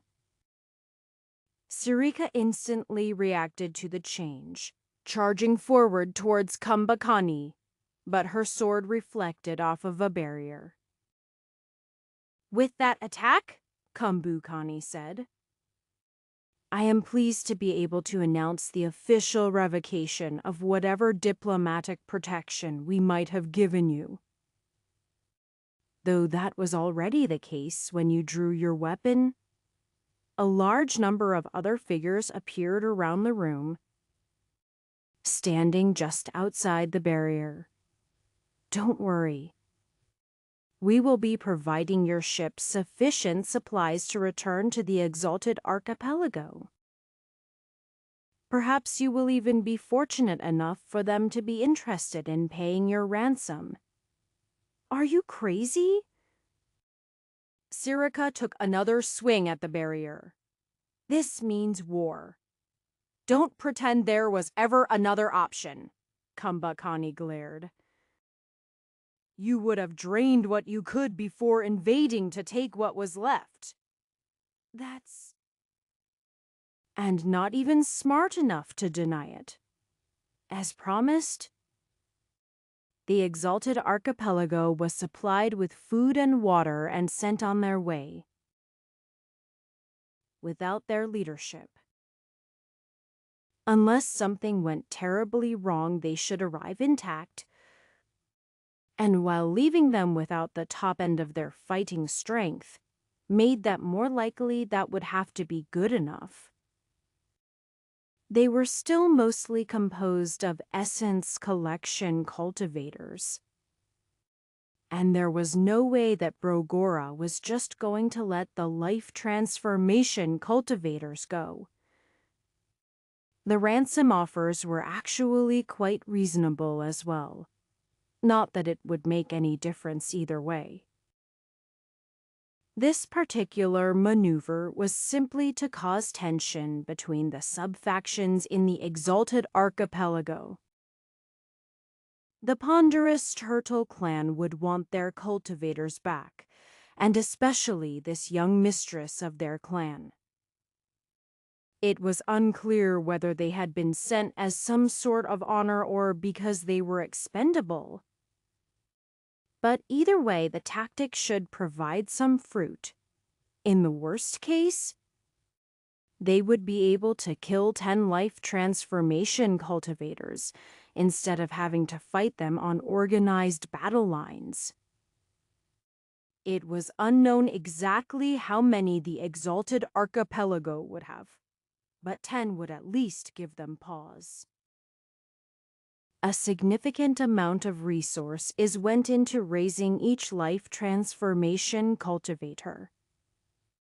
So even if they had many hundreds more or even 1,000, the instant shock would still be relevant. All of the resources that had been coming into the area weren't just for show. People had to be equipped for the coming time. Battles were inevitable. If they had capitulated, they would simply show weakness. And it was common among different cultivator societies that certain people would be incentivized to take further advantage of such. Now the exalted archipelago had to weigh how much it would be willing to risk for the resources of Brogora. After all, they knew about what happened in the invasion. Even if they were presuming they were stronger than the combined forces of the invaders, perhaps because they wouldn't have the problem of regaining energy, at some point losses would outweigh any gain. And the continents had flourished after the invasion, becoming stronger than they had been even then. It cost them much. But surviving disaster spurred cultivators ever onward. Anton was back patrolling the ocean. It would be Laddle's several weeks before the journey could be made, though there was some possibility that there was a way for them to communicate back to the exalted archipelago. The effects of the life transformation cultivators were still being studied. Either way, they still had to be prepared. If more than a single ship approached or they did anything hostile, they would be dealt with. The first conflicts of the war would be most important. If they caused sufficient damage quickly enough, the exalted archipelago might be hesitant to continue.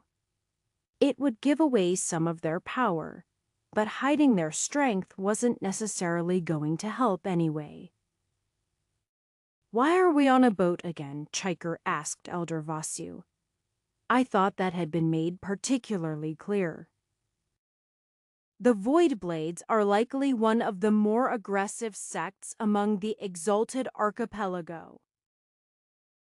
Those having anti-continental sentiments, according to our information. When they leave to attack, we will be raiding their islands, and it is too far to swim." "Sure, but why can't we just land now and begin the attack? Won't they take all their best swords with them?" Vasu smiled. "Perhaps, though it is likely that at least initial waves will not involve the most prominent cultivators." "Because they're cowards, pretty much," Vasu shrugged. "Our lack of actual interaction with the Void Blades makes that unclear. Perhaps their eldest will be most proactive.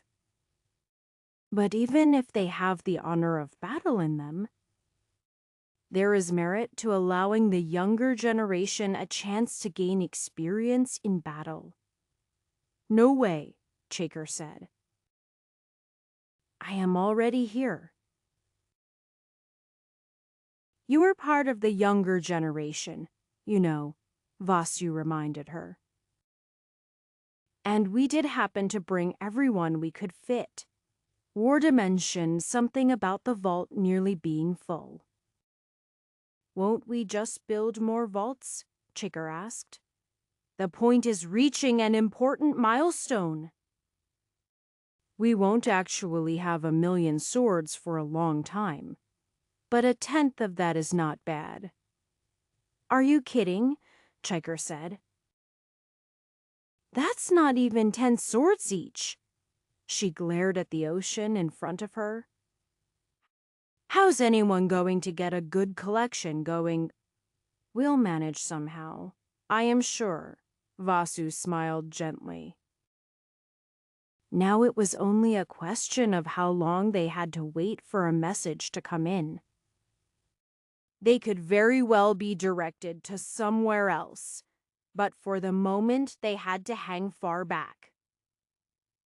The maps they had been given had been admitted to be not entirely accurate, but close enough. Likely due to some requirements by the exalted archipelago on what the Worthy Shore Society could tell outsiders. Though they seemed quite happy to stretch those limits as it suited them. And if they ended up fighting particular sects simply because the Worthy Shore Society didn't like them, the 1,000,000 Sword Vault wouldn't be particularly disappointed, as long as they had something worth bringing back. Chapter 3, 88. The next move did not come for several months, while gears turned behind the scenes on both sides. Another ship arrived, and unless turtles were much more common in the exalted archipelago than expected, it was likewise from the ponderous turtle clan. Though they docked in the port, they would not leave their ship. Given what had already happened, it was quite reasonable, though Kambakani and the other elders were not happy to leave the protection of the council chambers. There were sufficient cultivators to defend them, and a handful were instructed to remain close. They didn't want anyone to be too comfortable, but security was important as well. Have you returned with what you Bakani projected her voice from the dock towards the ship? She was ready to protect herself if needed, but kept her posture neutral. If there was to be any sort of real negotiation, it was important to balance all proper factors. Confidence and strength were important, and those were often displayed by a bit of aggression. The difficulty was not going to the point of provocation, which was not what the continent intended at the moment. They were already balancing on the edge. But they had to avoid showing weakness in the initial encounter above all else. "Show them," commanded a woman standing prominently on the foreign ship. One of the dinghies was quickly loaded with a few chests and lowered into the water. It hardly looked anything like the promised payment, but looks could be deceiving. The single individual rowing the small boat didn't take long to reach the docks, and he carefully placed the chests at end of a pier, lined up next to each other facing the council. Enaton. If you would, Bakani gestured to the formation specialist they'd brought along. He wasn't one of the masters. There weren't so many that they could bother them just for something like this. And risking revealing their identity was another issue. After a quick inspection of the chests, Enaton opened one. Inside was revealed a sparkling hoard, glistening with gems and metal. It was impossible to steal of it.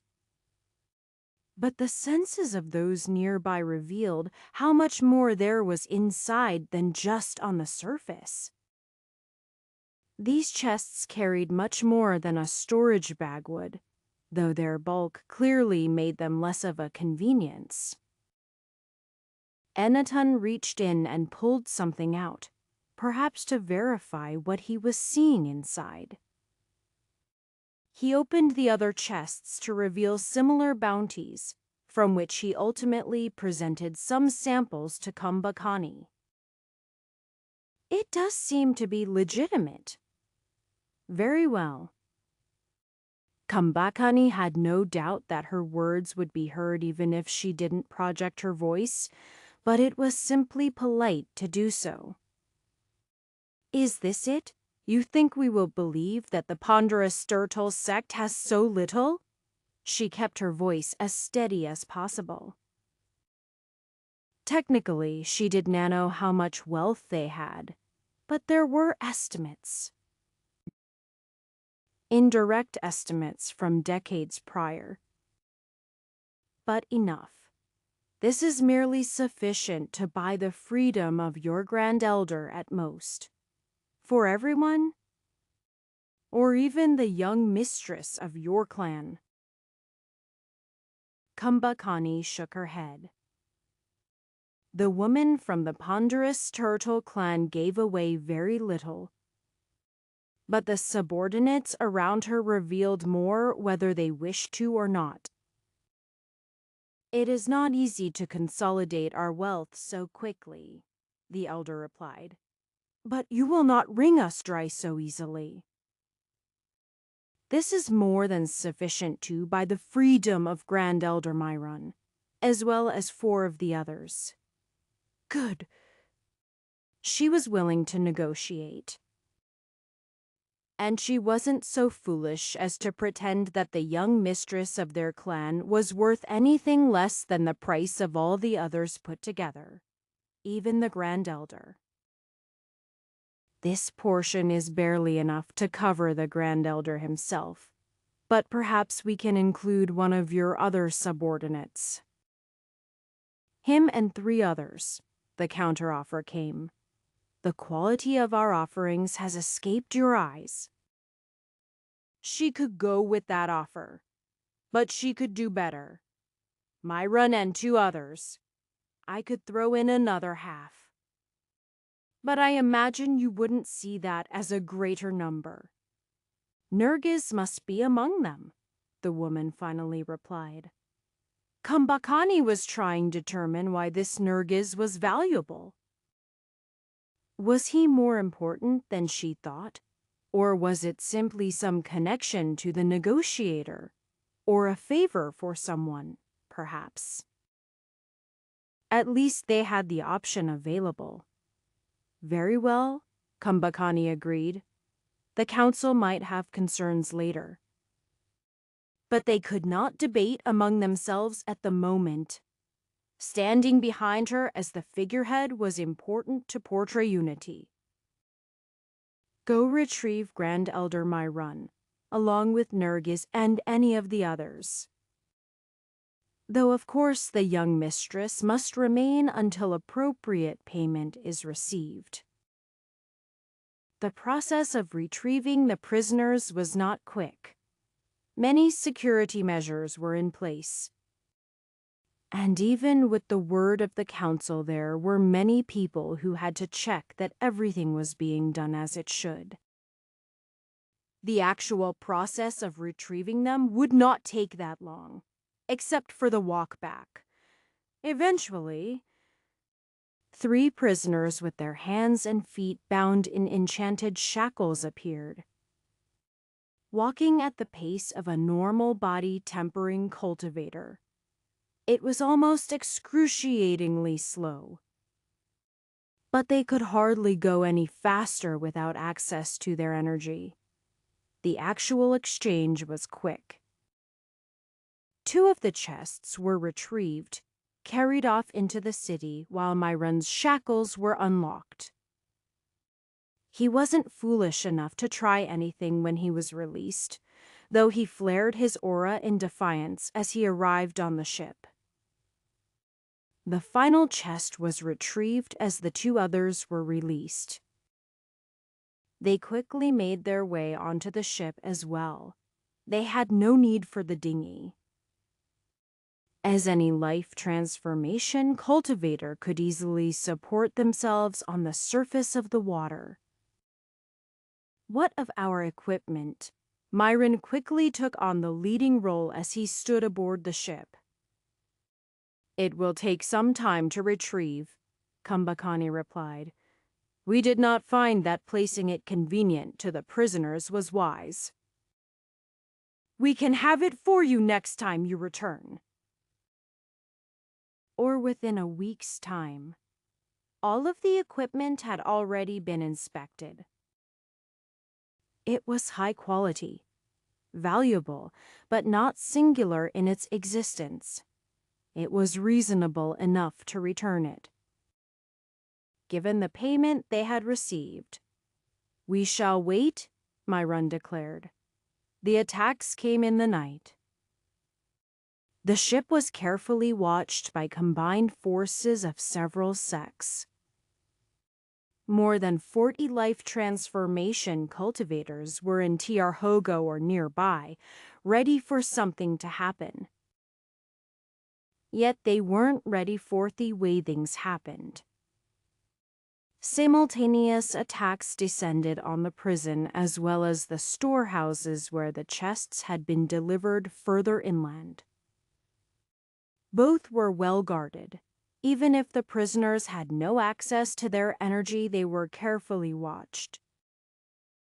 The attackers came from above, dropping out of the sky. Nobody thought to watch for them, and few could have. Perhaps if someone specifically focused their senses upward, they would have been ready. But the rather large radius that life transformation cultivators could sense on average was considered sufficient. And those specifically on lookout were focused on other areas. The cloud cover did the rest to conceal the sky ships. The attacks were quick and brutal. Anyone in the way of the objectives quickly dealt with. By the time a proper response was rallied, the attack in Tiarhogo was over. With 2 life transformation cultivators dead and the final prisoner retrieved from the prison. The attackers only delayed for a few moments before fleeing towards the ship, which was already prepared to leave. Others chased after it, but the sea turtles were not so ponderous as the clan's name might imply. The storehouse was quickly overrun, and before additional forces could scramble to fight back. Not everything was so conveniently carried away, and there were more secure portions that were not broken into. The 3 chests were taken away with some other equipment, but the second attack revealed much. Another sect was involved, with a much different energy signature. It was also the one which revealed the sky ships. As for the attackers to flee from so far inland, they had to reach their goal. They were even able to fly, not high enough or fast enough to completely avoid attacks. But once they made it to the safety of the sky ship, its formations held long enough. The vessel itself then rose back above the clouds, speeding away at a pace nobody could keep up with. Not that many cultivators on Brogora even had the ability to fly for long periods of time. It was unfortunate to lose valuable treasures, and even more so the deaths of several life transformation cultivators, and many of lesser cultivation. But the end result could be considered less devastating than it first seemed. The mere knowledge of the sky ships was important. And they didn't lose so much as might have been expected, especially the remaining prisoner. At least in that occasion, they were of no real value. It was just one of the other 10. Sarika had been in that prison, prominently marched, past the others. She had been taken deeper, to the most secure cells. Then she had been secretly transported elsewhere, along with the others. The predictions on what happened hadn't been totally accurate. But the combined strategies of Ambati and the rest aiding them had been sufficient to come out relatively even. Or perhaps slightly ahead.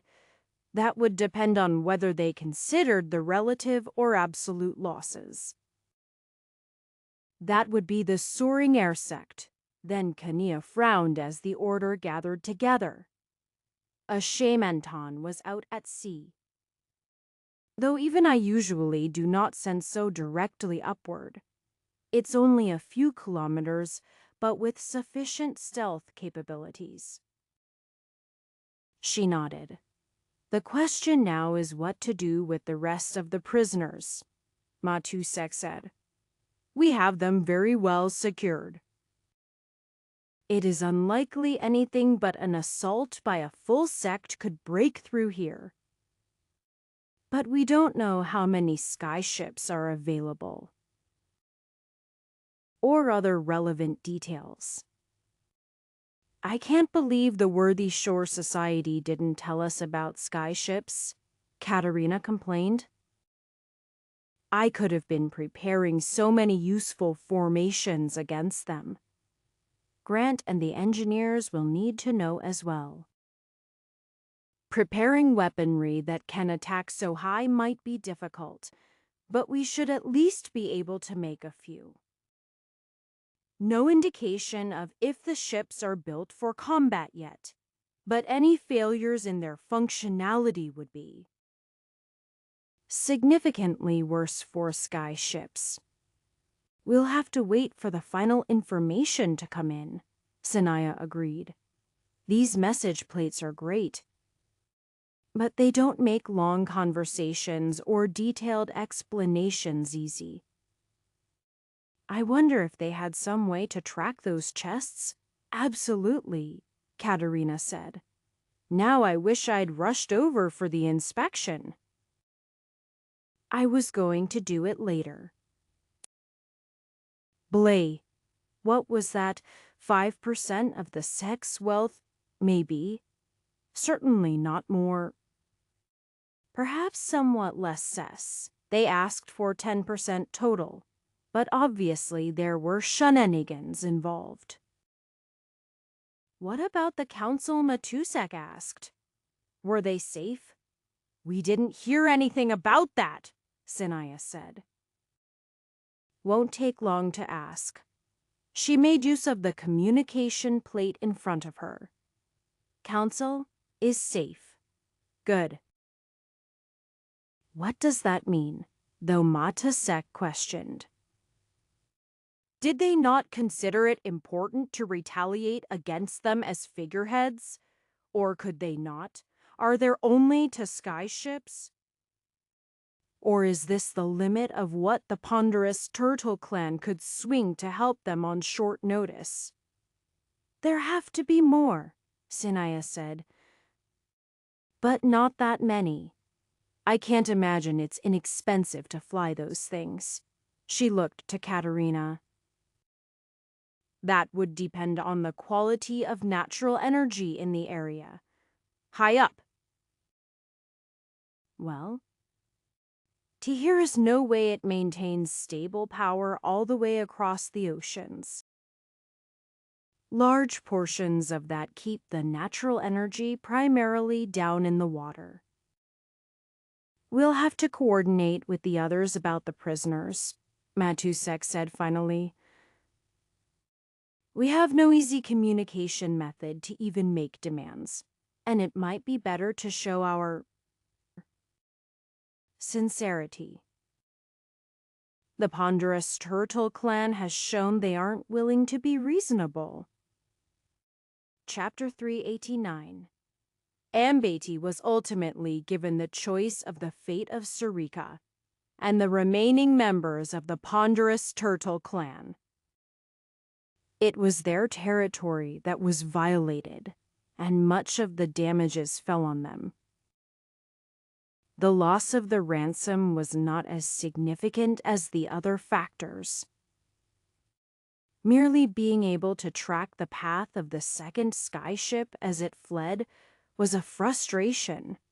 Even with communications sent ahead, it avoided populated areas that might have the firepower to bring it down.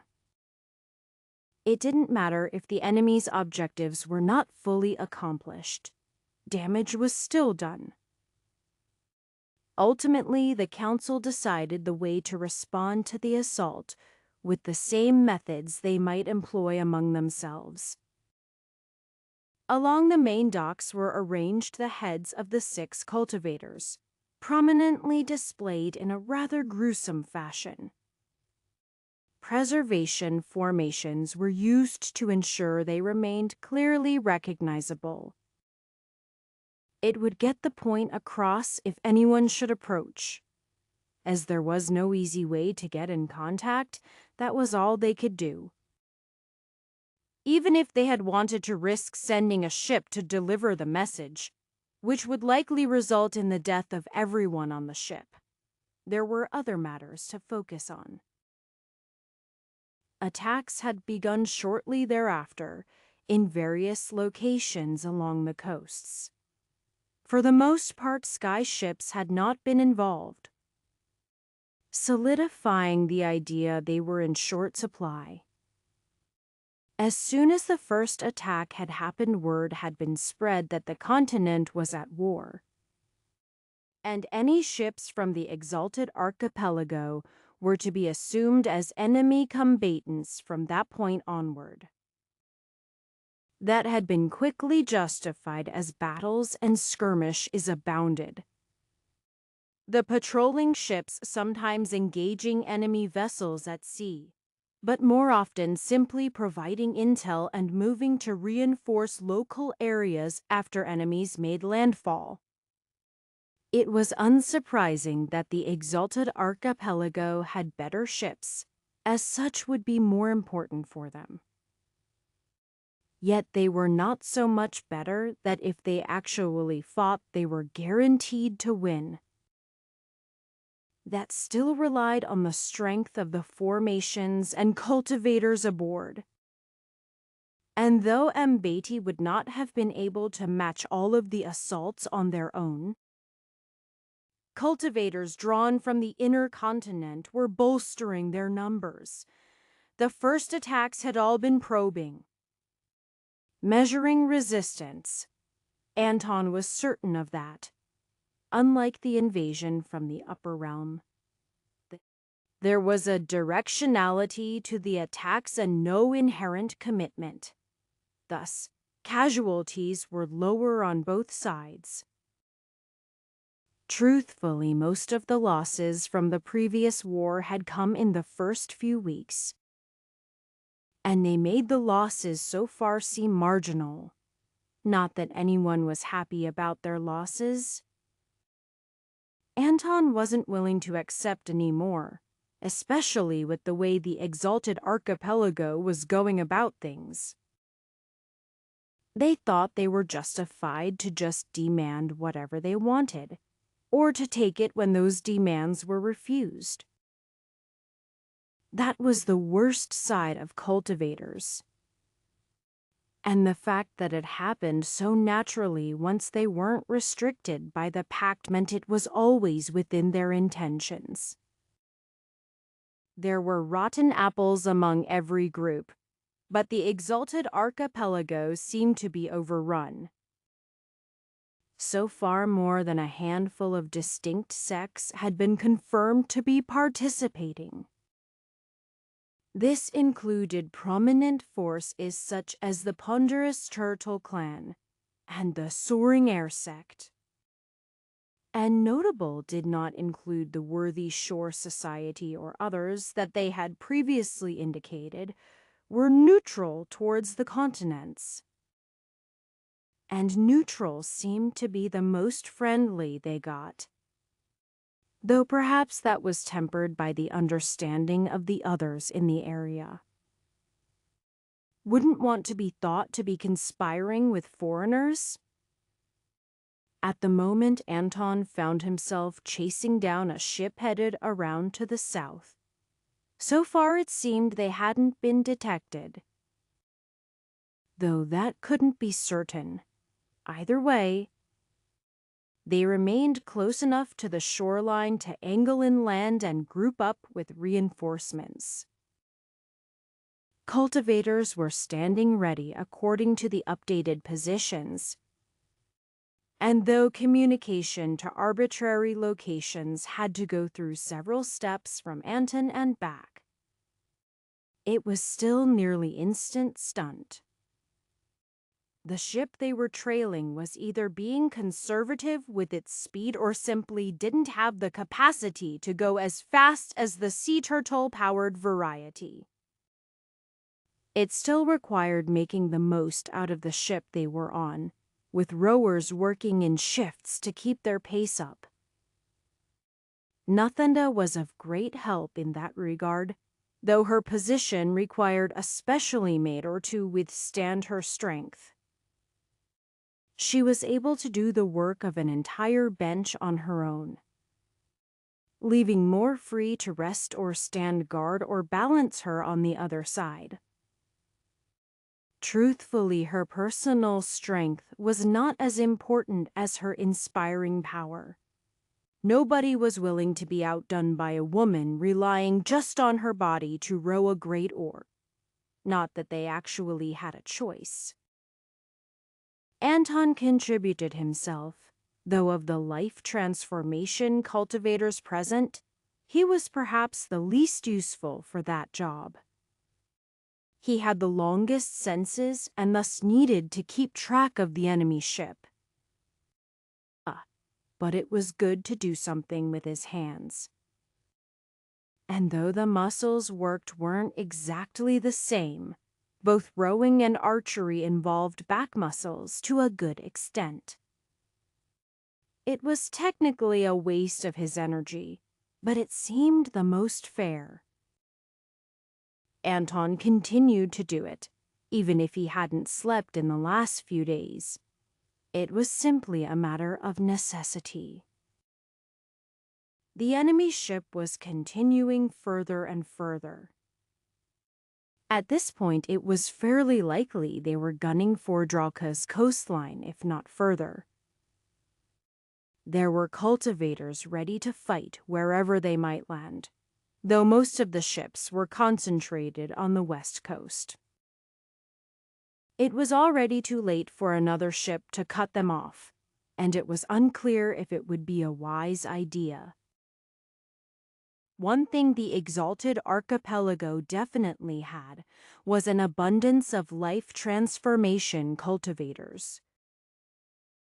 Brogora had grown explosively in numbers over the last couple decades, but they still had concerns about matching the enemy when having to cover a wide territory. "They're angling towards the shore," Anton said to Captain Othman in his cabin. "I have the feeling this will be the attack." "I advise we try to gain on them if we can." "I'll trust your judgment on that," Othman said, consulting a map. According to this, the only place around that location is Ponrath Landing. Not of particular note, but a decent harbor with some natural shelter. I'll let them know to be ready. "I'll keep an eye out for any changes," Anton said. The Sirdar didn't actually make any changes to her trajectory. They had been paralleling the shore from a distance and made no move to approach closer. Optimally, they wanted to get behind the enemy ship between the open sea and the harbor. Either way, cutting towards land would cost them some distance if it was unnecessary. Additional cultivators were assigned to row, and the pace was increased slightly. They weren't at the maximum speed the Sirdar could achieve, but they had to sustain the pace for more than a few minutes. Closing the distance between the two ships wouldn't be simple. Even with formation-enhanced sails allowing them to gain as much speed as possible even from unfavorable winds. By the time the attack began, they were actually almost upon their foes.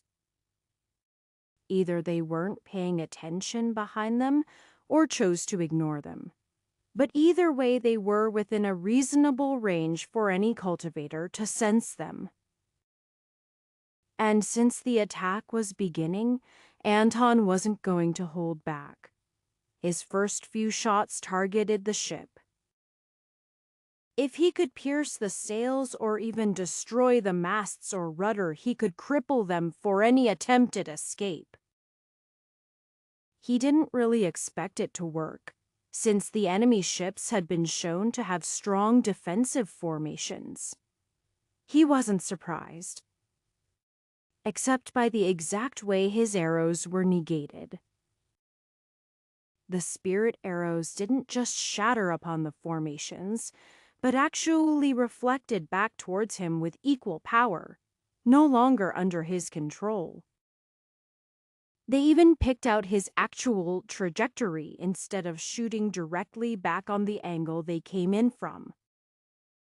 Yet they fizzled out long before they could reach him, flying just a couple kilometers towards him. A reasonable range for most cultivators, but far from their current distance. Nundonda was close enough to shoot as well, only having to shoot just beyond the horizon, the 10-kilometer range from the crow's nest, that she quickly opted. Anton was the primary scout, and he didn't need that bit of angle for his shots. With Nundonda not participating in the rowing, there was a marginal drop in efficiency, but the eagerness of the cultivators to actually get to the battle more than made up for that. Nathanda's shots were likewise stopped by the defensive formations, but they were not turned upon her.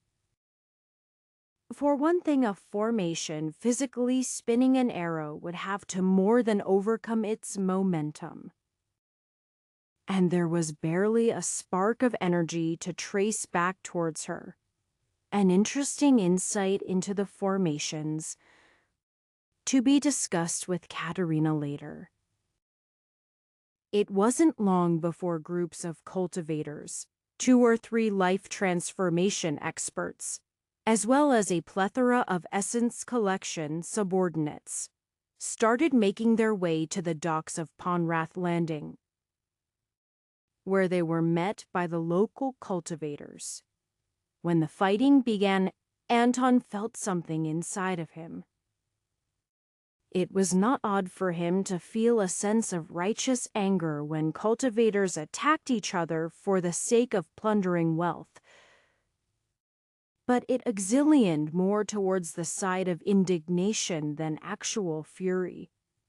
Anton didn't find himself blinded to his actions, but the way he went about the battle was not consciously directed either.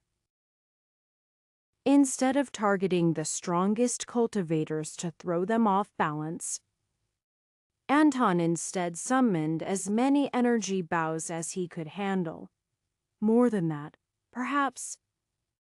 But he somehow managed to fire several dozen shots at once. Sometimes several shots targeted the same enemy. Some went after separate individuals.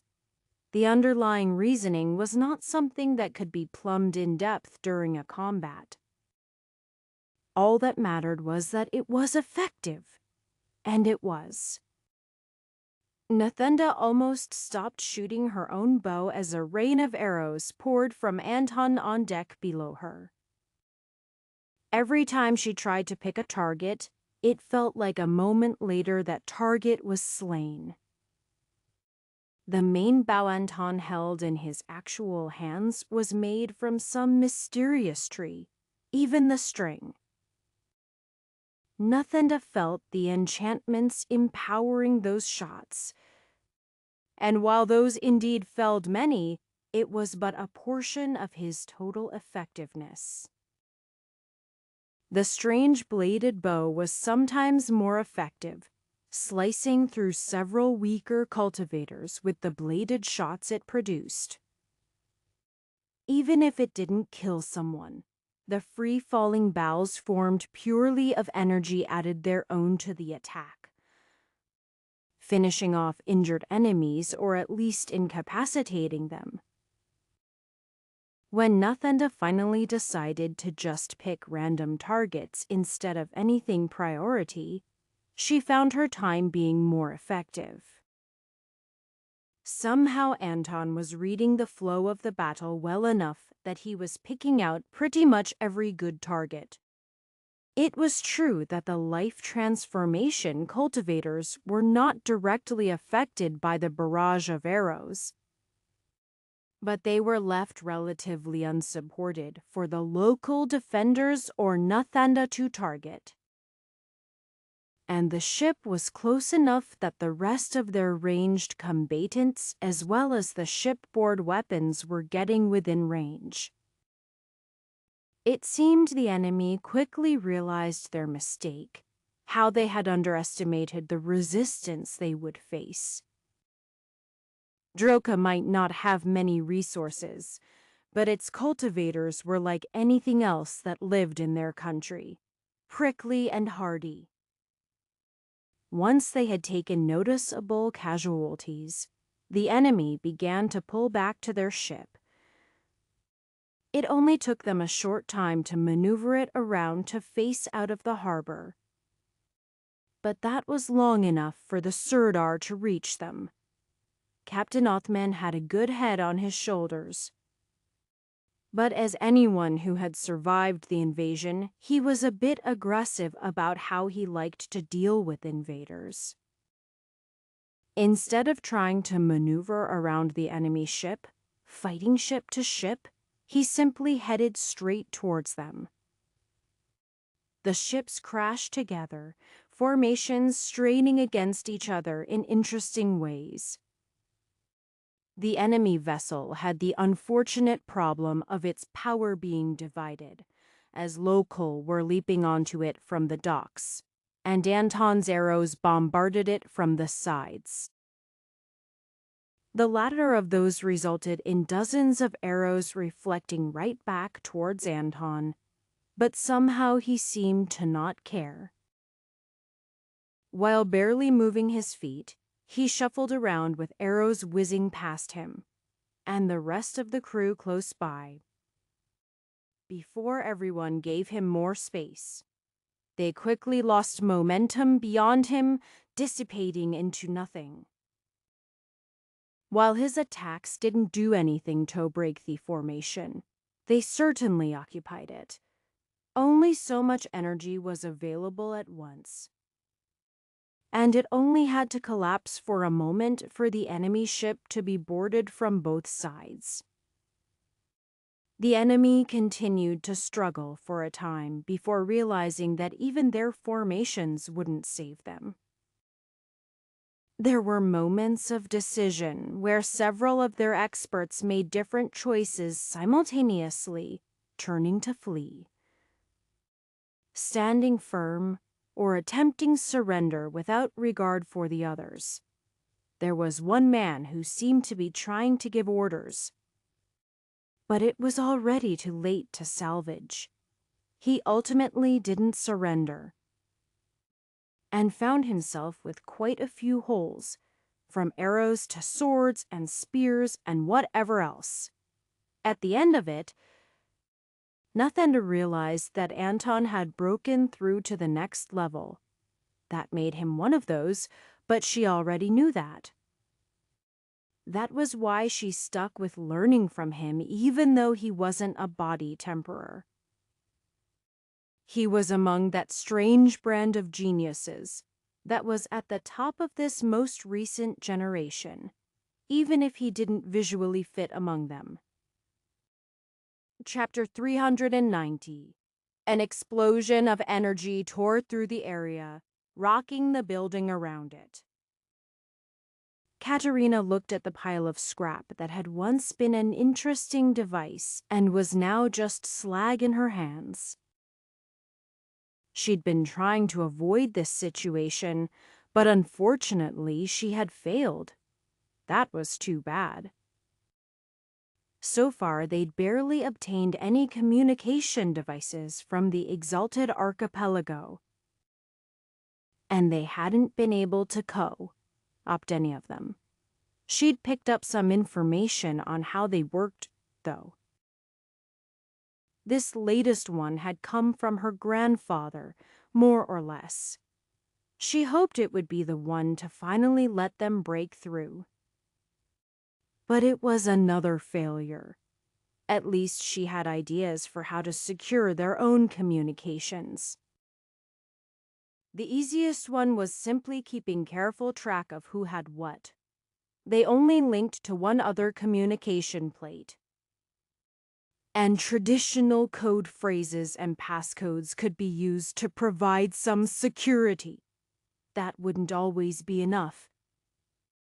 But it was working for the moment and would soon be replaced. As things went, this was the most drawn-out war she had been a part of. Cultivators moved quickly when they wanted to. But the significant distance between the Exalted Archipelago and Brogora was an issue. There was also the fact that the enemy didn't seem ready to commit anything. That was good for the moment. But it also put a damper on their other plans. At a certain point, there was only so much waiting that could be done. With wins and losses on both sides, Katerina was most glad for the recent ones. Not only did she have another go at cracking the enemy communications, but they also got their hands on a ship. Not just any ship, but one built by Golden Star Island. They were formation specialists, and their ships were decidedly less explosive than the communications devices. There was a lot more to lose if that went awry somehow. At the moment, Katerina hadn't gotten her hands on the ship, but she was receiving communication from Era. The ship had been transported to the eastern shores of Facriona, as far as possible from the enemy forces. Transporting it inland would have technically made it more secure. But the effort required to carry a ship overland was not insignificant. Bringing formation masters to it was easier. Thus, Ira. She was one of the formation masters from Heavy Mountain Gate. And though their style was quite different from what Katerina had learned, they could still communicate information properly. What Colby conferred over the communication plates, at least. Sometimes words weren't enough. And the limited way they worked was insufficient. A project that would be completed. Eventually, when there was time.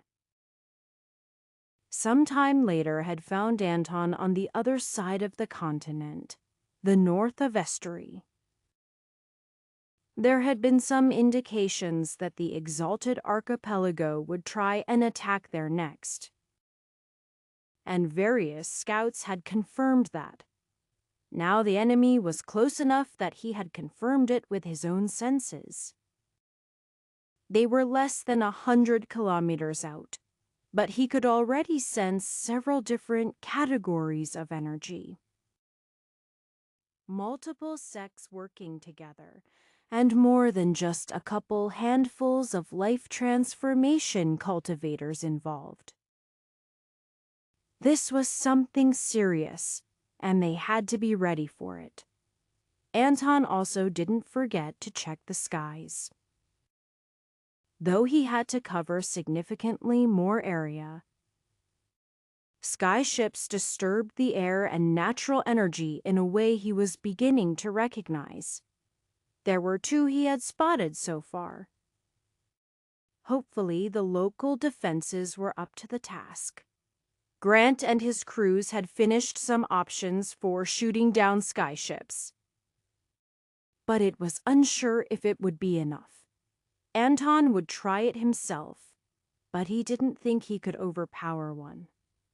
If they had a formation master study the defensive formations for weaknesses, he could do something. But before then, it wouldn't do to exhaust himself unnecessarily. Among those present were Golden Star Island, the Ponderous Turtle Clan, and the Soaring Air Sect, along with a few others. Most importantly, their numbers were sufficient to finally put some plans into motion elsewhere. Anton hoped they did well. But his own focus was on defending this area. That was what he had ultimately attuned to, the idea of guardianship. Everyone had some they held dear that they wanted to protect. And Anton could admit that he had some he would prioritize over others. But the scope of his desires had expanded along with his cultivation. Now, he wanted to protect entire countries, continents, the world. Not that he had the power to truly have the latter within his reach. He could only do what his current abilities would allow and push himself to continuously improve. It would still be a slow process, even after having completed the prime tempering, but advancing once more felt good. Well then, Vasu said, speaking generally to the entire fleet, but specifically to Chiker. News has come in that the Exalted Archipelago has finally committed to an attack. Among them are Golden Star Island, From the interior, the ponderous turtle clan to the north. I am surprised they showed their faces again, Chicker said. Rumor is they are quite livid about the results, Vasu shrugged. But they did it to themselves. Back to the topic at hand. The soaring airsects skyships have been spotted as well, so we now have a target. I don't know how to get to a skyland, Chicker said. Should we try cutting it down? We might find a way to do that, Vasu grinned. But for the moment we must go where required. Is it the turtles? At least I'd like to try some more giant turtle soup, preferably not made with swamp turtle. Even better, Vasu tapped the sword at his side. I didn't mention one important group. We don't have to change our target after all. The Void Blades finally showed up in force. Everyone cheered. That's right. It's finally time. We'll be making our way there. No doubt they have some truly impressive swords. For their own part, other forces from Asenath have been persuaded to move on other sects. Vasu drew his sword, cutting apart the air. Normally, it would simply have been for show, but the ripples of his slash continued onward, cutting into the sea below and leaving a small trail in the clouds above. It's time to fight. We'll show those exalted fellows that nobody is so far above others they can't be cut down. The general excitement was not just of warriors going to battle, or sword enthusiasts anticipating what they might add to their collections. It was also a large number of people who were varieties of eating salted meat, fish, and whatever other aquatic creatures happened to attack them, as they held a position east of Isanith, but still far enough from the exalted archipelago to have escaped their notice. It would still be a matter of days, maybe a week before they arrived. But they were finally moving. The Void Blades were problematic. That was Anton's assessment of them as the battle broke into full swing. They were strong and terribly efficient in battle, cutting down swaths of Brogora's cultivators. The key was the difficulty of defending against their sword strikes. Their weapons didn't actually disappear when they attacked, but it sure felt like it. Anton didn't have to deal with them directly as he was sniping from the rear lines, taking down as many as he could, but he found some of them were also uncomfortably good at slicing through incoming attacks. But he didn't have to fight alone. Infinite Wisdom Forest and Misty Hill Palace, among others, were doing the majority of the work. Local cultivators knew the area best and were the most motivated. So the main movement of cultivators had been to adjust people closer to the coasts to be ready to fight. The sky ships and the potential for the enemy to infiltrate in other ways meant they couldn't fully focus on the coasts. But they could still pull from landlocked Greyotan and the majority in Landofurg. Speaking of sky ships, they were at their most troublesome when they were unseen, able to drop a number of powerful cultivators behind enemy lines for a stealthy mission. In short, the way they had first been used. With their locations known, they were still a significant factor on the battlefield, shooting down below, ignoring traditional walls.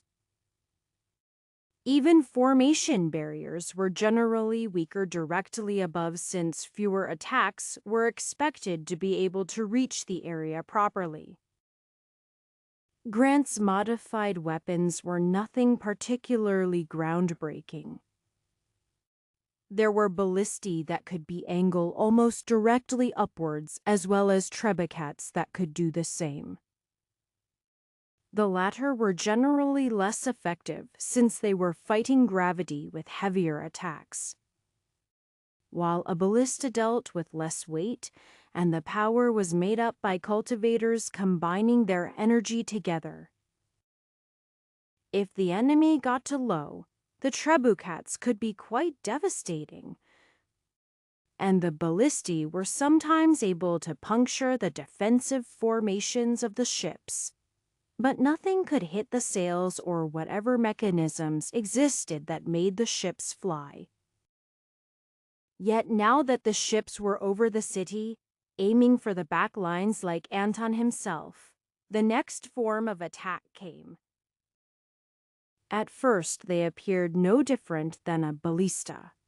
A large spike of metal or metal-tipped wood, basically a large arrow, was flung into the sky.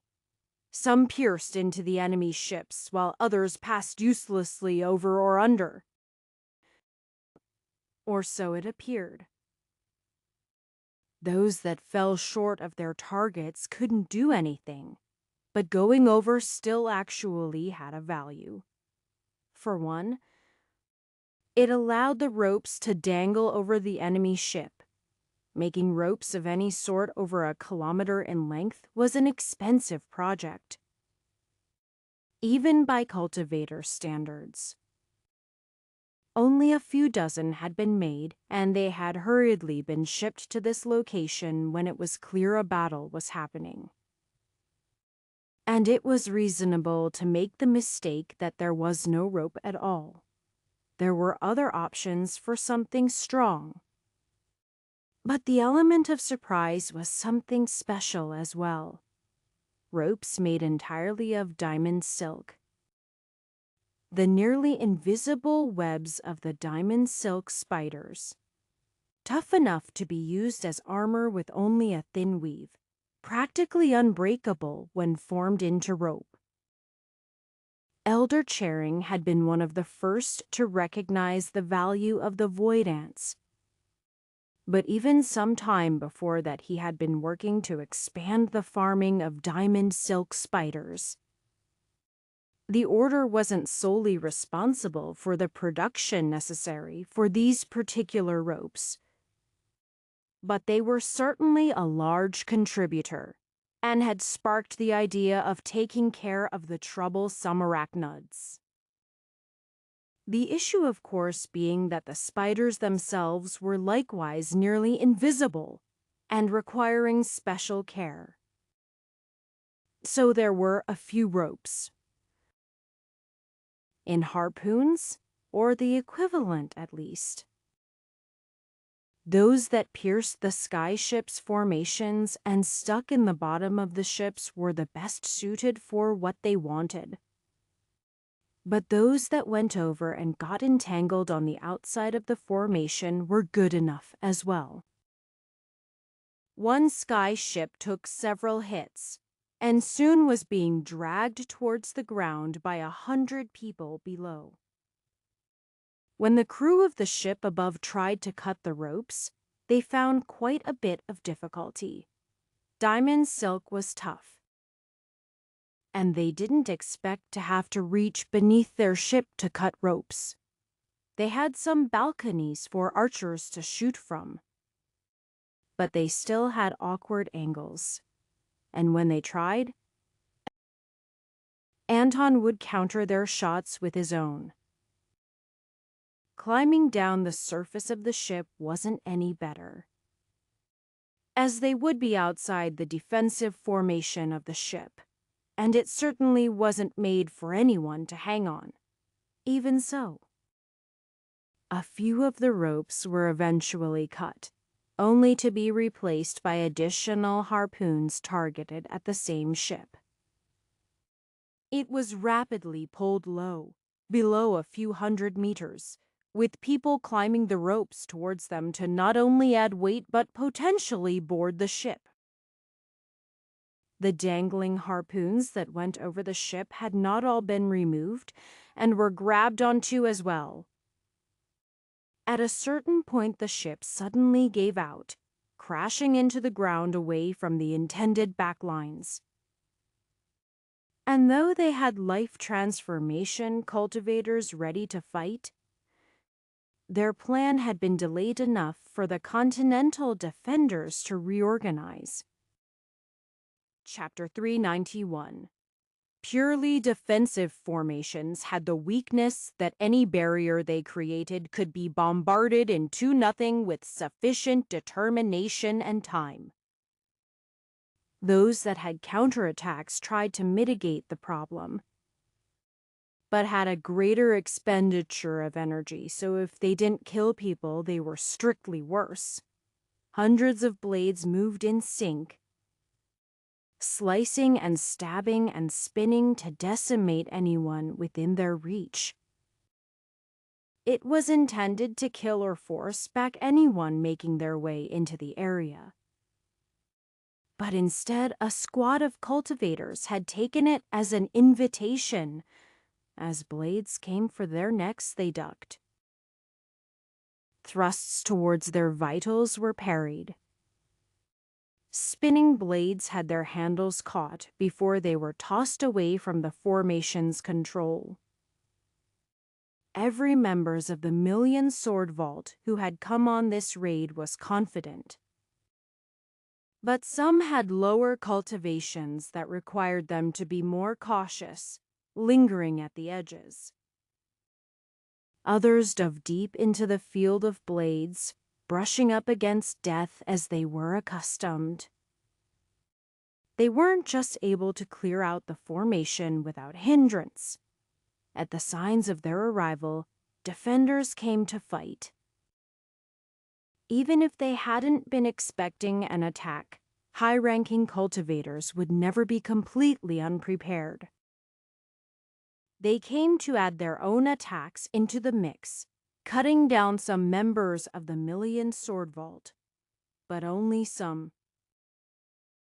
The formation had been made with the assumption that a dozen swords would be sufficient to hold back even the strongest cultivators.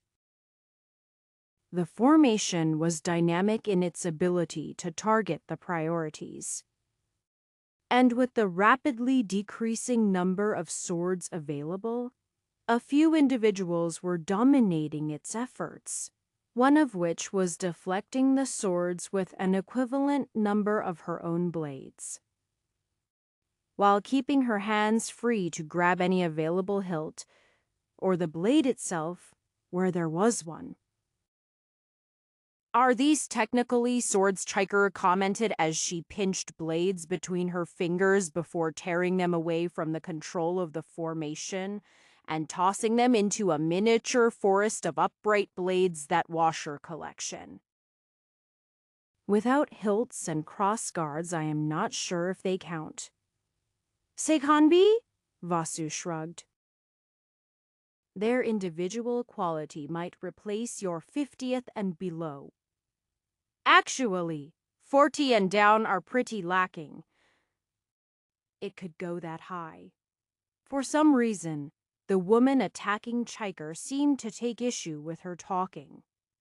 "You are fighting me." "Not having a day off." Chiker's eyes focused on her for a moment. "We're fighting. I thought you were waiting for me to be done with this." She gestured to the cloud of blades around her, which was lessening in size with every moment. Despite that being Chiker's true feelings, it was amazingly successful as a taunt. The woman's swings became wilder and less precise, losing synergy with the formation. A slash towards Chiker's neck curved down and then back up to turn into a thrust towards her gut. But instead of retreating, she dodged forward before the stab had speed, stepping just enough to the side that it barely cut through her armor and into her side. Chiker caught the woman's hands with her own, preventing either of them from moving, but she didn't need to move to use the rest of her attacks. One sword stabbed from armpit to armpit, while two more went through the woman's thighs. Surrounded by another dozen that would have struck if she had moved in any other manner, with a quick swipe, the woman turned into a lifeless body. The battle ended shortly thereafter. By the time the weaker and slower cultivators arrived, there were no life transformation cultivators to support, and the formation no longer had any of its blades present. Huge gouges on the floors and walls were the result of preventing the formation from doing anything else in the most straightforward way. This was only an outlying base of the void blades, but the millionth sword vault only took a small number of casualties. They were confident that they could attack something more important, more precious. After the battle, Chiker opened a technique scroll she found. It burned up immediately, and Chiker clicked her tongue. Wow. These guys are sure stingy. She picked up another one, but instead of opening it normally, she flicked it with all her might, unfurling the whole thing at once. It was only visible for a moment, but she got a good look at it. Huh. What? Vasu asked. I am pretty sure they followed these stances and attack patterns. Exclusively. I need to talk to our prisoners. It felt a bit excessive to slaughter the trainees, and they could be useful for information, so they had kept alive anyone who had surrendered. Now they had a lot of people they had to deal with somehow, but they'd figure it out. Chiker went to find the nearest group. I want to know about your techniques. Styles, stances, everything. W. We won't betray the secrets of the sect. One woman said with false bravado. I am pretty sure they didn't tell you any secrets. Chiker shook her head. Not with your cultivation at that age. Unless the exalted archipelago has realized it's worthwhile to try to teach everyone, the woman hung her head. And Chiker continued. Anyway, I know the basic gist of everything. You've got a few thrusts, Chiker began to demonstrate as she spoke. Some slashes, high and low guards, the basics. You also focus on making use of your enemy's blind spot.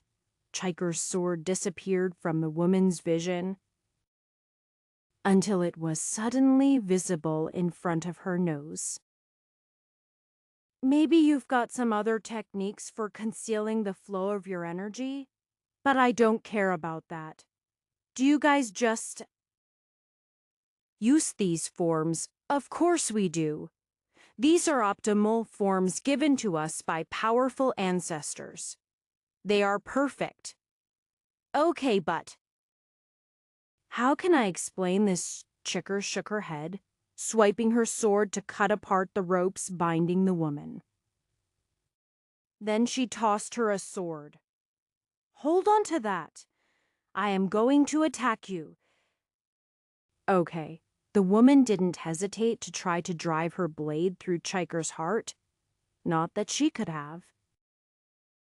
With the difference in cultivation, making up for a few ranks was trivial. But the difference between late life transformation and the peak of spirit building was a nearly insurmountable gap. Not that Chiker let the blade touch her anyway. She avoided it and kicked the woman back, swinging her sword.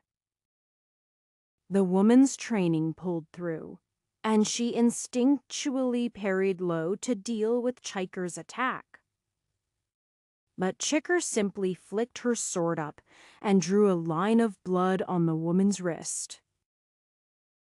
See, I'll admit that was the perfect counter to my move. Up until I saw you do it. You needed to anticipate my follow-up for that to stand a chance. Chiker made a few more strikes, then sighed. Have you ever fought anyone? I have sparred every day for the last 5 decades. Chiker made a face. When's the last time someone tried to kill you? Before today? Yeah, like a serious brawl with a master or a death match. Or even a wild beast. The woman held her back high. We join forces to fight wild beasts every 5 years. And I have participated in 6 bandit subjugations. 6. Ever? Not like this year? We are not a lawless land unlike the continents.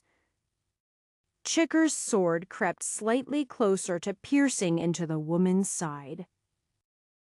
You realize your exalted bunch of islands is literally acting like bandits right now? The strong naturally deserve to rule the weak. Great.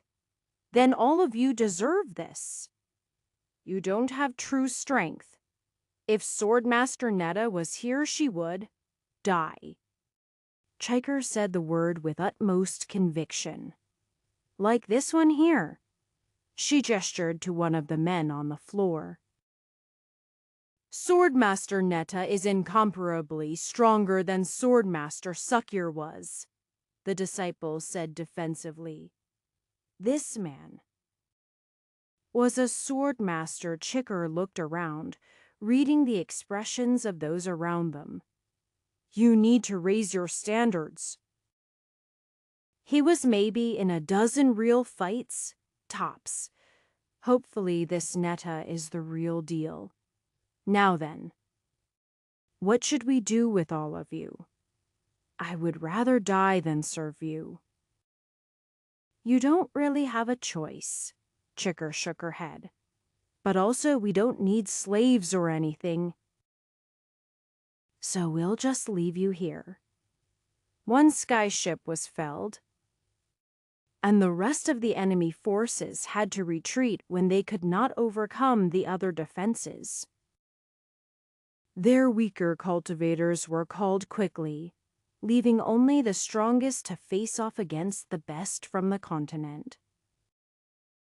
There was a particular swordmaster as well as a few other notables who did more than hold their own. But ultimately, the defensive position and formations tipped the balance enough. As information was shared with the counterattacking groups, some details began to be revealed. The average cultivator of the Exalted Archipelago had little practical experience. Their most powerful cultivators certainly had experience in real combat. But even with the structures in place to raise many life transformation cultivators, not all of them were as good as the others.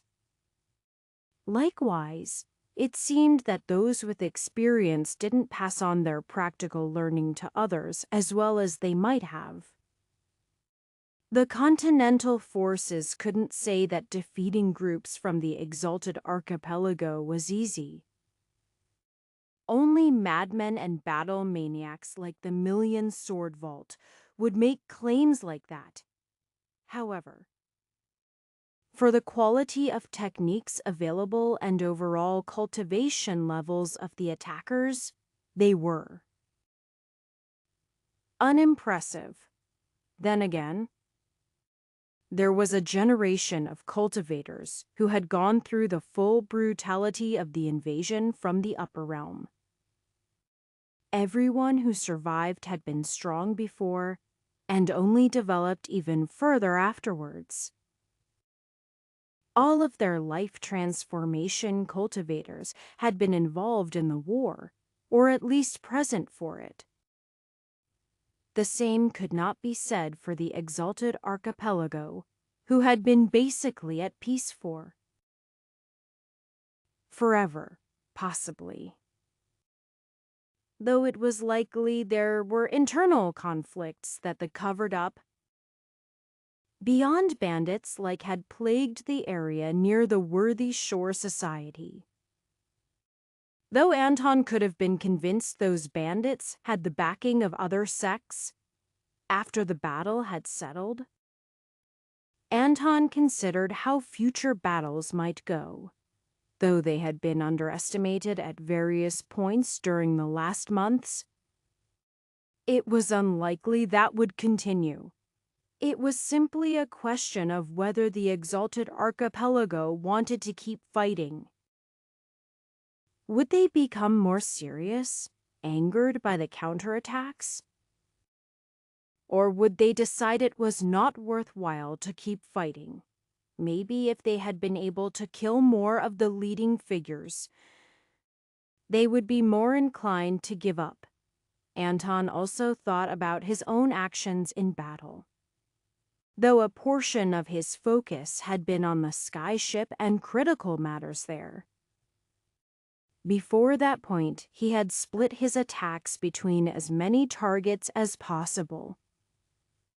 He could have quite a number of energy bows attacking people at once. He didn't particularly like targeting the weak, but it was tactically sound. And for the purposes of defending those on his side, it was still uncomfortable.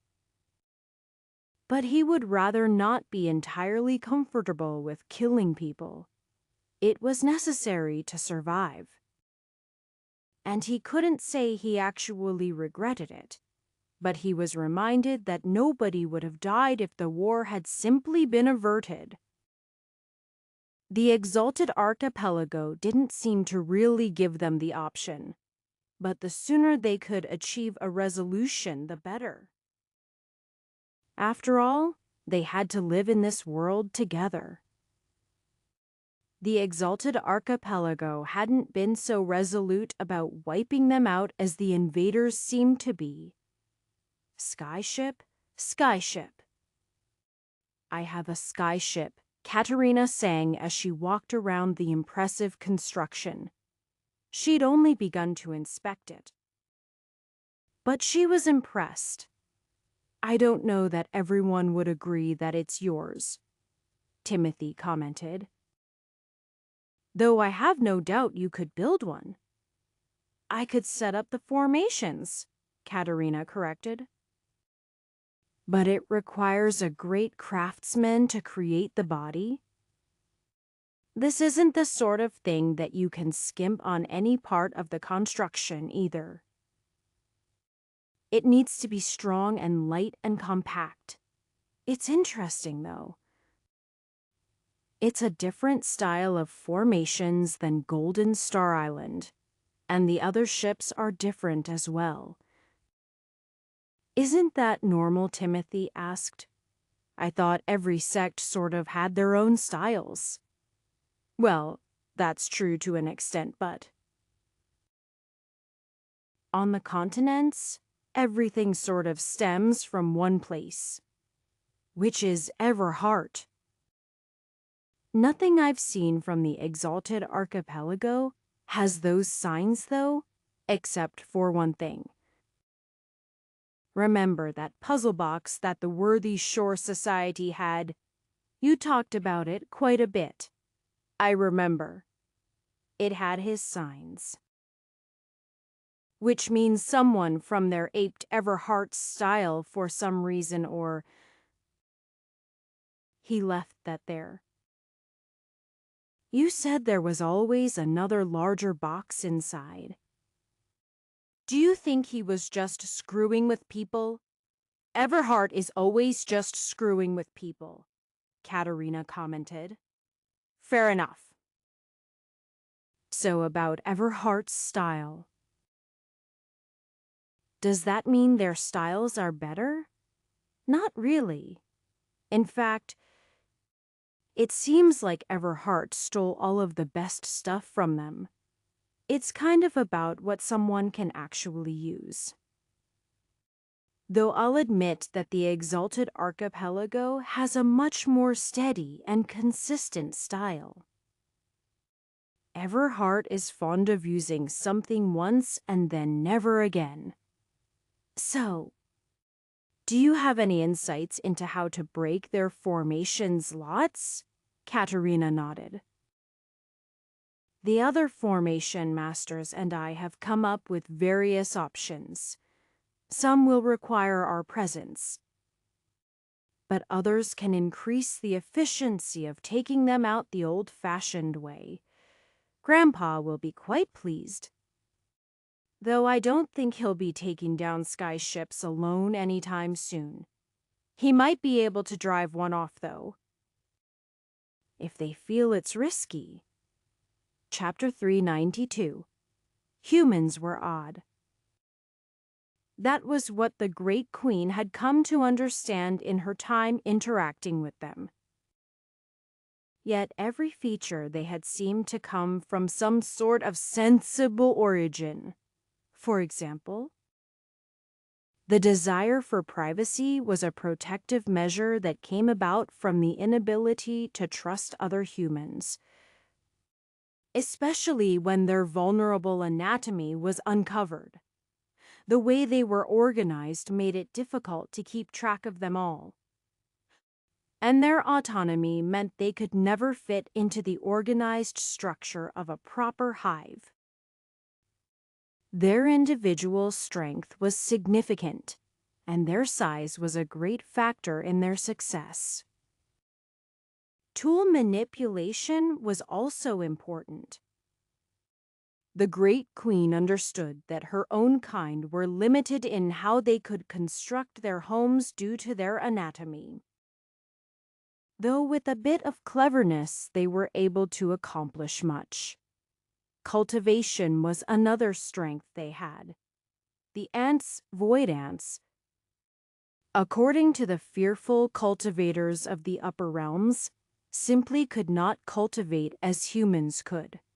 At best, they could feed on energy to strengthen their bodies, but they never had control over natural energy or ascension energy. It was a small sacrifice to be resistant to its effects, though it was somewhat troublesome that most of her kin could be squashed by the majority of non-insects. Other insects did attempt to fight the void ants, but their lack of teamwork was their downfall. The Great Queen had to admit that one of the oddest features of humans was required for their lifestyles where they traveled great distances, sometimes on their own feet. Everything required rest, and humans did that all at once. The Great Queen dozed off briefly. It was only for a few minutes, but she nearly missed something important. Then again, if she were human, she would have been asleep for hours more, so the advantages were there. She got the attention of the nearby captain and the rest of her progeny. The majority had been conscious, but they did not have the delicate senses of royalty. There was merely a gentle scent lingering in the air to alert the Great Queen. But she found it discomforting and planned to seek it out. Anton awoke to the sound of a muffled curse. His subconscious filtered incoming sounds when he slept. Or he and many other cultivators with trained senses would be unable to sleep in anything but strict isolation. Something about the sound snapped him awake. But his instincts also told him to keep his energy under control instead of actively seeking something out. The stillness lasted only a moment before he grabbed a bow leaning against the wall next to him. Deflecting a dagger stabbing for the base of his throat, just above his sternum. His energy was roused with utmost speed. Then two blades met, and his throat remained mostly unpunctured, only a slight nick on one side, which was 1,000 times better than the alternative. He was quite glad for the bladed bow. Despite how difficult it was to use sometimes, he'd cut himself more than a few times from careless interaction with the weapon. But it had its place on the battlefield and was sturdier than most bows. Up to this point, he'd never had need to use it against assassins, but perhaps he'd simply been lucky. His aura filled the room as much as it could, grasping a hold of his other bows and trying to form energy bows. As he blindly swung the sword, though he was only able to target his opponent by the lack of presence they exuded. He didn't find his attack connected, but it seemed to force them back and give him a little bit of room. He wasn't fully certain what was going on, but there were also sounds out in the corridor. Small sounds, but some were familiar. And when bits of energy were torn from their controller and devoured, he felt it. It was a good thing the Great Queen liked him, or Anton might have found himself dead already. As it was, he was filling the room with arrows. Others would be on alert now. Not just those staying in the same inn, but much of the city. Anton wasn't going to attempt subtlety when fighting for his life, and for no reason. Arrows filled the room where he predicted an opponent might move, despite him being unable to pinpoint them. He stopped his attacks before they hit the walls simply to maintain the structural integrity of the building. With the battle already in close quarters, things happened quickly. He drew the tiniest bit of blood from his opponent, but received a cut along the back of his right wrist in turn. He was already feeling strange effects of something else. A heat deep inside him, as if his energy was igniting itself. The way the sensation flowed through him from his neck and wrist meant it was some sort of poison. A moment later, a figure appeared in front of him, visible once more. Anton instinctively slashed out. But he needn't have bothered. His blade took off their head, but there was already a puncture mark in the back of it. Velvet had long surpassed him in the arts of stealth and countering it, and he found himself quite glad she had come along. The usual group was split up according to what locations needed help the most, but there were always allies around. Having the most reliable ones was what kept him alive. Flickers of movement continued out in the hallway. But as Anton peeked outside, he was able to target them rather trivially. After all, whatever the ants were crawling on had to be them. He couldn't sense the void ants with his energy either. But see them even in dim light was easy, especially floating in the air. His energy continued to burn as he shot. But he thought it was better to expel it outward than let it remain inside. 3 figures quickly fell, unable to fight back against more than just the void ants. There were more assassins throughout the city. Anton couldn't guarantee he was finding them all, but some were weaker and less able to conceal themselves. He began with them. watching for the signs of people dying or raising their energy to fight. A moment later, he was on the roof, continuing to shoot in all directions. Since his energy was already burning, he tried to unleash it as quickly as possible. It wasn't the same as normal cultivation flames, which never really ran out. And instead, some of his arrows were consumed on the way to their target, striking nothing. But it was better than it happening inside of him. Likewise, some of his bows melted out of existence. He was constantly expanding his energy and replacing them, while all the while the fire crept through his meridians. Deeper inside, he had to do something about that, but what he couldn't really feel a source. As any energy that came in contact with the substance suffered the same consequences. But if something horrible was going to happen anyway, he might as well do something risky that might work. He called upon another energy, rarely used and barely understood. The energy from beyond death, partially tied to future lives. He pushed it into his meridians and his veins, not caring what exactly he removed, but trying to get rid of everything. There was no time for optimal finesse. A little bit of damage to his meridians was much better than death. And blood vessels and muscle tissue could be regrown. The heat dulled as it approached his danshin. And he continued expelling his energy as well as trying to eradicate the poison. Some of his mind was focused on the battles throughout the city. Things ended as quickly as they had started.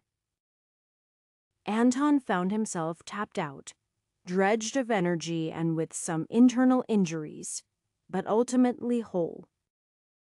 Throughout the city, battles had been completed quickly. Assassins weren't meant for long, drawn-out conflicts. Once they were detected, they had often already failed.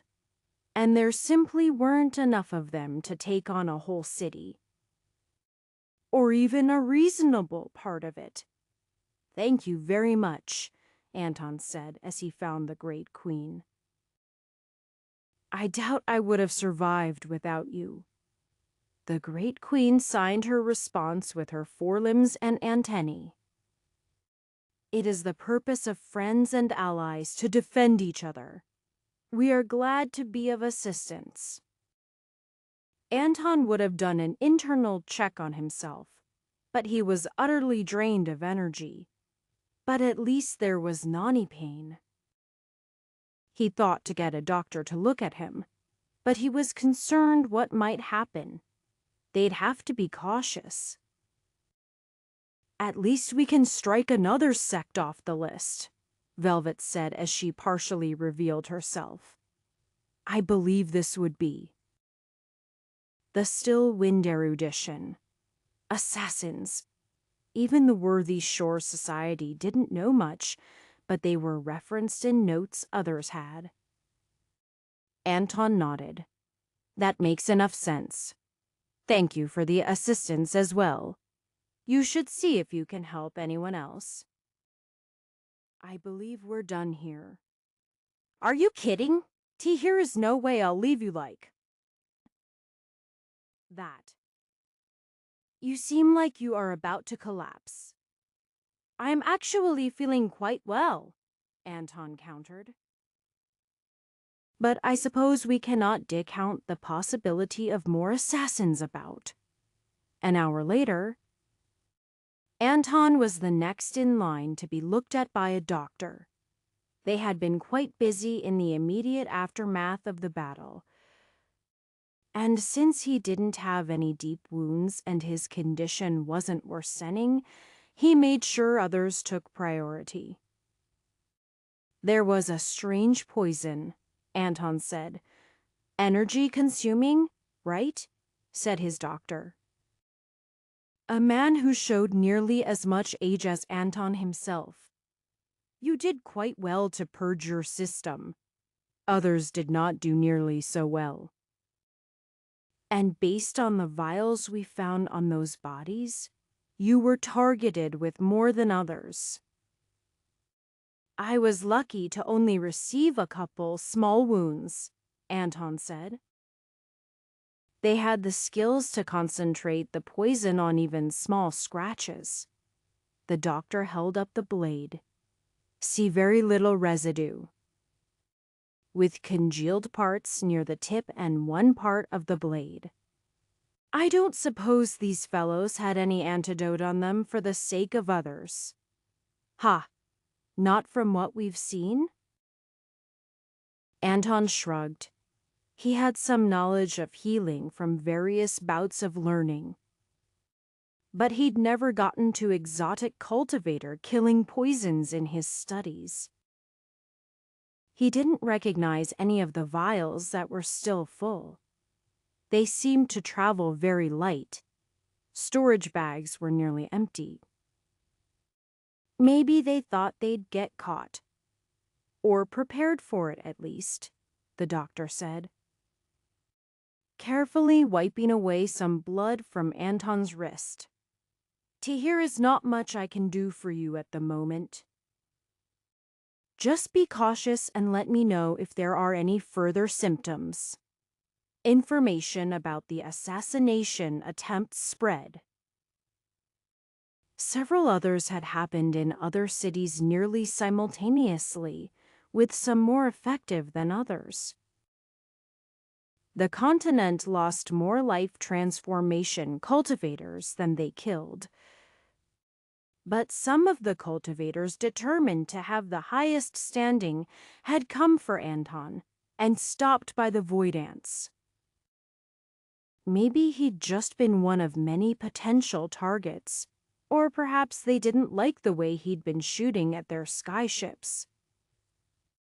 Either way, he was going to have to be careful until he ascertained there weren't any more assassins coming.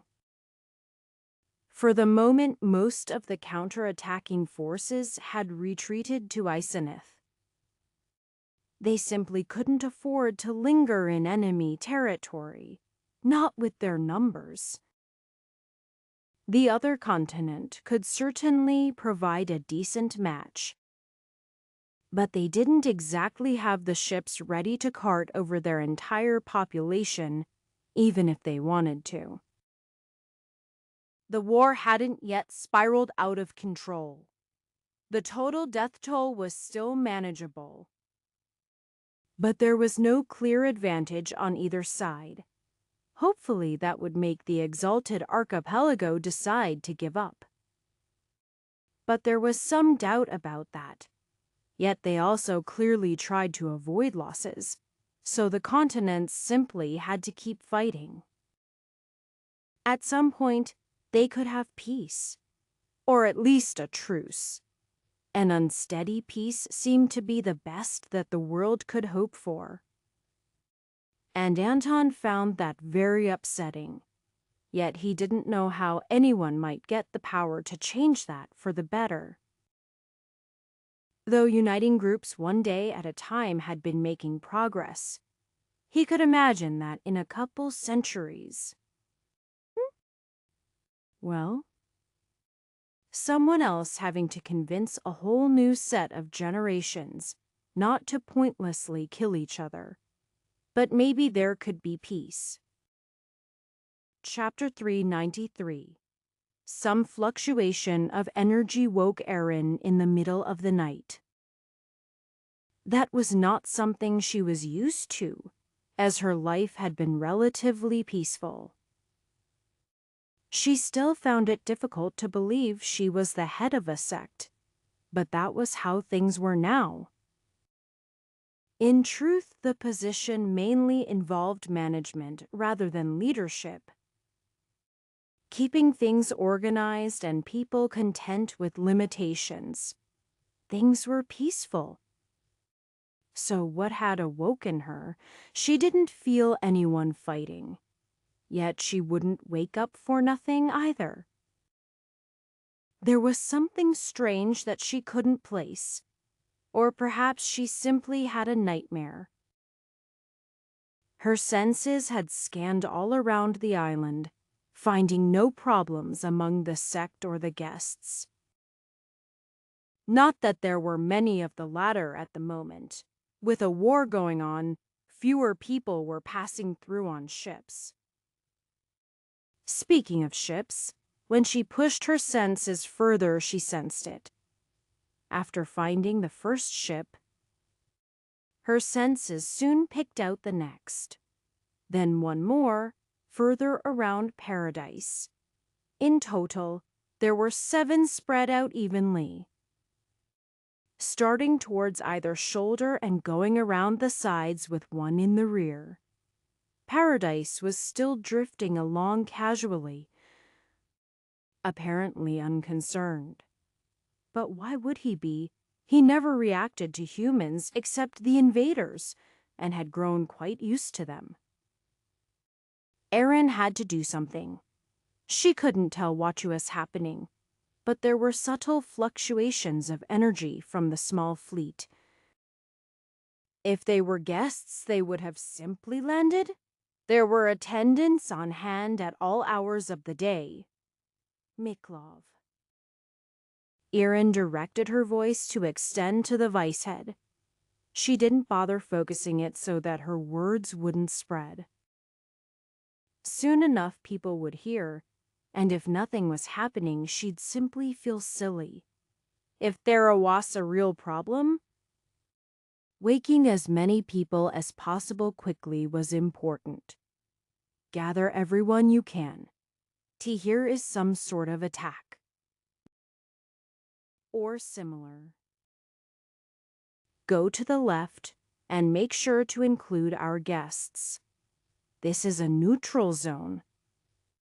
I am sure they won't be pleased if it comes under attack. What is it? A reply came from Miklov. You'll be able to spot them.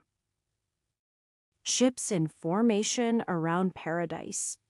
If they approach peacefully, we can handle them as normal, but the way they're lingering. Understood. Erin began gathering people as well, heading over to the right side of Paradise.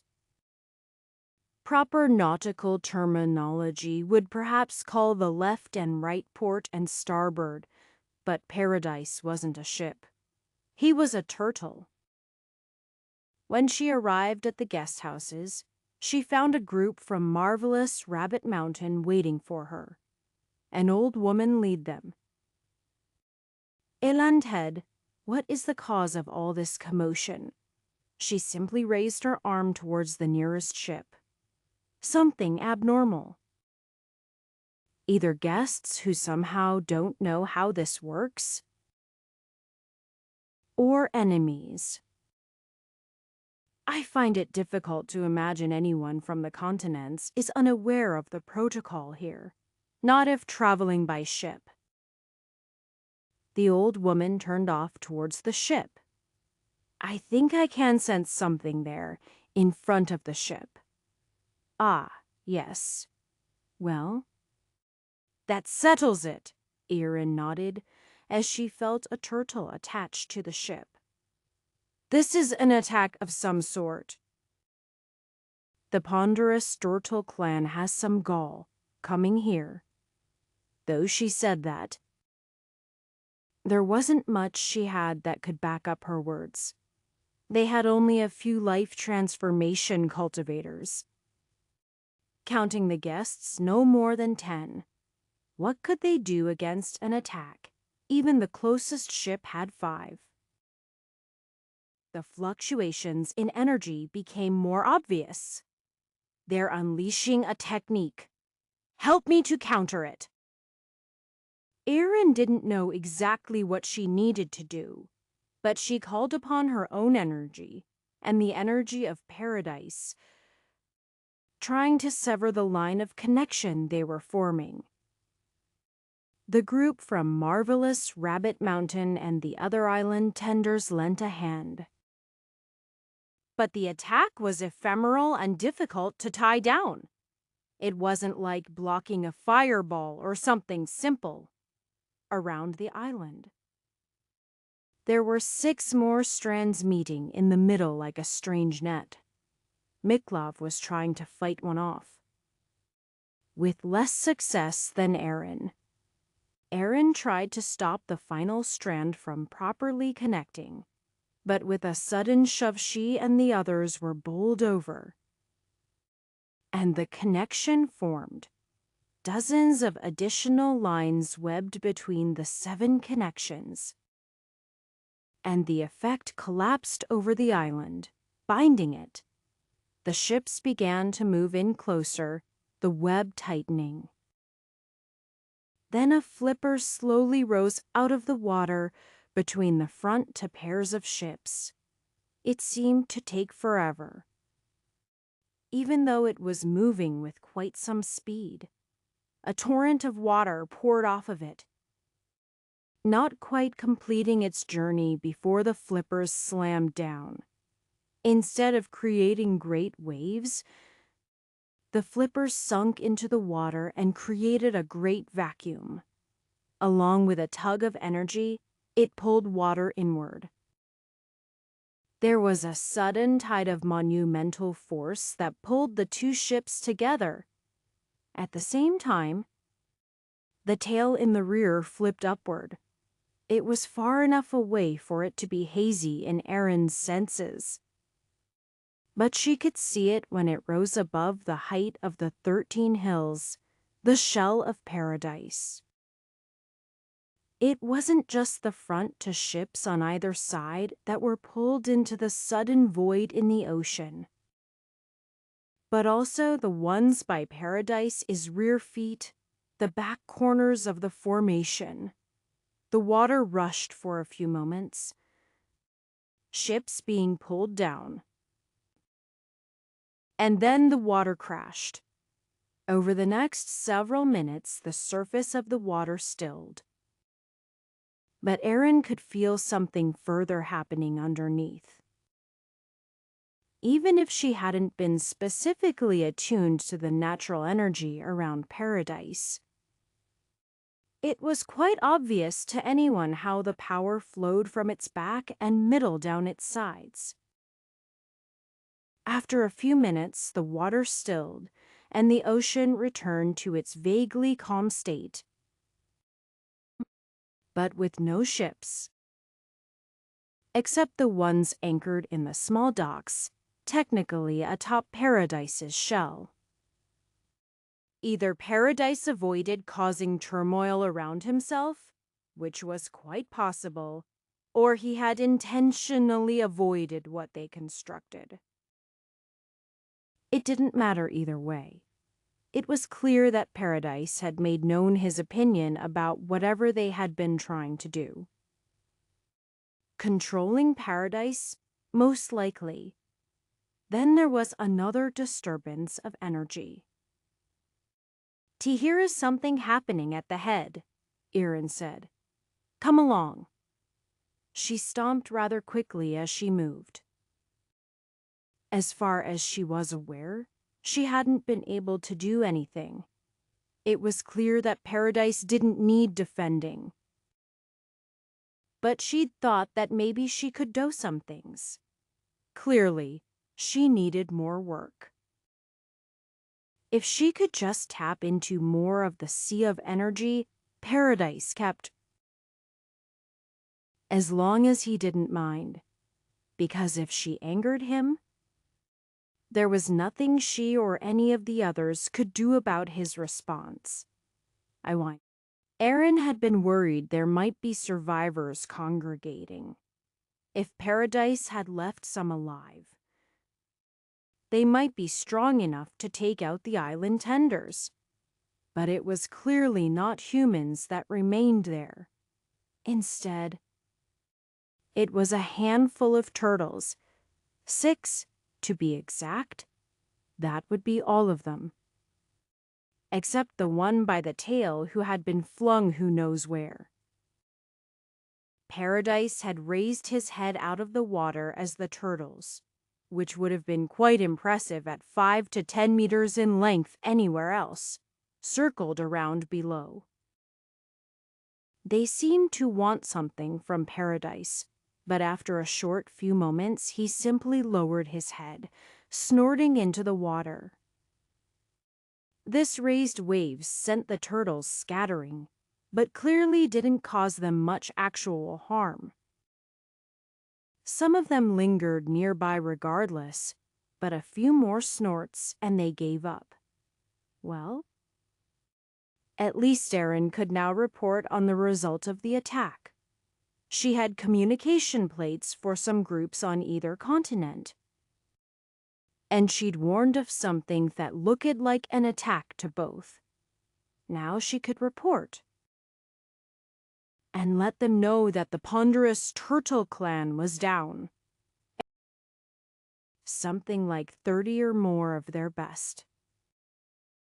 Though maybe they'd find a way to swim back to shore somewhere. If they hadn't been killed by that swirling energy under the surface, a trail of floating flotsam from the ships began to surface, and indicating that it had been more than just the weight of water that would have crashed down on them. Normal ships might have fallen apart, but these had been reinforced by powerful formations, and now they were junk. Anton was ecstatic to hear the news from Paradise. More victories than losses were happening for the continents. But few had been big. From their estimates of the ponderous turtle clan's power, however, the attack on Paradise might have been pretty much everything they had left. That was also a significant chunk of the forces arrayed against them and the fastest ships. Further intel gained during the war indicated that it would be around 5% of the enemy's forces, with the ponderous turtle clan being one of a couple dozen larger groups in the exalted archipelago. Some still remained out of the war, and it was hoped that they would not change their minds. Anton couldn't do anything about that at the moment, though, or much of anything. There were still lingering traces of poison inside him, and whenever he recovered a bit of natural energy, it flared up. In small amounts, it wasn't harmful, but if he tried to gather quickly, it felt a bit dangerous. He was slowly recovering, though, and he estimated the poison should be completely gone within a month. Not being able to fight was frustrating, though it wasn't because people needed him. In fact, it was because they didn't. An uncomfortable blow to Anton's newfound inspiration. What point was there in being the guardian of everything, if nobody needed him, of course? The inner turmoil settled itself rather quickly once he got around to straightforwardly asking himself such questions. There was no point at all, and it would be the very best possible outcome. If everything was just fine without him, he could die happy. It just wasn't going to be odd. His health was decent, and he had some decades left in him. Even if this particular war ended without further need for his assistance, there were threats further beyond. There was something about being truly empty of energy that Anton found peaceful. He had taken a wagon back to the sect, away from the more dangerous battlegrounds. He didn't want anyone getting hurt trying to defend him. For the last week, he'd been working the ground with just his body. It brought back so many years of memories. But there was more to it. He could still sense the energy around him now, if passively. Perhaps he'd had the slightest inkling of it before he became a cultivator, from the sense of peace he had working the land. Or maybe that was him projecting his current feelings. Either way, he enjoyed the feeling of the sun beating down on him and the wind cooling him off. Sweat and dirt and plain old normal muscle aches. But above it all, he felt the flow of the world. The inevitable tides of everything that would inevitably open up the world for invasion by outsiders once more. And it wasn't even all that far away by Cultivator standards. He had consulted with others, and they agreed that it seemed likely to be a shorter cycle this time. Yet it wouldn't be quick. A couple centuries. Which was enough for at least a pair of long generations of cultivators. Children growing up to become masters and raising disciples of their own. Anton hoped the current pointless war settled down soon enough. Neither side would come out ahead with more fighting. And instead, they would simply have dead bodies. Recovering from another large loss would set both back for far too long. Anton hoped the exalted archipelago would see that, but communication with them was still minimal. Maybe that should be his goal. When he recovered, even if peace was offered, the continents would be totally justified in wanting some sort of retaliation. He would even support it, as long as it wasn't too excessive.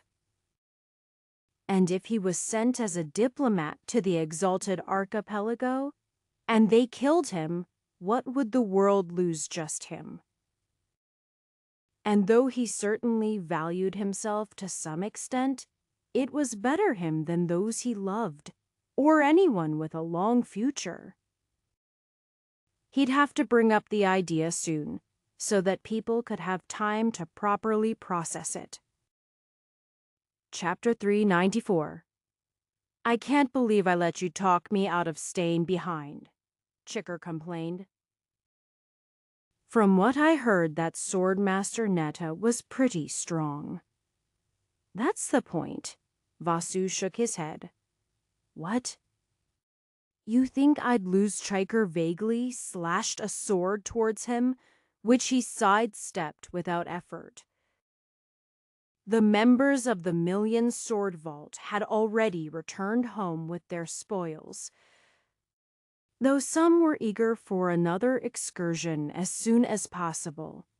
That's not the issue. You simply wouldn't have gotten the fight you wanted. I imagine if we had remained behind that, after Netta began to lose, the rest of the sect would have gotten involved. Chicker's eyes began to shine as Vasu spoke. And then a whole bunch of annoying people from outside the sect would come remove us from their territory the quick way. Could be worth it. Chicker stroked her chin. I'd have to see what kind of sword she has first. It might be better to arrange such a battle on another front, Vasu commented. Perhaps they might come to us. You think so? Probably not, Vasu admitted. They seemed hesitant to draw Isenith into this battle. I thought that was why we were the ones attacking Thumb, and to support our allies too, I guess. Something like that, Vasu confirmed. I will remind you that not everyone wants to fight. Many would prefer an end to hostilities, such as Anton. Yeah, I get it. But until the enemy makes that choice, we have to make them regret starting this. Give it time. Some groups were easier to convince than others that minimizing concessions required for the end of the war was in everyone's best interests. Lev and the grasping willows understood. But given their location in the center of the continent, they hadn't suffered any significant losses so far in the war. The same was geographically true of the glorious Flame Palace, but they were less accommodating about his ideas. We can't just let them off. Sarka represented much of the general opinion of the passionate sect. They need to pay for starting this, and we will make them, but it can't be excessive, Anton explained. Otherwise, it will just cost us all more lives for a few shiny rocks and maybe some sticks or cloth. The co-located Frost Mirror sect was easily on board. There was no benefit to the war, and it was only logical to end it. The important thing is to make sure they will honor any agreements. Instead of simply building up their forces for a subsequent attack. That's being worked on, Anton admitted. We are hoping that some sort of formal agreement might give some sort of excuse to allow internal conflict. That would depend on what sort of arrangements they have with the upper realms. Though enforcing the provisions through traditional methods might work. Nothing beats raw power, Sarka agreed. I imagine they'd try to weasel out of it, though, Adelina pointed out. That's why I've already been working with Kohar, Anton said. She'll make any contracts airtight. Though Katerina had some crazy ideas about self-enforcing contracts.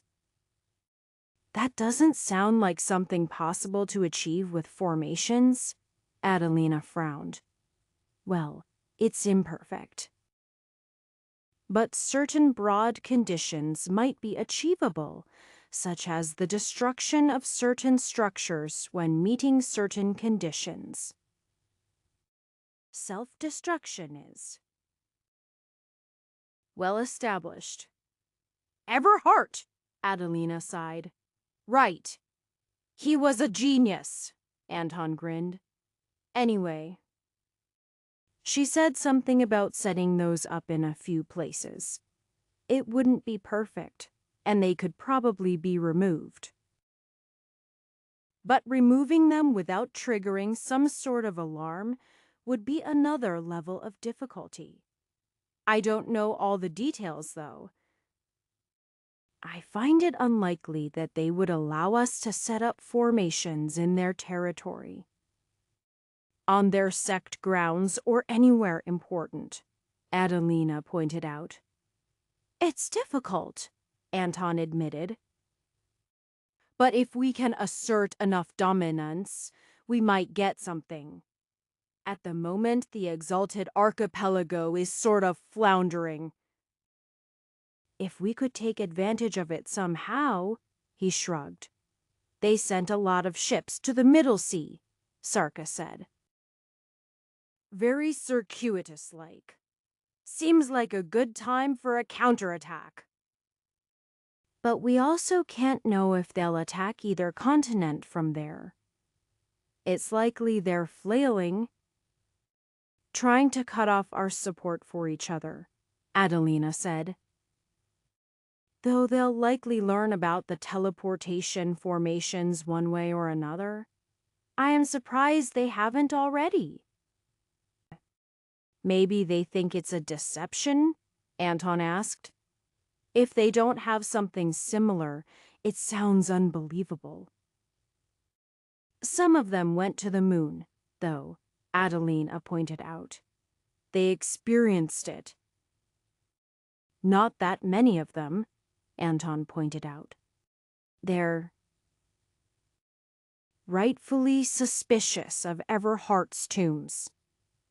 I can barely believe that was really the last one, Sarka said.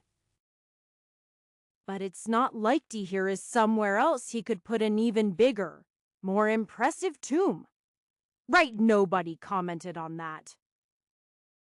It was hard to imagine where such a thing might exist, and the side effects of it would be immense. Hopefully, it really was the last one. I suppose that makes sense, Anton said after listening to Kohar explain some of her current plans. It's not unpalatable, but that makes it harder to pitch to our side. Trade provisions. Well, actually requiring them to open their borders would be a pretty big win, and with favorable conditions for us. It might amount to something. I've been working with a lot of economists, Kohar said. They say this will ultimately be better for us than trying to scoop our 5 or 10% of everything they have. That's nearly impossible to calculate to begin with. Are we going to appraise every single sword everyone has? We could easily get the swords done, Anton pointed out. I know some people, but everything else. There are fewer people obsessed with specific furniture, and it would take far too long. We're still asking for boatloads of gems and valuable goods, though, Kohar said. Just a small number of them spread out through the whole area, or rather, specifically those who have been involved in this war. Kohar shook her head, as if they'll agree to this. That's not your job, or rather, only the part of making it reasonable. The rest is up to us. Anton slapped his chest. It was funny because at the moment, he was barely stronger than her.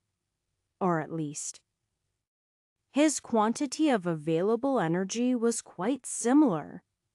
The poison still had annoying lingering bits, but Anton currently carried with him energy similar to late spirit building. He would be avoiding battlefields for at least another month, since he didn't have a death wish. It would be one thing if he were reaction late spirit building. But his current potential was much higher, so he'd be a juicy target. I suppose it's now my job to convince people we'd want to trade with these guys after a war, Anton pondered. But we have seen significant wealth, and both sides have different materials more readily available. That's a reasonable enough basis, at least. When you get us the lists of the actual most valuable materials, we can be more specific in that section, Kohar said. We've got a handful of us sporing over the thing for the wording to be as good as possible. We'd also like to avoid any sweeping changes at the last moment, because that's where holes come in. We can't count on anyone to just respect Thesperate off the agreement. It's unfortunate, Anton agreed, but that's the way it is. The most successful intrusions by the Exalted Archipelago had been in northwestern Ambati, in the region of Abyawandi. Of the areas they could easily reach, it was the least defended and generally the least important. But it had allowed them a foothold on the continent from where further attacks were orchestrated. They had been holding the location for several months now, but a counteroffensive was on its way. Though they controlled a small corridor leading to the area, actually getting more people there was difficult. More than a few ships at a time, and the Continental forces could organize an attack while they were away from land and thus relatively vulnerable. They needed time to organize. But over the course of the war, they had been capturing and building more ships of their own to allow themselves greater control of the sea. The reason the upcoming counteroffensive was on the way simply had to do with their ability to get reinforcements. While the port did not freeze in the winter, the circuitous route they had to go through to avoid noticed freeze that would limit attacks along the entire northern half of the continent, freeing up forces for the offensive while still allowing them to be ready to defend the western and southern parts of the continent. As for the forces in the Middle Sea, between Brogora and Asenath, that was already being worked on. Ships from Asenath were very specifically flying their flags and aggressively sweeping through the ocean near their territorial waters. This didn't result in many direct conflicts, and was intended to drive them off. Though Brogora didn't have the spare forces to randomly sweep through the vast sea, they had sufficient forces ready to defend their coast. Though cultivators could remain at sea for arbitrary lengths of time, the various beasts present would consistently cause some amount of damage to the ships and potentially casualties to the crew. While food and water were replenishable, long durations on a ship were not comfortable. Cultivators could be patient, but not all of them would be comfortable spending so long at sea. They couldn't remain forever. And even if they did, tying up dozens of ships for a potential attic was not going to work out in the long run. It did make trade between the continents more difficult, but the route past Paradise was still traversed by some. The complete destruction of the ponderous Turtle Clan's forces there seemed to make them reasonably cautious. Anton flexed his fingers one by one. He certainly wasn't back to full, but his range was sufficient to make his participation feasible. Staying in the back lines meant that enemies would have to make risky maneuvers to get to him or the others in the same role.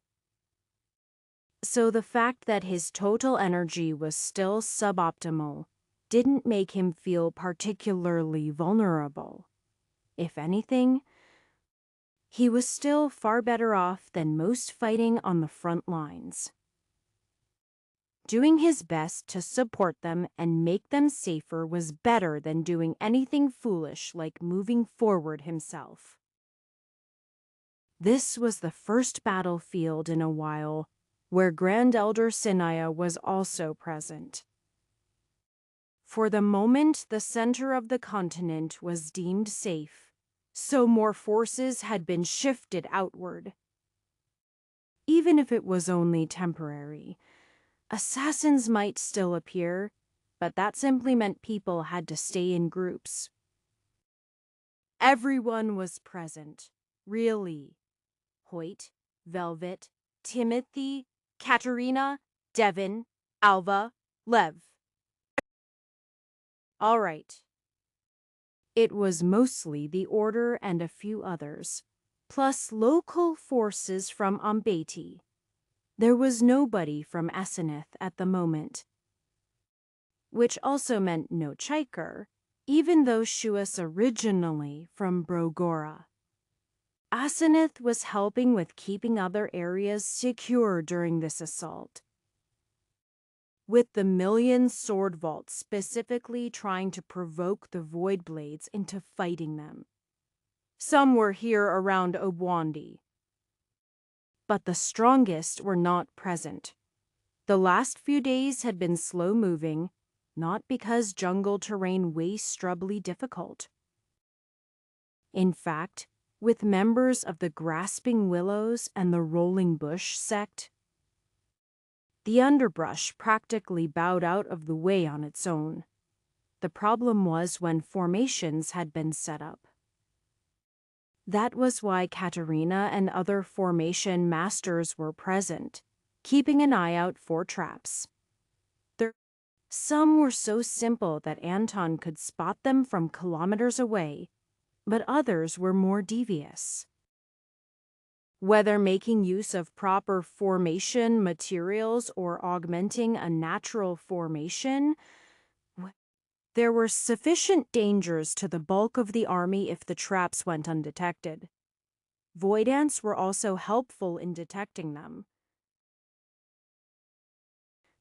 And though some found it disconcerting to have a handful sitting on their shoulder, when they tapped the side of someone's neck to get their attention, and thus helped them not step into a trap, they found it worthwhile. Then the voidants would be let down to feast on any pockets of natural energy gathered by a formation, which was ultimately a win for them. They were still able to advance 10 or 20 kilometers a day. Not an insignificant pace, but much slower than they were used to. No doubt the enemy was aware that they were coming. But whether they could do anything about it was another matter. They made a few attempts at guerrilla warfare, but the forces from Ambati were generally more familiar with the type of terrain they were dealing with, and Sinia would make anyone who came close enough to attack regret how far inside her range they were. Nobody was able to escape her once she had locked onto them. There were a few enemies with ranges nearly as much as her, but they alone would not be able to cause significant harm to the army. The march continued, and would hopefully be sufficient to push them out of the area. Chapter 395. The exalted archipelago had fortified the port of Obwandi, but the area around it had been retaken by the continental forces. Determining exactly what proportion of their forces to send had been difficult, as the borders still needed protecting from potential additional intrusions. The passing of ships was monitored as much as it could be to predict movements. But having people ready in the local area was a necessity to head off such intrusions. Teleportation formations were not common, and it could take days for people to fully recover their energy after going through one, limiting their practicality. The archipelago's forces had been able to anticipate the coming siege as the forces approached and retook the nearby area, which led to them gathering many of their naval forces in the area as well. At the moment, they had a greater number of ships than the continent could bring to bear in the area, leaving them some options to retreat. Likewise, the forces on those ships could reinforce the port on land if necessary. Siege equipment was set up by the continental forces. The enemies had opted some of what had been set to defend the area, but their own numbers were minimal. More importantly, they didn't necessarily have the ammunition for a sustained barrage. The continental forces, meanwhile, had learned from previous incidents. The siege of Yedo had been plagued by various issues. An insurmountable one was the second-tier ascension cultivator, with an aura that could suppress the whole battlefield. That made a full assault difficult. Though if they had been able to bring down the city's defenses, it should have been something they could overcome. Otherwise, the invaders from the upper realms wouldn't have stayed put, but come out to attack. Larger capacity storage had already been planned before seeing the storage chests from the ponderous turtle clan. But even just hearing about them had been enough inspiration for the formation masters and enchanters to come up with something complete. The final pieces were effectively covered wagons, with both significant physical size to go along with their larger internal area, but also for the sake of having sizable openings. A storage bag could only go so far in carrying things before something simply wouldn't fit. There were limits on the supply wagons as well, but they could easily fit large boulders or similar. Ammunition specially tailored for trebuchets was shipped in significant quantities, ready to be put to use. The same was true for the ballistae, whether it was individual massive arrow-shaped projectiles or bundles of smaller ones, meant for creating their own miniature barrage. They had sufficient ammunition. And there were a few special pieces, both the weaponry itself and the ammunition. Those were kept concealed for the moment, until such a time as they intended to use the still experimental devices. Thus began a proper siege, with bombardments meant to break through the walls of the enemy forces. The occupying enemy also counterattacked with the intention of destroying the siege weapons. But though they were within the attacking range of many individuals, there were sufficient defenders and formations to keep them safe for the most part. A week passed quickly. As time went on, the northern oceans would freeze even further south, limiting the passage of exalted archipelago ships coming to reinforce them even more. Much of the Continental Navy was wrapped up in keeping those reinforcements from arriving. And while the forces in Nabyawandi could have potentially tried to break through that blockade, committing so many of their forces would have left the city itself open for retaking. So far, nobody had been able to open negotiations with the city. It was possible to shout across a safe distance, but so far they had either been ignored or met with vague taunts in return. Anton imagined that the exalted archipelago didn't know how to extricate themselves from the situation they were in.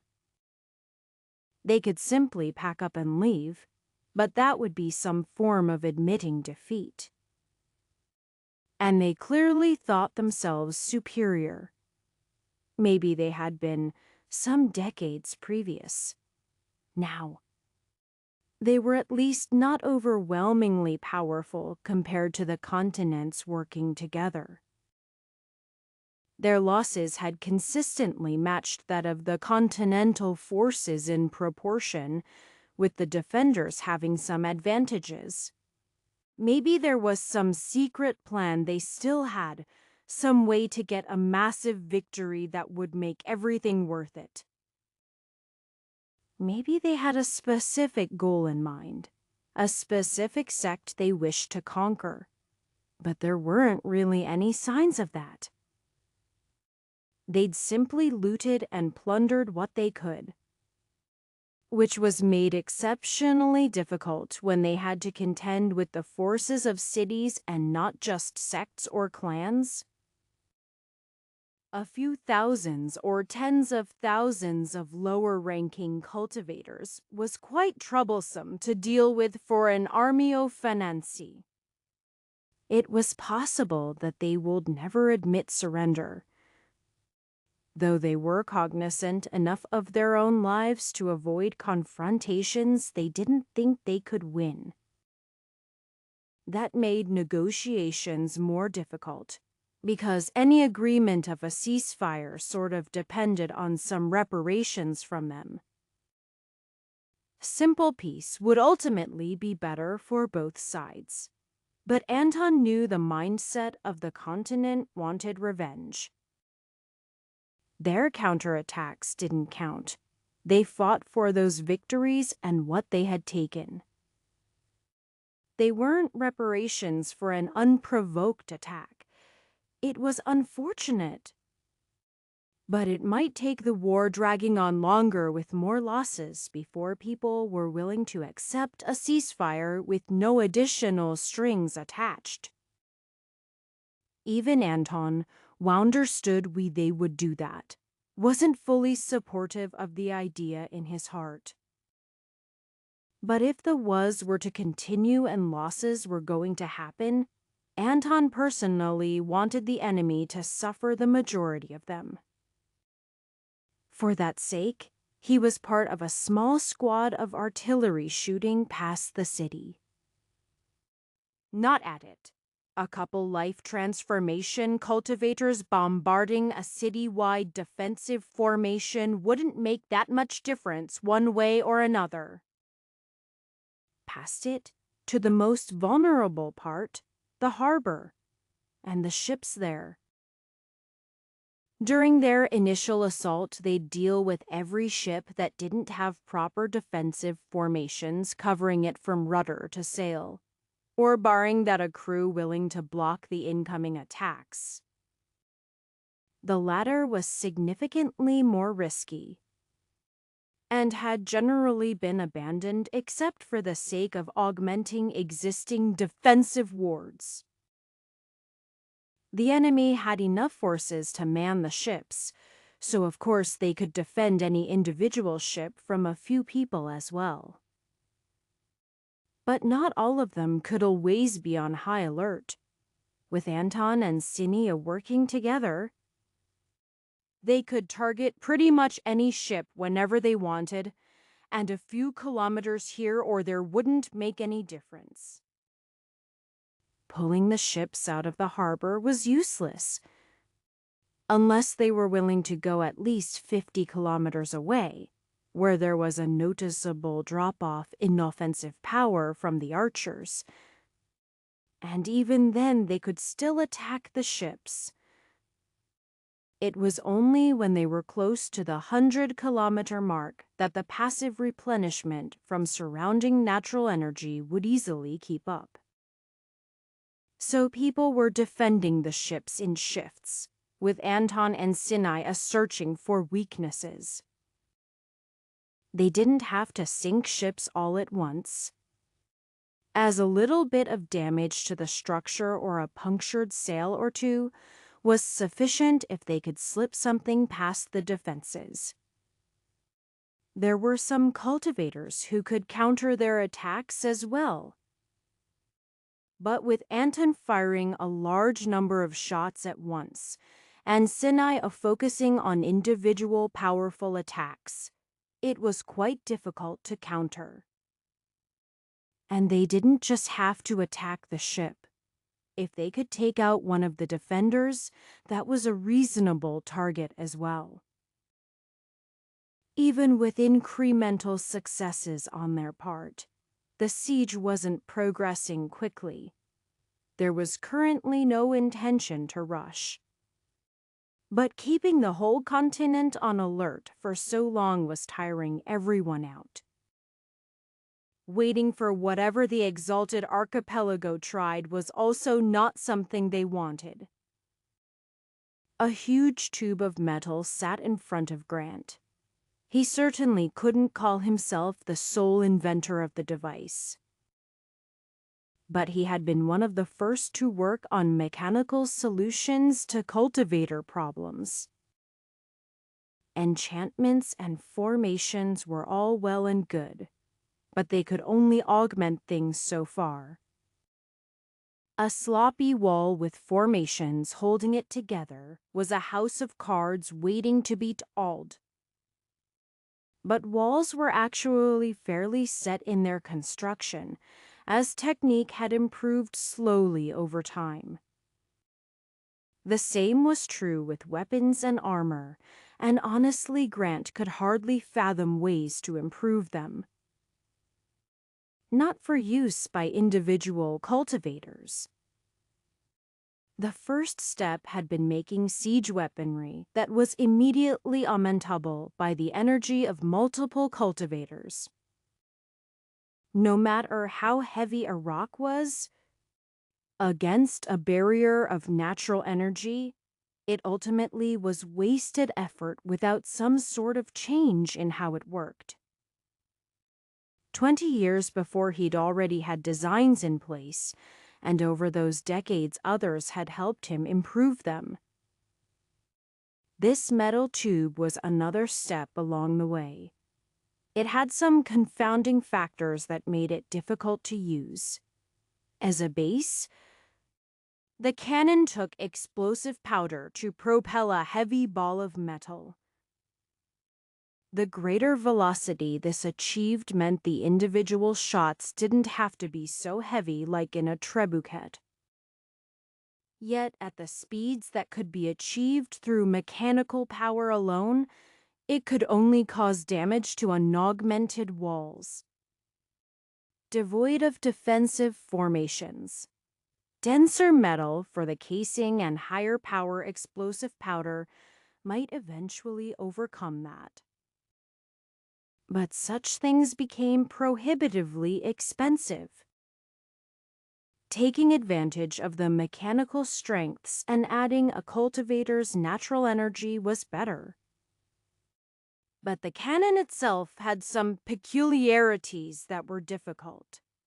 The explosion, for example, basically meant that augmenting the cannonball with energy would be extremely inefficient. An explosion at the rear of the ball would damage the coating of energy, and augmenting just the front was basically impossible even if the ball didn't turn over in the process of being shot. Using energy to augment the explosion saved on materials, but at some point it was too much for the projectile. Or in a few unfortunate cases for the structure of the cannon itself.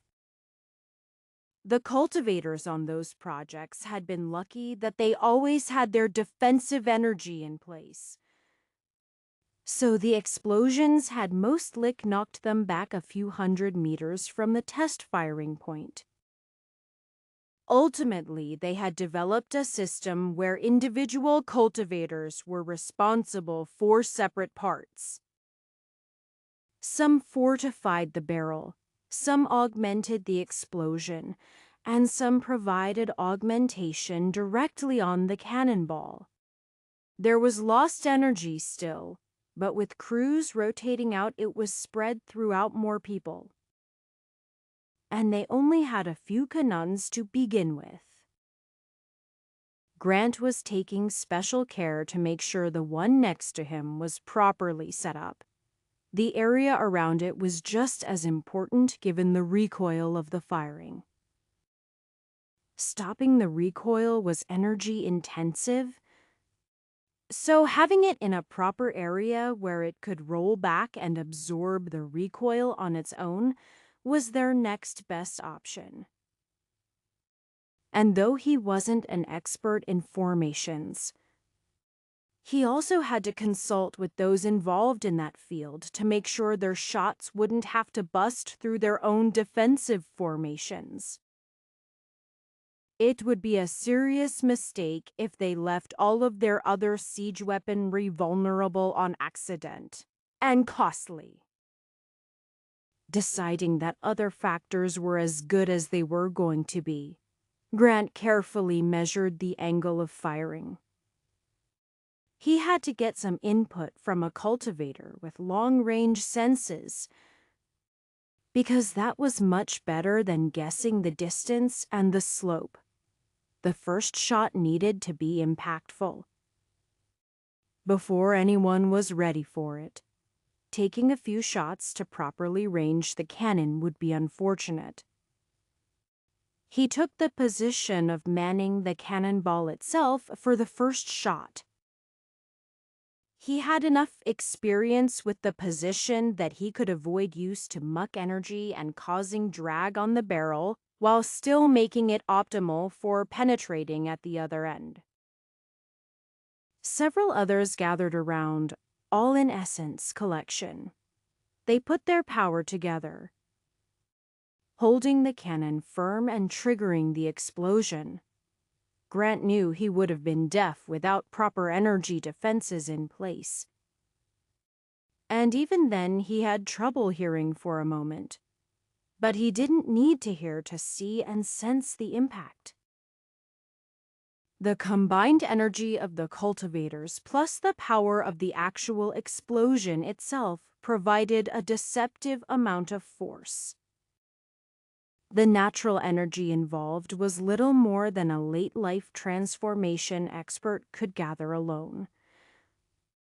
Drawing some small amount of attention but not assuring any response from the defenders. That power combined with the explosive force and the way it combined to shoot the heavy ball of metal forward meant that when it impacted the defensive formation, it only encountered the standard always active defensive level. It punctured through that without stopping, punching a hole in the wall behind it as well. It was unclear if it broke through any formation runes, but it kept its momentum for quite some time, so it was a success. Though Grant wondered if it would have been better if it could explode where they wanted it.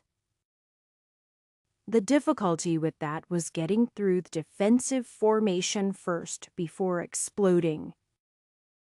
That was a feature he was completely uncertain of how he might reproduce it, and honestly, he hoped he never had to.